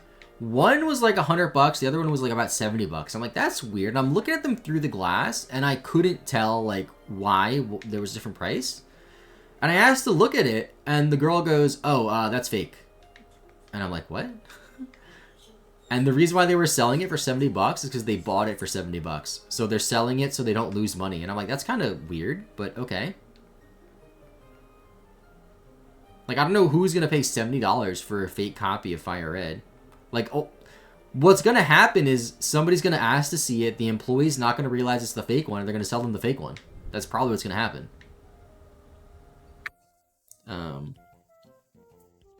But I remember they had a copy of Ruby for a decent price. I think they had Ruby for like $80. But I didn't get it because, as you saw from the demonstration, I have so many copies of Ruby. I have, Between Ruby and Sapphire, I think I have 5 or 6 copies. Not counting the fake one.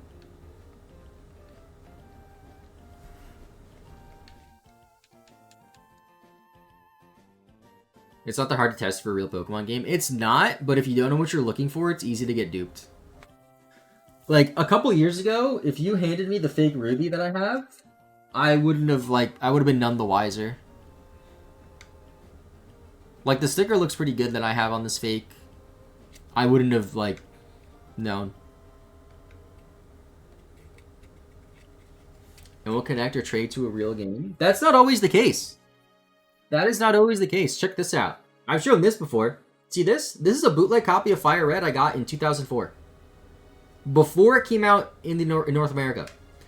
This can trade. I did it as a kid. I didn't know it was a fake game, and I just traded Pokemon around. So, like, some fake games can trade. What's up, Asumaris? How's it going? Thanks for the follow, by the way.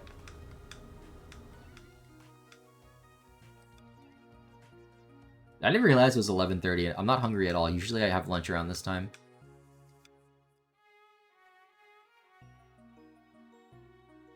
Whisper gains EXP pretty fast, I feel like. Does it read as legit Pokemon? Yep, it does. It does. And the reason why I know that is because I had a Charizard in here that I traded over. I use it in Pokemon Coliseum. Pokemon Coliseum, by the way, has the best, like, hack check for Gen 3. It got through that. I used it in, like, a tournament. You know, like, on Pokemon Coliseum. I transferred it up. Like, it's seen as a legit Pokemon.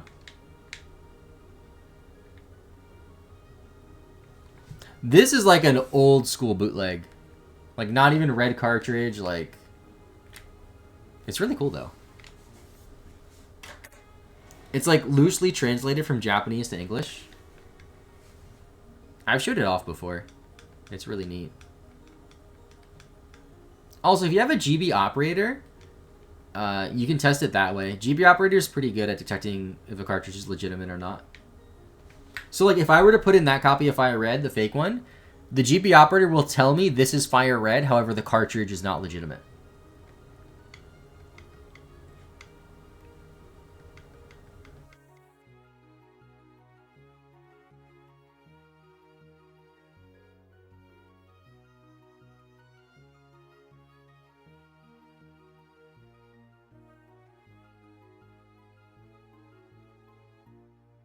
It's even trickier to spot fakes of non-Pokemon games.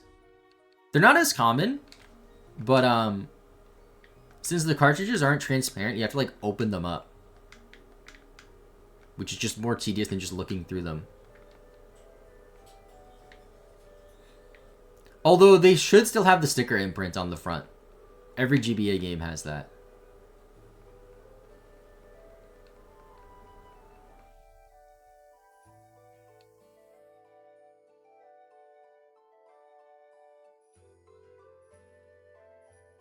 Ah, dang it, Whisper died.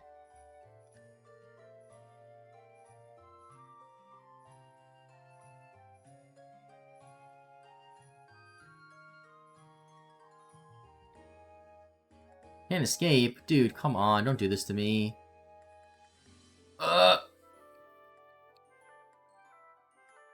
No.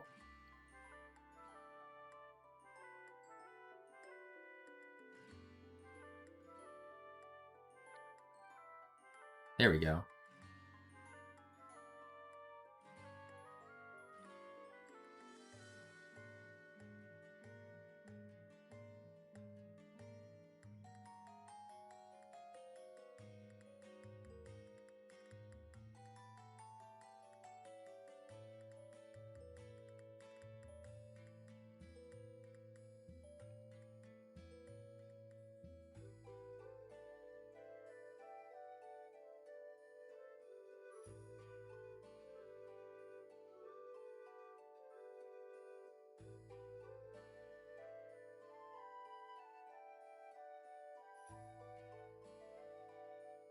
You can buy fakes for, like, so cheap, it's kind of scary. Like, the fakes that I have, I bought for, like, less than $5 on AliExpress. I'm pretty sure the Emerald was literally $3.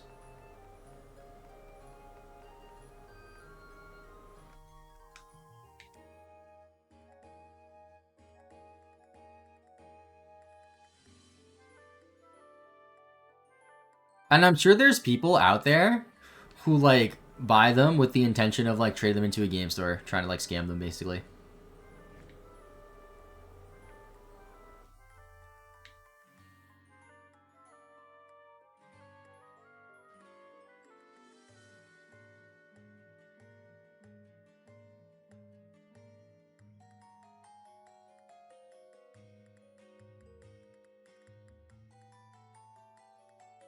Like get some out of the Poké Transporter like you did. Yeah, I mean, you could also get like other cartridges to do that, but it's probably cheapest just to get a bootleg Pokemon game.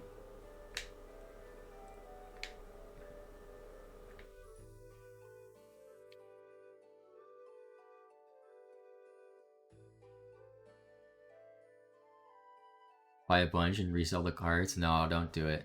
This like isn't as scummy, I guess, but I don't particularly like it. I see some game stores sell reproduction carts that look like the same carts you get on AliExpress, and they just like upcharge for them. And it's like they do disclose the reproduction, but like still, it's like, why are you selling a fake game for $30? Like you're buying it for $3 and you're selling it for $30. Like come on now. Probably buying it less than $3 if they're getting like 20 at a time. Like sell it for like $10, you know? Like I would pay, if I wanted a bootleg game for whatever reason, I would pay $10 for one in person rather than $3 online waiting for 2 weeks, whatever. Like that's fine. $30, no way. Like if I was in a position where I really wanted to play Pokemon, and I went to a game store and they're like, yeah, we have these fake games that are $30, I would not buy it. Even if the real ones are $100, I'd be like, no, not doing it. What's up, beat-ups? How's it going? But these little brick and mortar electronic stores do for cables, cost them a couple bucks and sell it for 20 to 30. What do you mean, like, HDMI cables and stuff? I found USB-C cables at the dollar store, surprisingly enough. And they work fine. HDMI cables are typically like upcharged like crazy.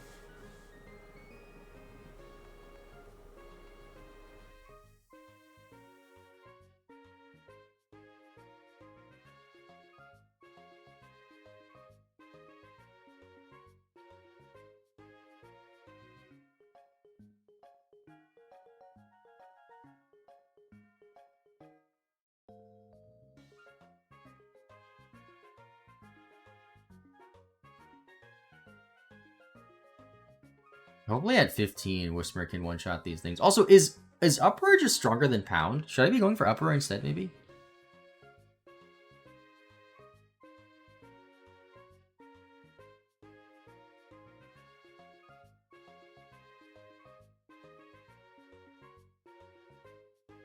Did I miss an item?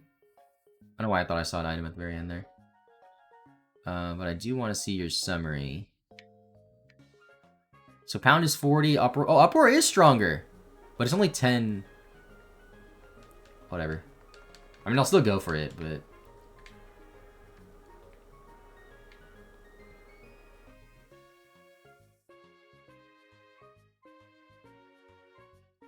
You know how Gen 1 and 2 you lose batteries when the save is gone? Or lose save when the battery's gone? Yeah. Watch the guy change the battery while the game is in the SP and turned on and replaced the battery and didn't lose save. That's kind of cool. What most places do is they have a GB operator and they back up the save file, replace the battery, then upload the save file back. That's what I would do. But that's cool that you can do it like without having to use a GB operator. Alright, let me put Uproar in the front now. Oh, I can't go for Uproar because of sound? That's so funny.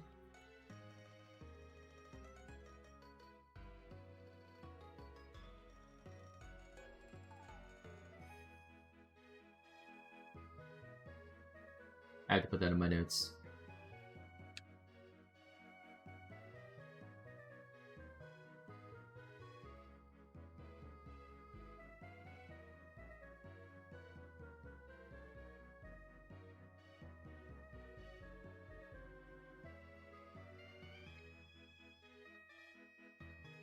What does Whisper evolve at? 20. Okay.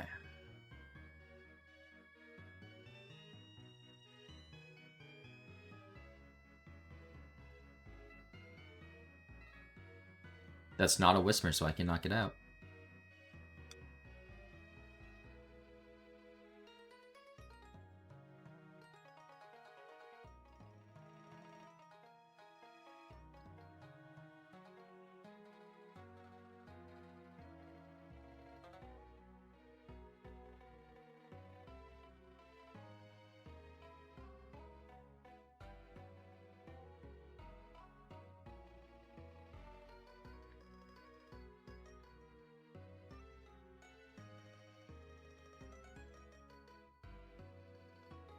One place has fake GBA gifts on AliExpress for $1.01 each. Wow. It's pretty cheap.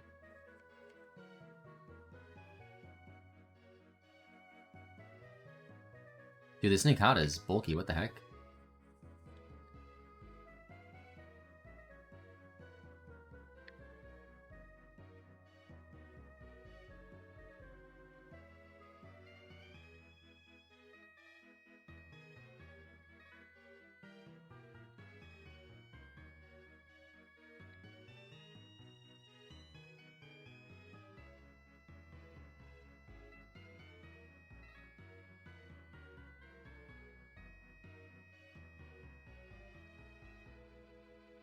Had a hard time resyncing my games there.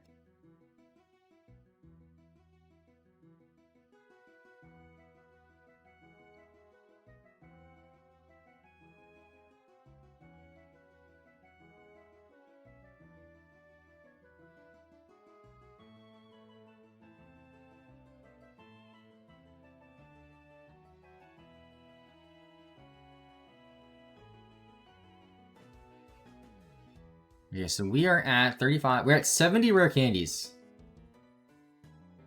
How many levels do I need?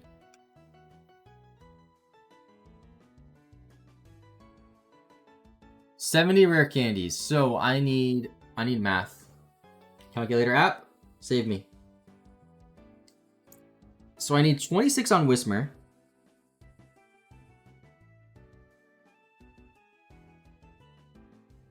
I need 9 on Marshtomp.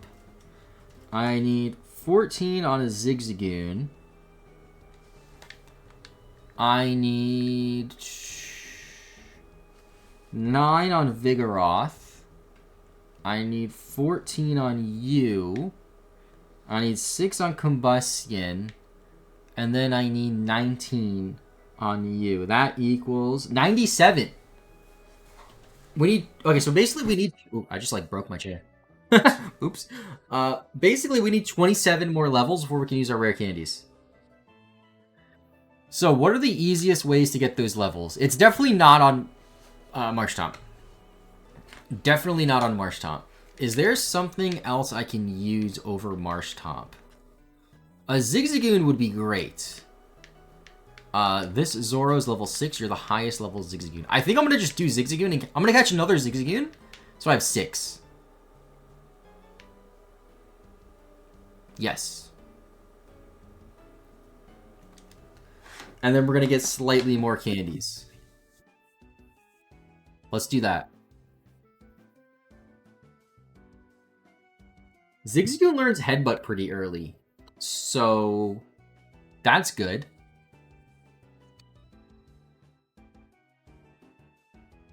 Let me just make sure Zoro's not traded, actually. Is Zoro traded? Zoro's traded. Okay, so we can't do Zoro. That's fine. I can just catch a Zigzagoon and use that one. Because the Zigzagoons here, I think, can be level 6.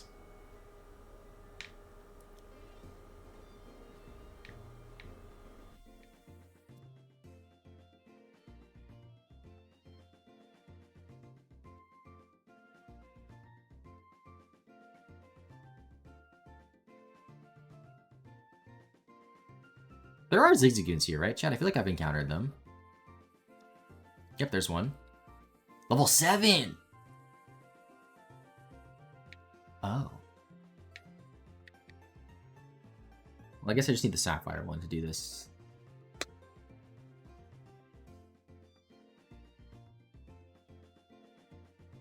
What's up, Dino Dave?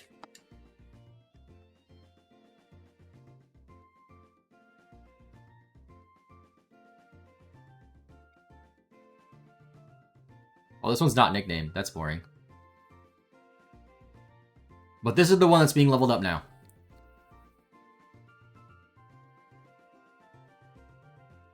And now we have 7 Pokemon with pickup. Or, no. 11 Pokemon with pickup. 36 Pokemon in 6 days? Do you even have a gym badge yet? Nope. No gym badge.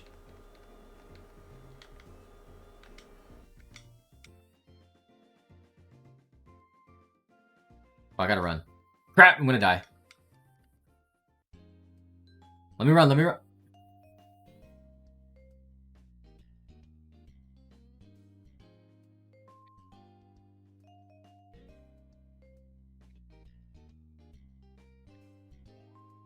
My revive set.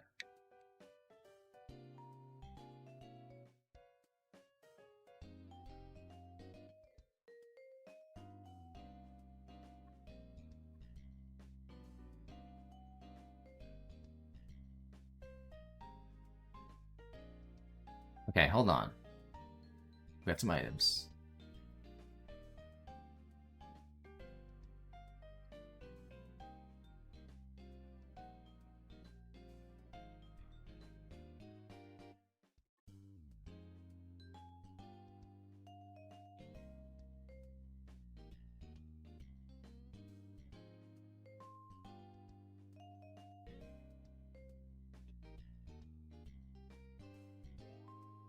I think on all the Gen 3 save files, you don't lose your save file if you lose your battery.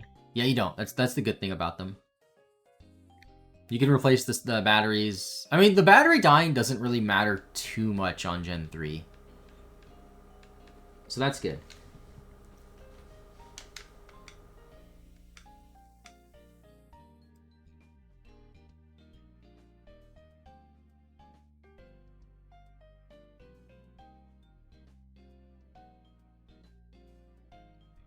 I think I'm gonna give this Zigzagoon some proteins. Reshot is not good.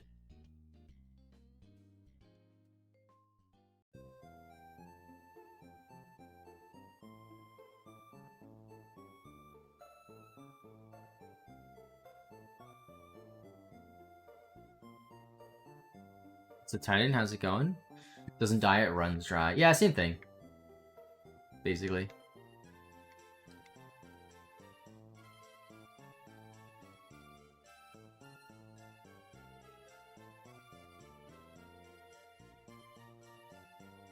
I'm just grinding. We should hopefully finish pre-badge 1 today.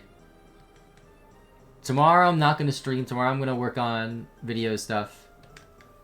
And then Friday the plan is to stream more.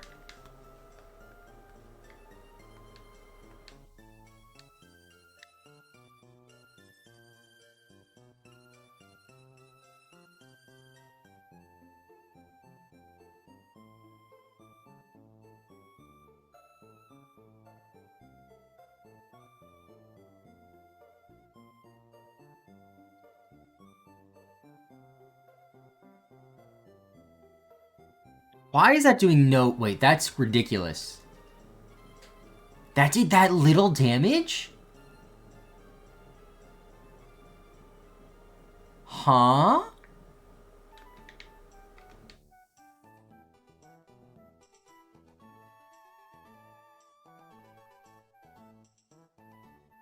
What? Why is this the bulkiest Whismur that's ever existed?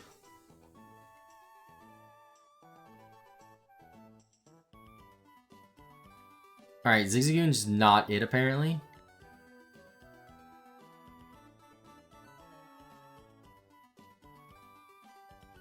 I feel like we did way less damage to that Whismur than the previous ones. That's why I'm really confused. Like, there's no way there's that much of a discrepancy in their, like, defense EVs. Or IVs.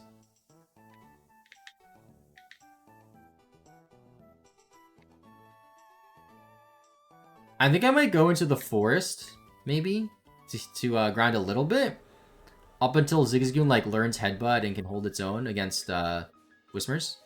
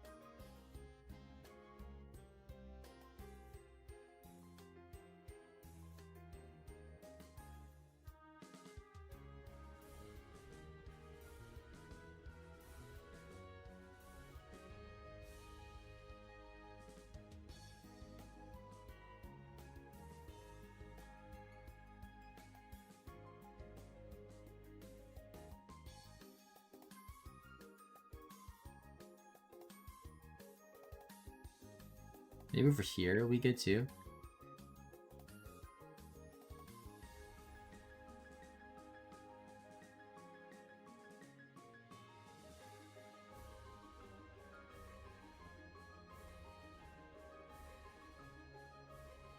Yeah, this is the weakest Zigzagoon that's ever been made, apparently.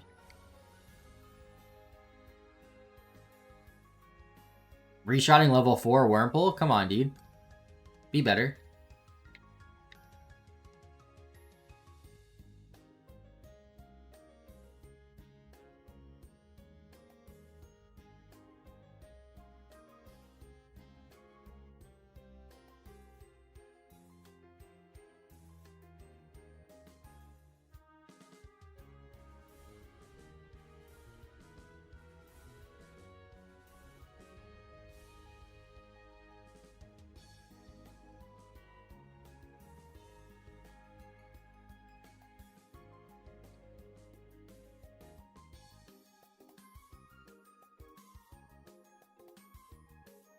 Meant to check pickup.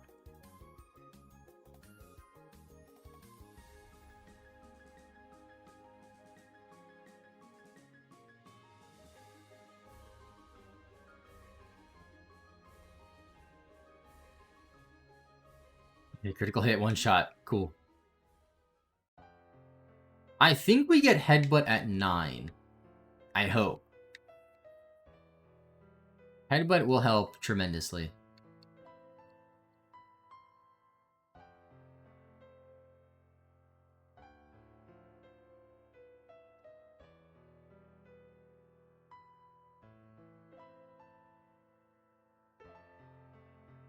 Gosh, dude, the growls, why?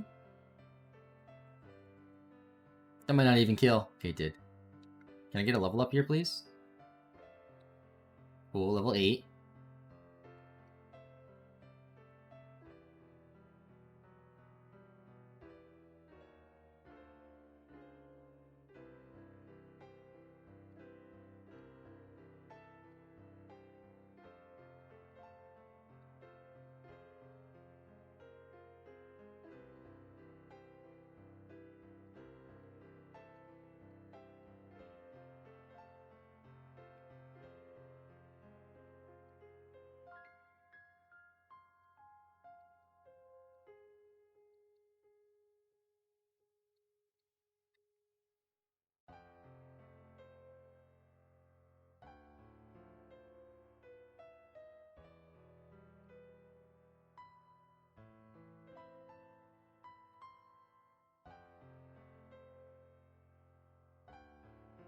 Double Wingle.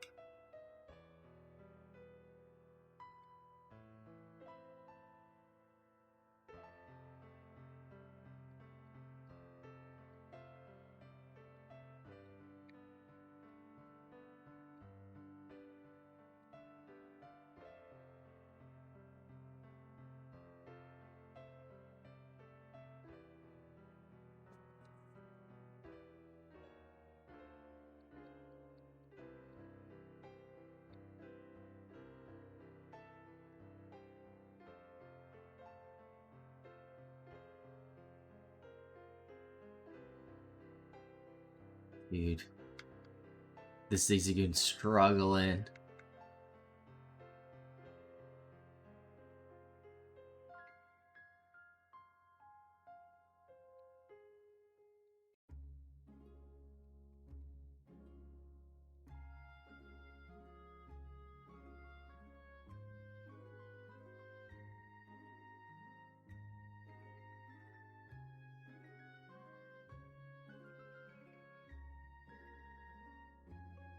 I really hope it's level 9 for Headbutt.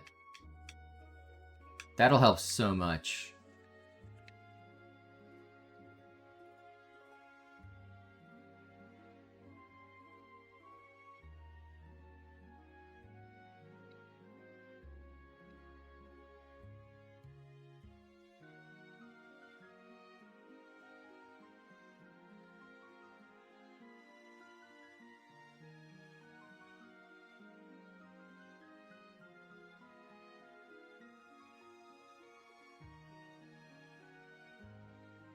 Growls, no!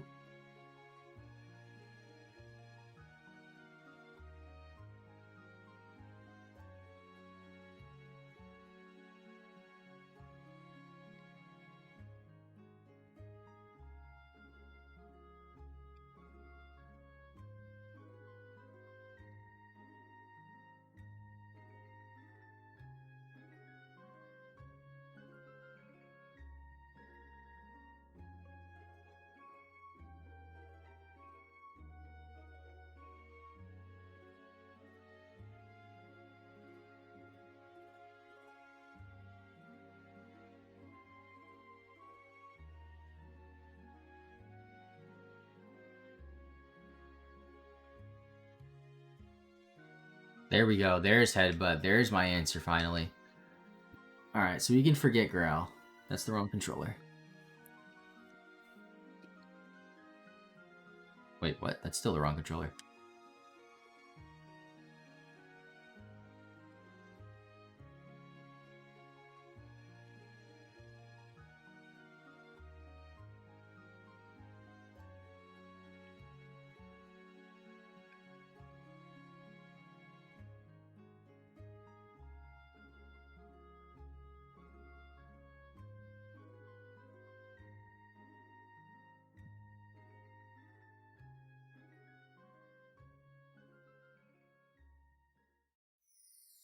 I'll go to level 10, then I'll go back to the Whismer Tunnel. Or the Verdant Turf Tunnel. I keep calling it the Whismer Tunnel.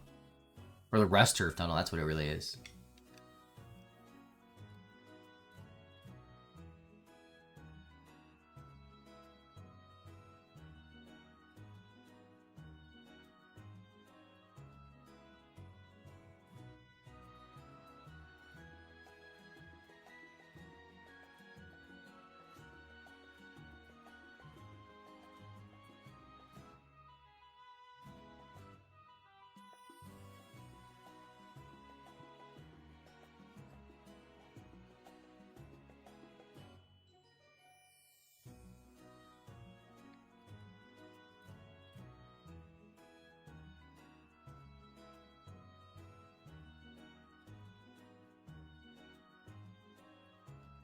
So I said I needed 97 rare candies or so.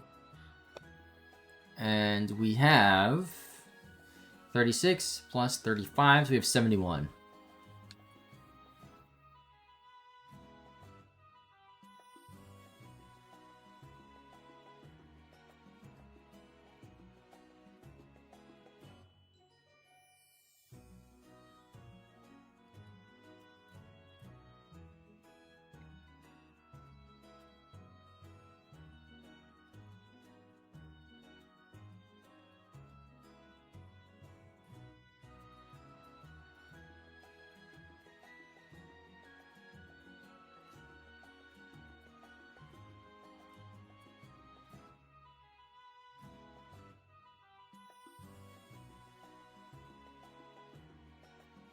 Double Zigzagoon. Both level 4, both female. Wow.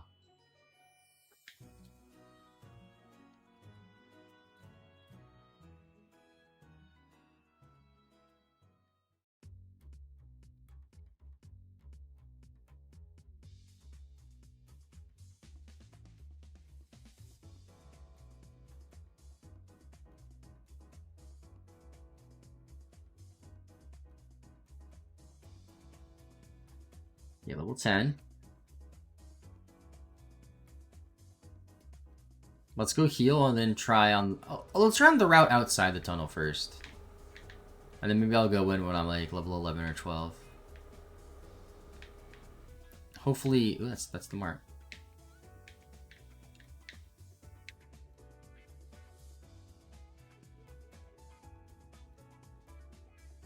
Hopefully that'll be enough.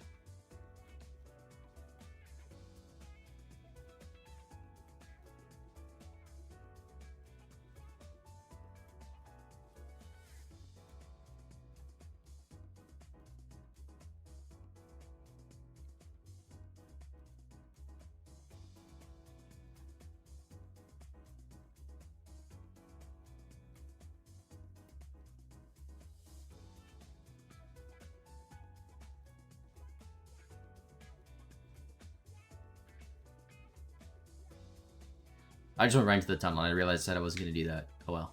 We're here now.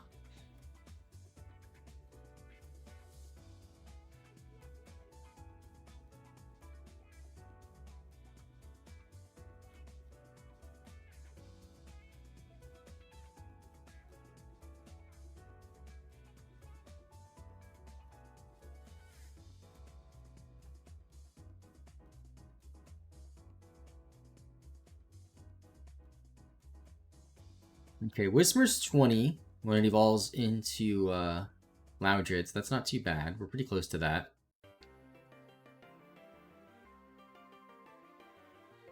HP EV is going to be through the roof. Yep, most likely.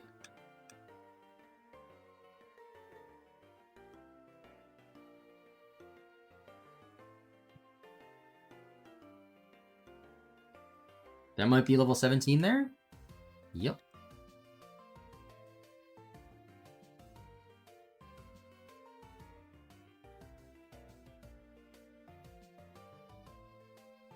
A lot of items too.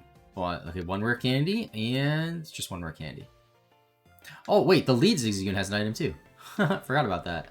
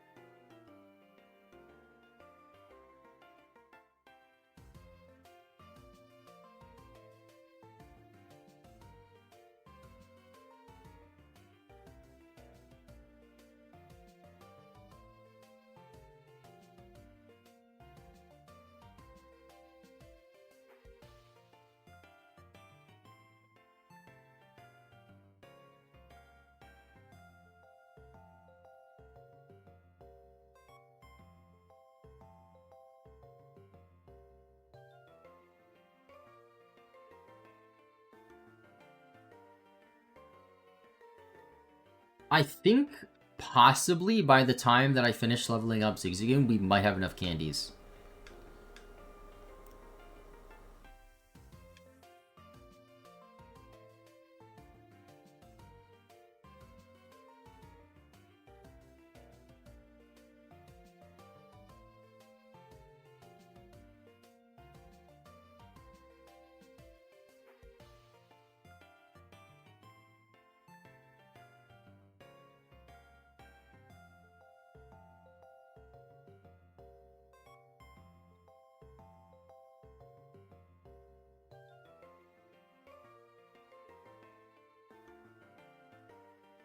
Which Pokemon are getting the candies? It's gonna be Loundred, all 3 starters, and then honestly probably Shroomish just because I'll have enough. Vigoroth too.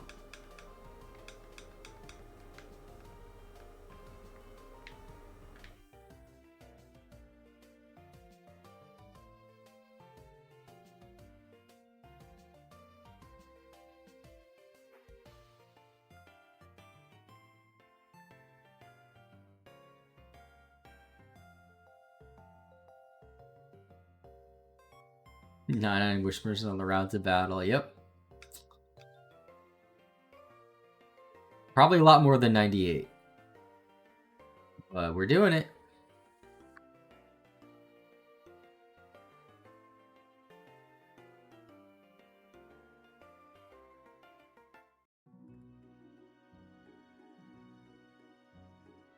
I feel like this playlist might be over soon too. Yeah, this playlist only has 20 minutes left.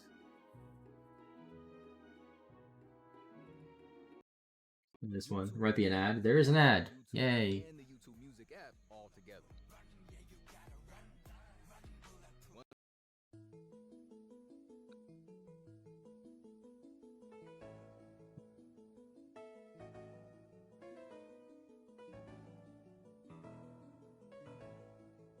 Do Vigoroth first, just in case. Easier to train Shroomish than Vigoroth. Yeah, I'll do, Shroomish going level 5, so I can, like, level that up a little bit. If I need, like, extra levels, I can just take the Shroomish. I think there's something else low level that I needed, too, no? Maybe not. I can't remember.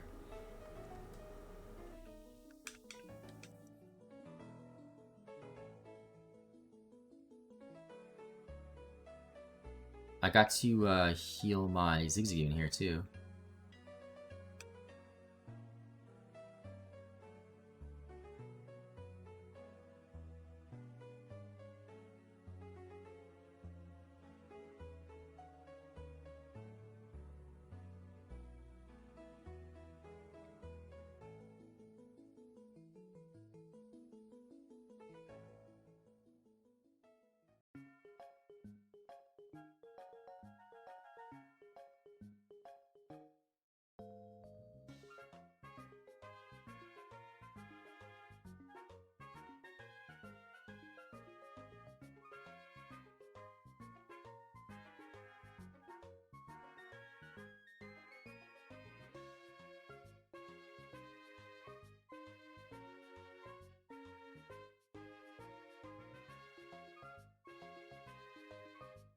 I'm really curious how many, like, encounters I have.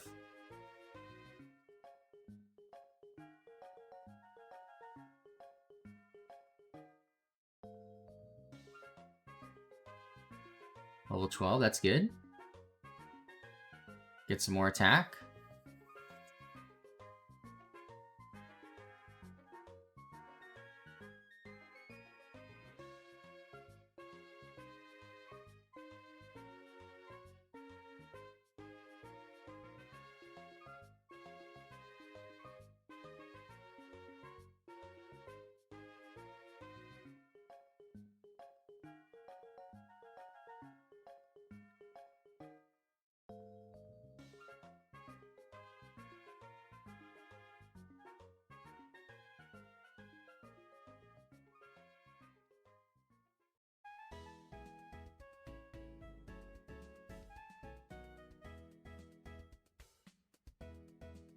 Was I out of headbutts there? I might have been.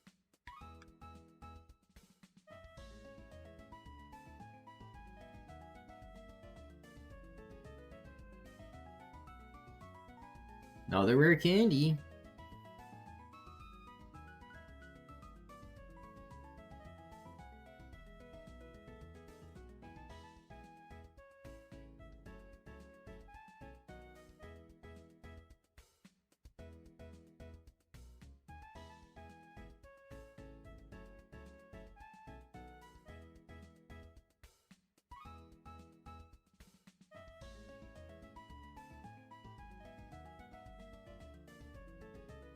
You have to switch tackle to the first slot on Sapphire.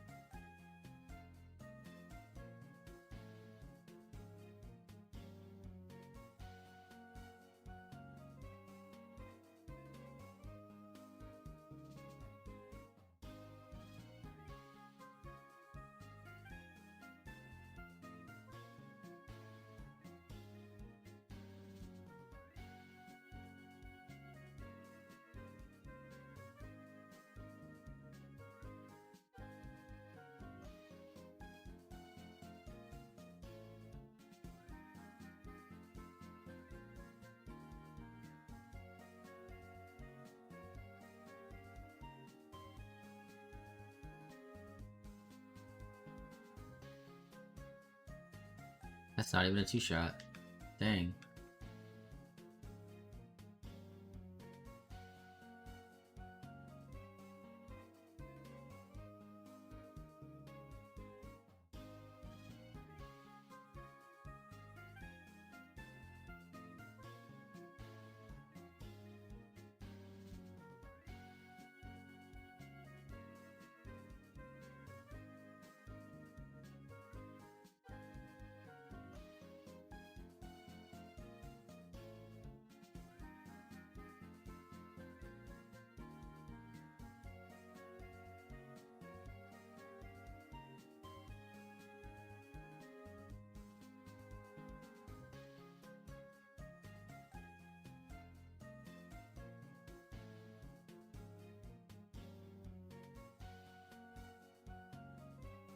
Yeah, we don't need sand attack. No point in really going for that ever, I don't think.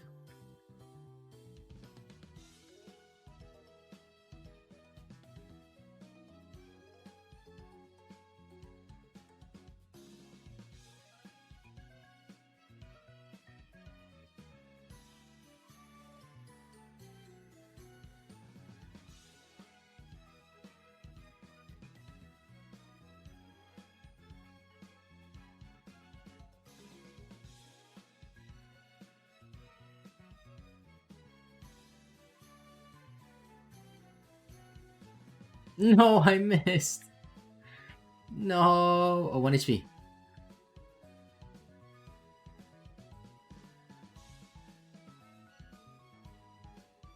The 1 in 400 chance again. I got a double miss. Are you kidding me?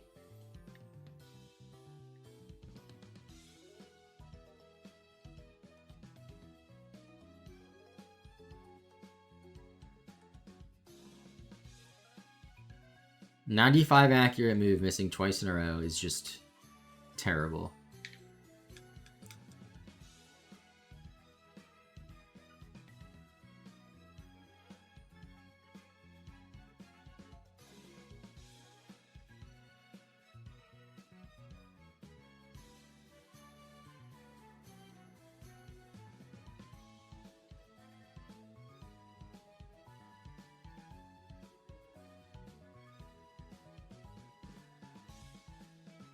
Also, why is Whisper just failing a ton of one-shots all of a sudden now?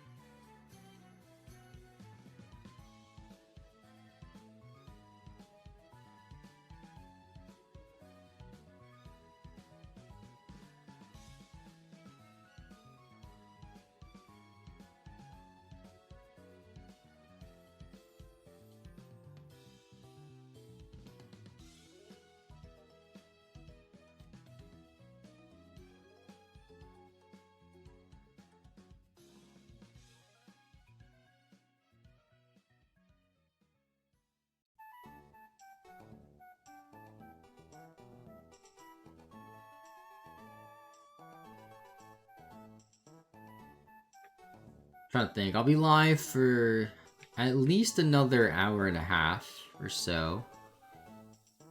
I think in that time we can do it.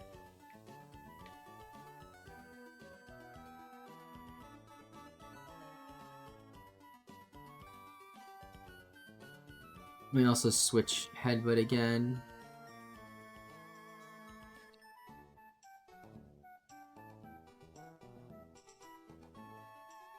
Dude, it still lives. What the heck?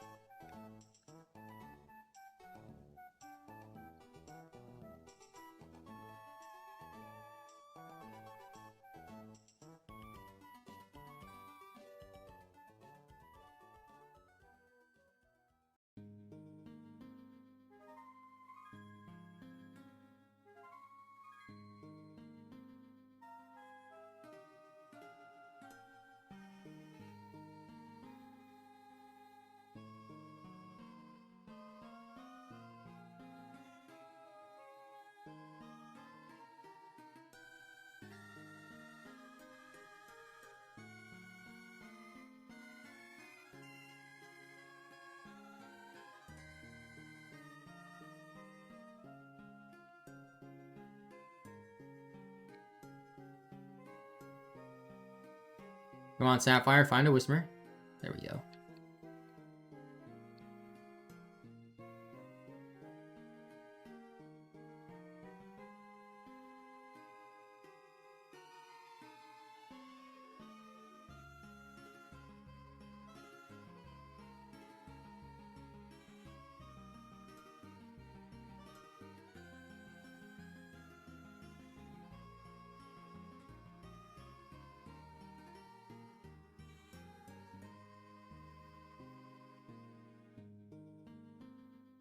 Well, 19. One more level on Whisper, then we get a Lounged. Let me just make sure we're at 36, right? Okay.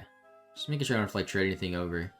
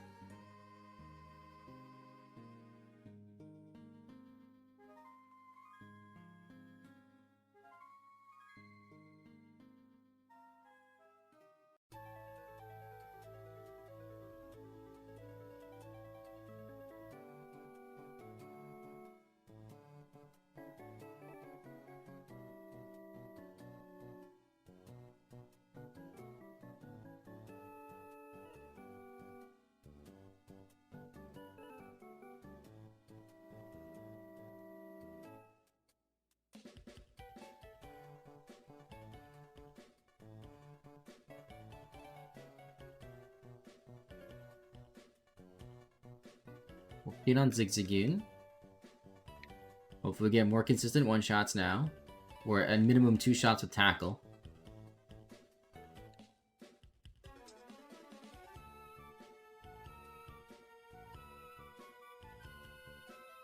Am I seeing your house for a gift? No, I'm not.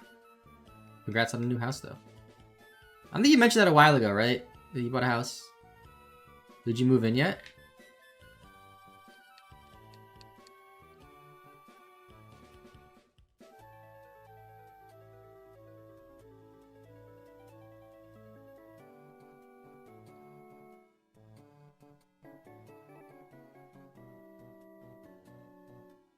Get the keys this Friday. Ooh, that's exciting.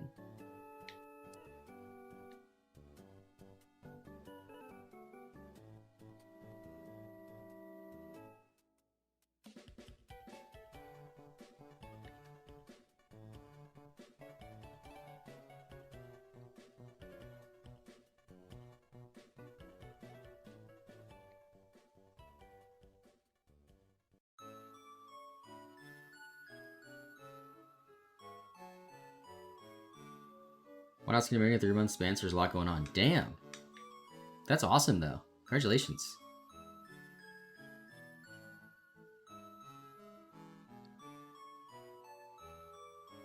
Up to you, how's it going? You getting Viridian Forest vibes yet? Yes. I've been in here for a fair bit longer than we were in the forest. I think the forest was about 16.5 hours, right? We are currently at 20.5 hours. So, you know, quite a bit longer.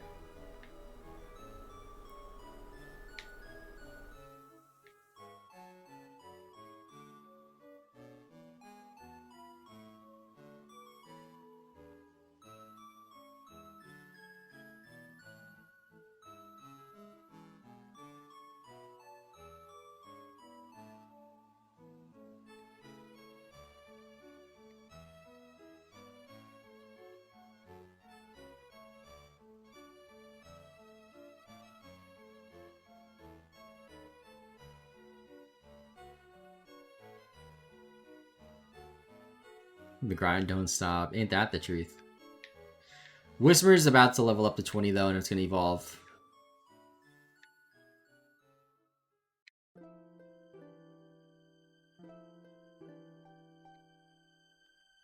Hello, Sapphire. Where the Whisper's at? Sapphire? That was a really long time for no encounter.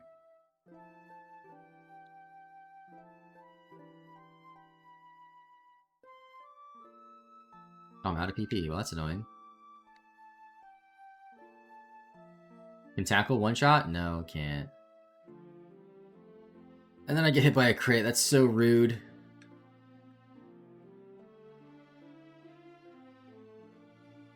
What the heck is this song? Relic Forest, Pokemon Coliseum. I thought it sounded familiar from something that I've seen recently or heard recently.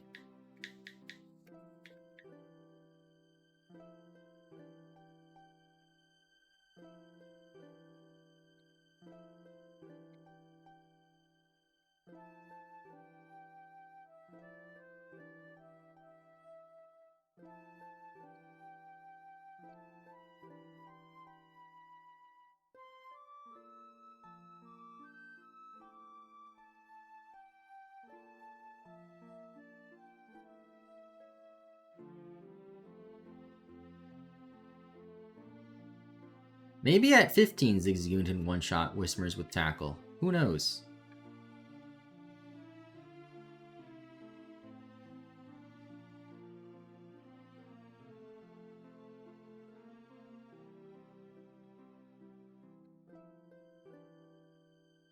Oh?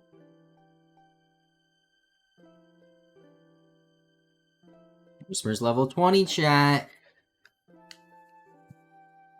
You know what that means. Another evolution. Pokemon number 37. We're making progress. Only a handful more to go. Granted, it's the hardest ones, plus Shroomish, which I guess isn't that hard. But it's all the starters. It's Vigoroth. It's Gardevoir. Yeah, we need rare candies.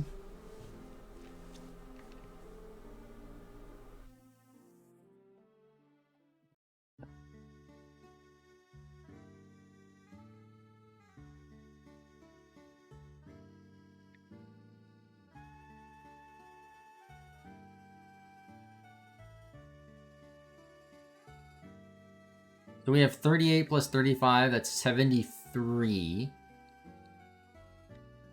I don't have enough candies yet. So I think I need like 10 more levels.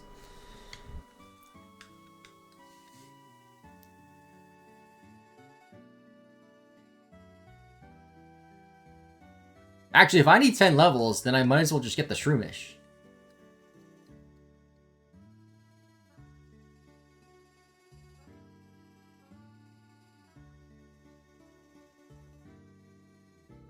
Because Shroomish is the lowest level. It should, in theory, be the easiest to level up, although it's really weak, so I don't know. You Ace Trainer John for the follow. Appreciate it. How are you? Oh, don't die, Zigzagoon. Don't die. Good.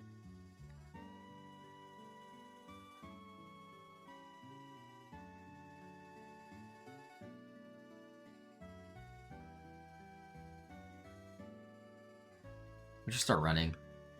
Get me out of here.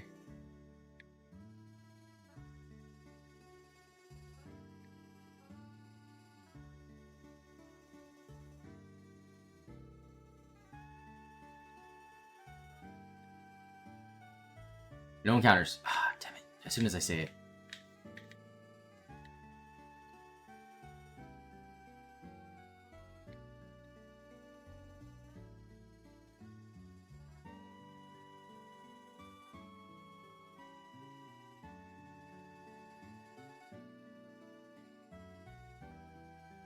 Oh, accidental sync up. Let's go.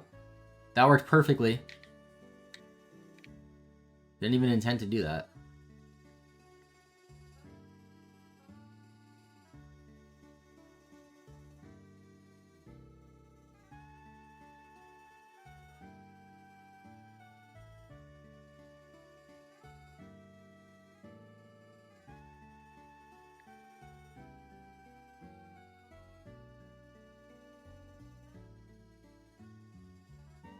Okay, so... This Whismer's level 5.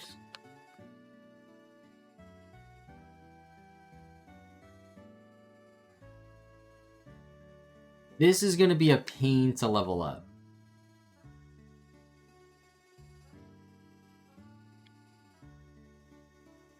I might as well finish out Zigzagoon, but then what do I do on the Ruby game? I guess I just keep Lounger, because Lounger's the easiest thing to level up for now. Yeah, I guess it just makes sense to finish Zigzagoon, and then go from there.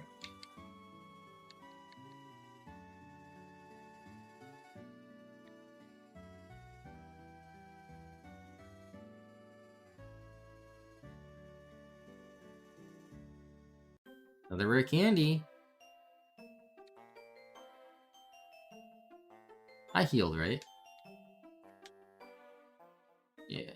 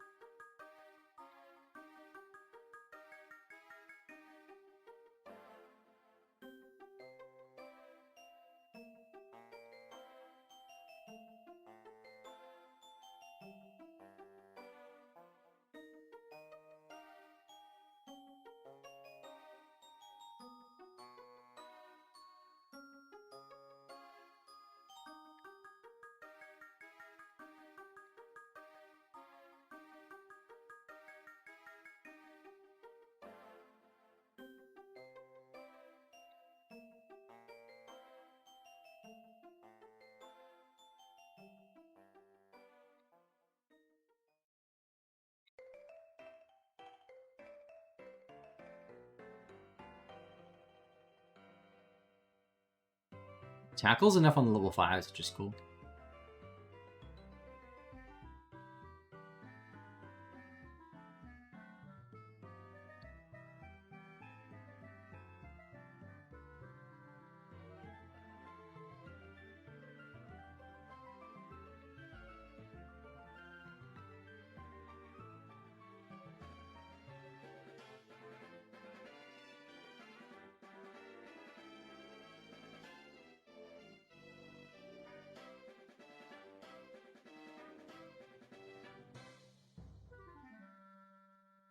Is it enough on a 7? No.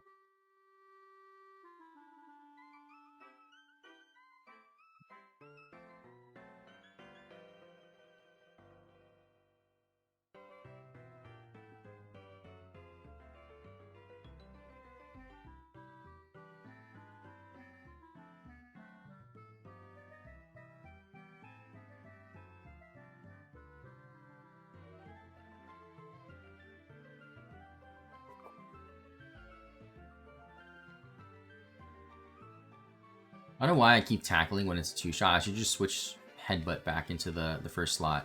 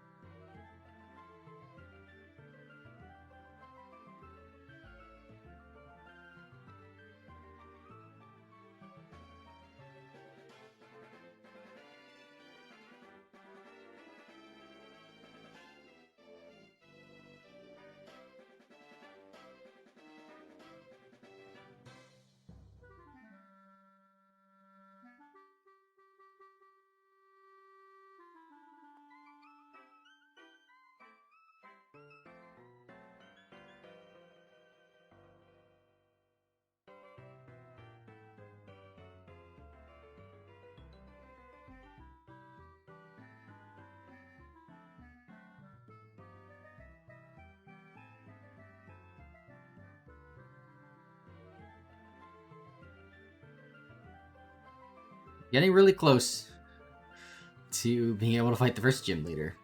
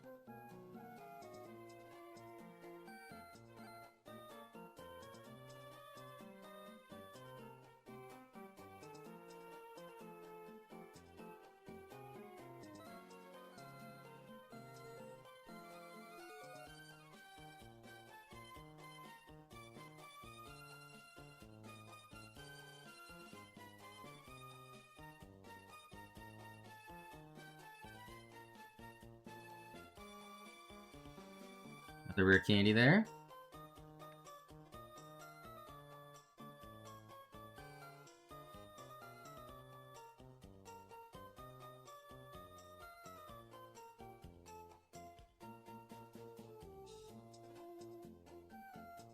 Oh my gosh, wait, you know what I just realized? What I could do is I could level up...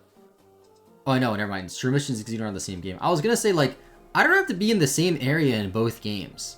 So I can level up Shroomish on an earlier route, and then a higher level Pokemon in the Whisper Tunnel on the other game.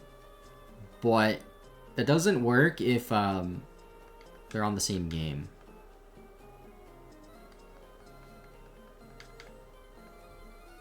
Oh, double level up. That's 2 less rare candies than I need.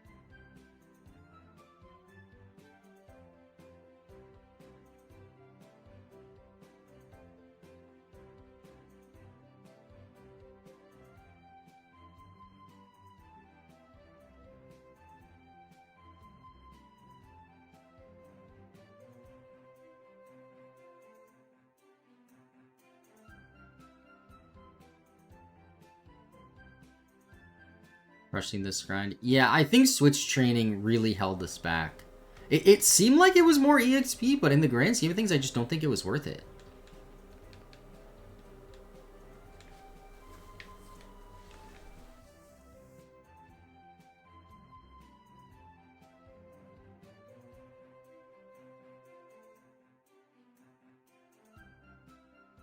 Yeah, I'm doing pickup strategies. The Zigzagoons can pick up rare candies in Ruby and Sapphire. I have like, between both games, I have like 70 something already. Well, already. It's been 20 hours, so I, you know, should have a ton. There's another one.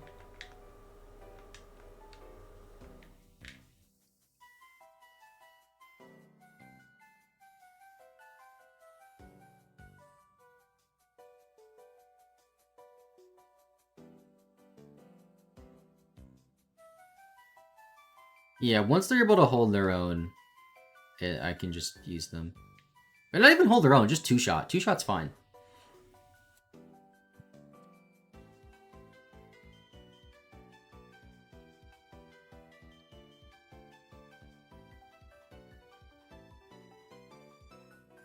The Goon Squad getting that candy. Yep, they're trying.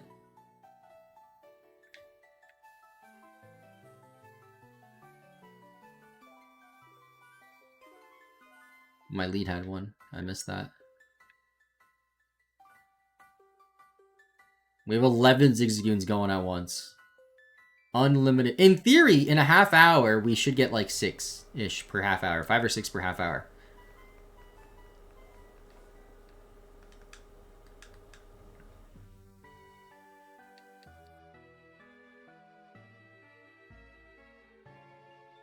So like 10 per hour.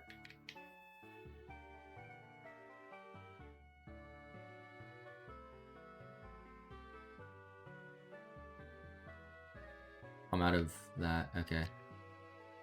Try tackle again now that I'm a higher level. Still not a one-shot.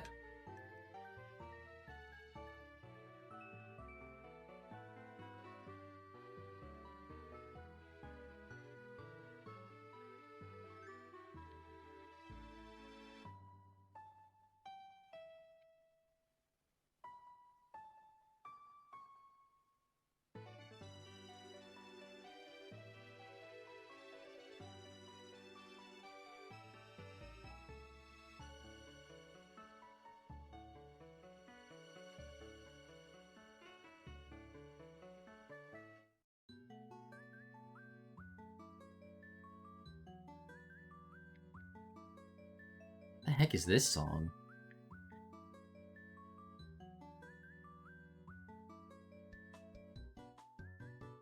Lacunosa Town PAL version?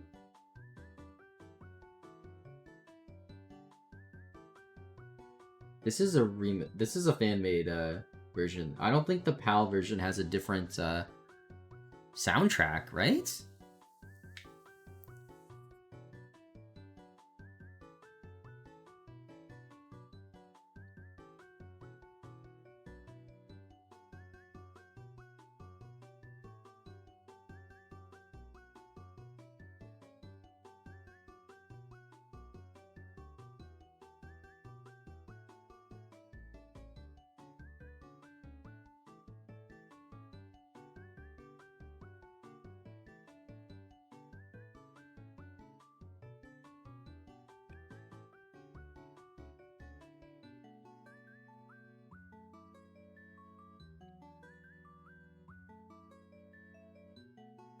These are the last one Mons. These might... Oh, Zigzagoon might be the last Pokemon I have to grind. Once it hits 20, I might have enough candies. It'll probably be beneficial to use Shroomish a bit, actually, though, because it's only level 5. I'm sure I could get that to at least, like, level 10 fairly quickly. But, yeah, this might be the last Pokemon I have to grind up.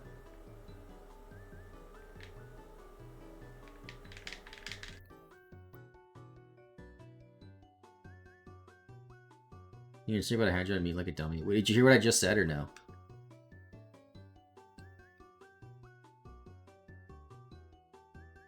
I might have enough candies after Zigzagoon evolves in at level 20.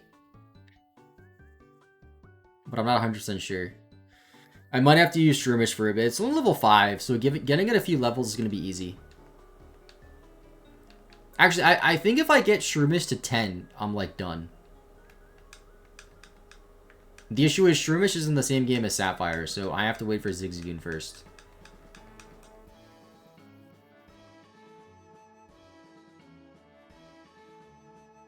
Oh my gosh, why do you keep missing Zigzagoon?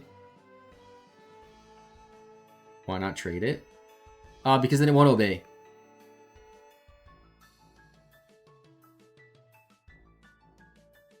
Traded Pokemon won't obey us until after Brawly.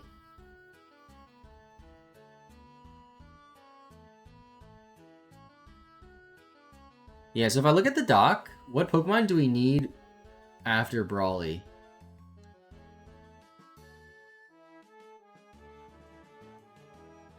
Okay, after Brawly is a lot of Pokemon still.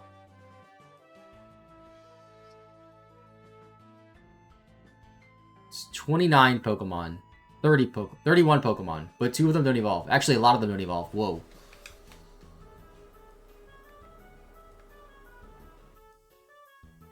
So in the next section, Plusle, Minun, Volbeat, Illumise, Mawile, and Sableye all don't evolve, which is great.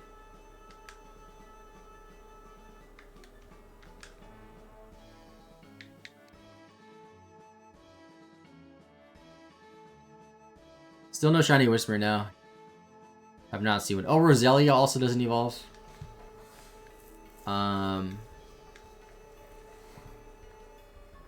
We have to get Crobat, though. We also have our first trade evolution. Or actually, we have our first 2 trade evolutions, because we have Kadabra to trade for Alakazam, and then Golem to trade for, or Graveler trade for Golem.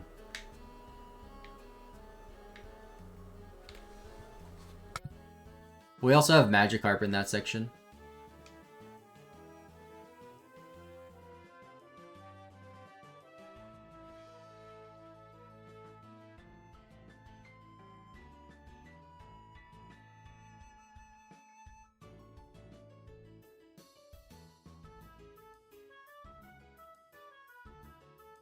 Okay, I should go heal, because Zigzagoon has, like, no moves left on anything.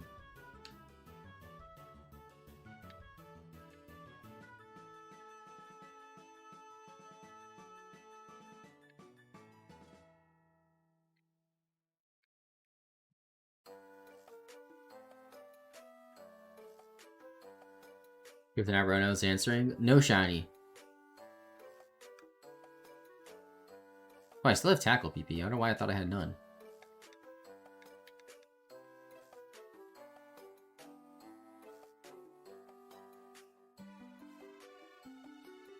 This playlist is weird.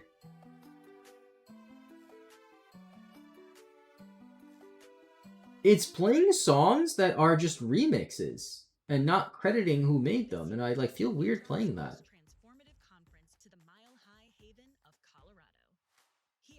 Although this one's also playing. Hold on, let me find a better video.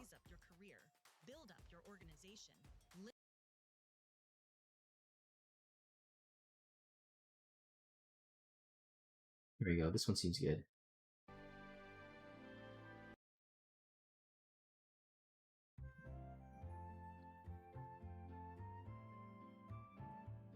I don't like it when song compilations do that.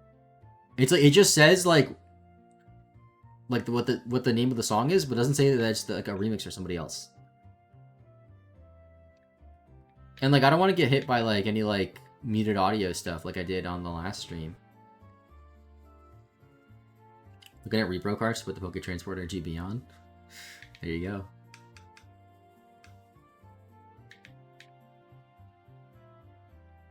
It's definitely worth it because it's cheaper than getting like a flash cart, I'm pretty sure, for the GBA.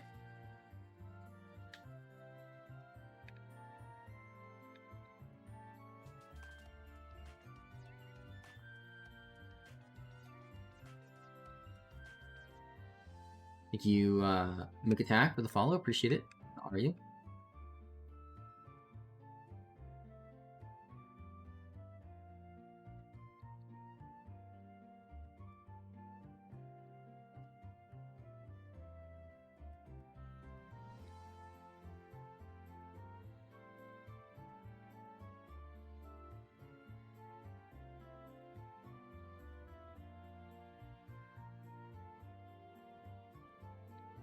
I have the GB Flash version, so that should work. Yeah. I'm assuming the bootleg you're getting is like the same bootleg that I got for Ruby. So it should work.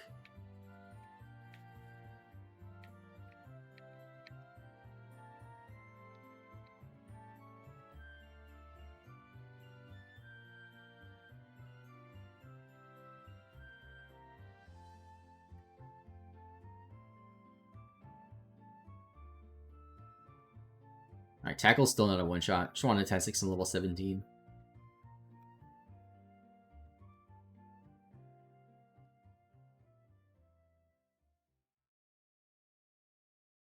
I think they have wrong prediction on those cards.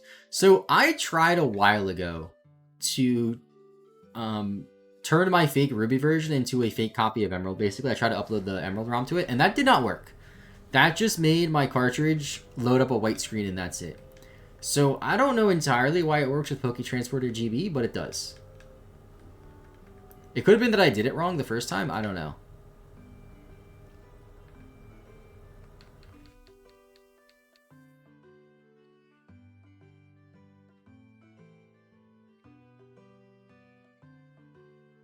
Like my brain would struggle to keep 2 games synced. I mean, it is easier that it's the same controller controlling both, and I'm doing basically the same thing in both games. It does make it easier.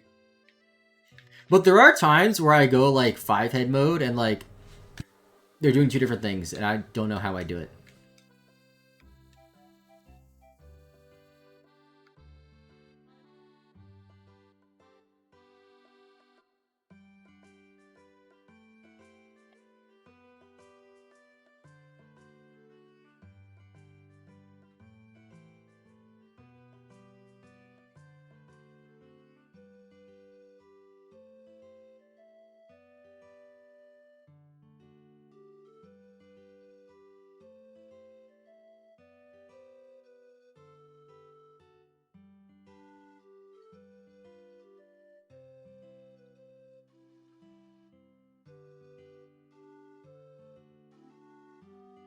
Yeah, they get out of sync really easily, but it's not too bad.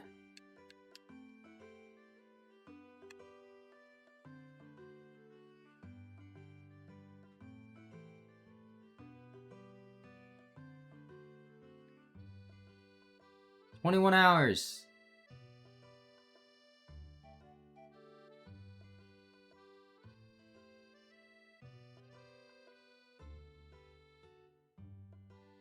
Rare candy. No. How many do I have? 76.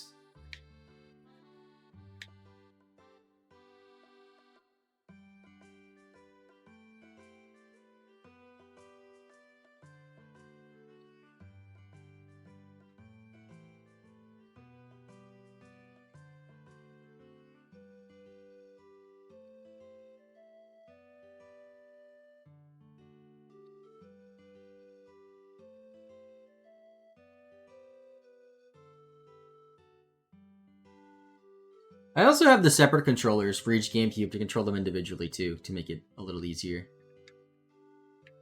Like if I go full screen to one of the games, I just use the single controller. So the game's not moving around and I can't see it.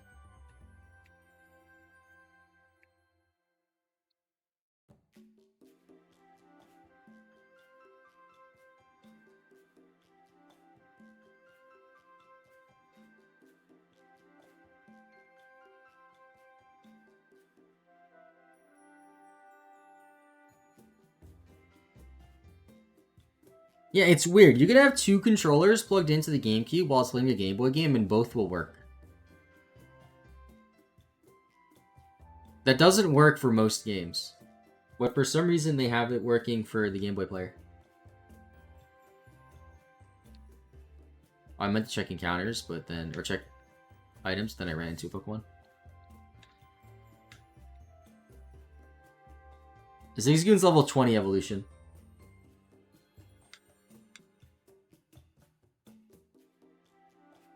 I'm pretty sure it's 20 at least. Maybe it's 18? It's not 18.